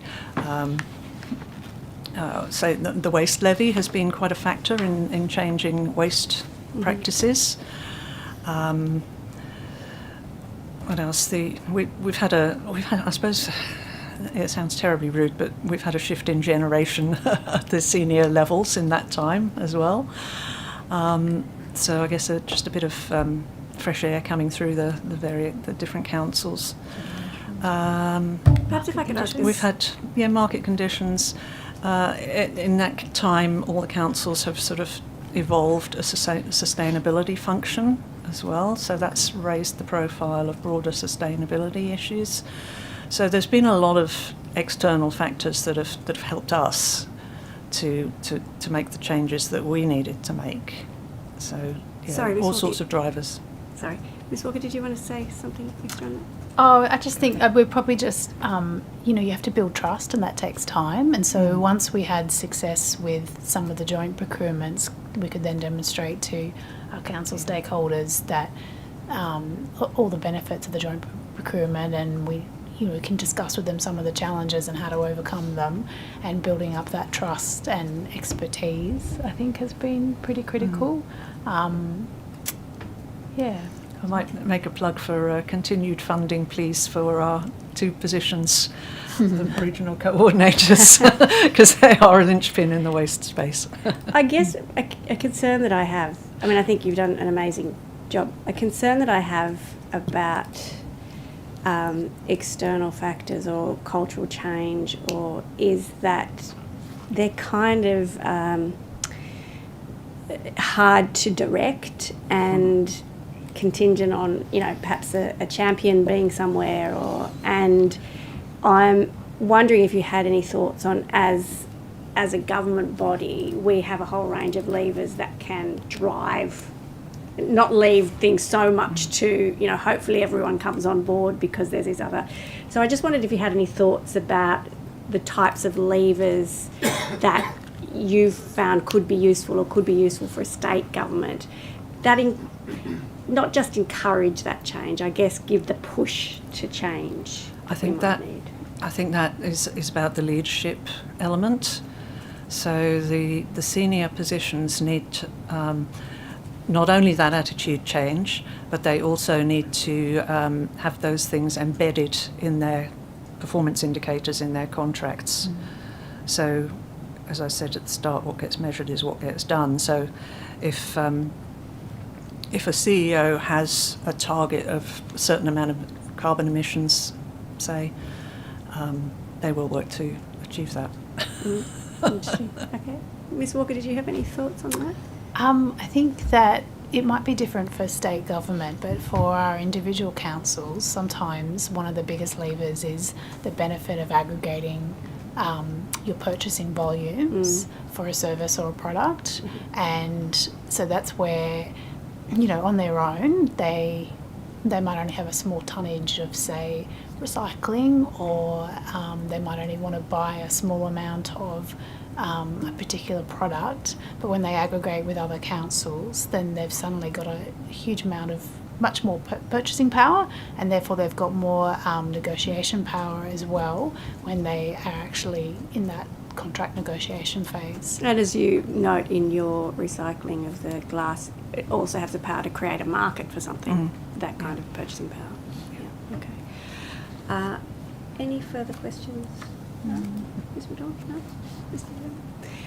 There being no further questions, I just want to thank you very much for coming along today and sharing with us your experiences. There might be some questions we might have asked you to take on notice, or supplementary questions. The Secretary will get in touch and you have 21 days to respond. Thank you very much for the work you do and for appearing today. Thank you for the opportunity. Thank you.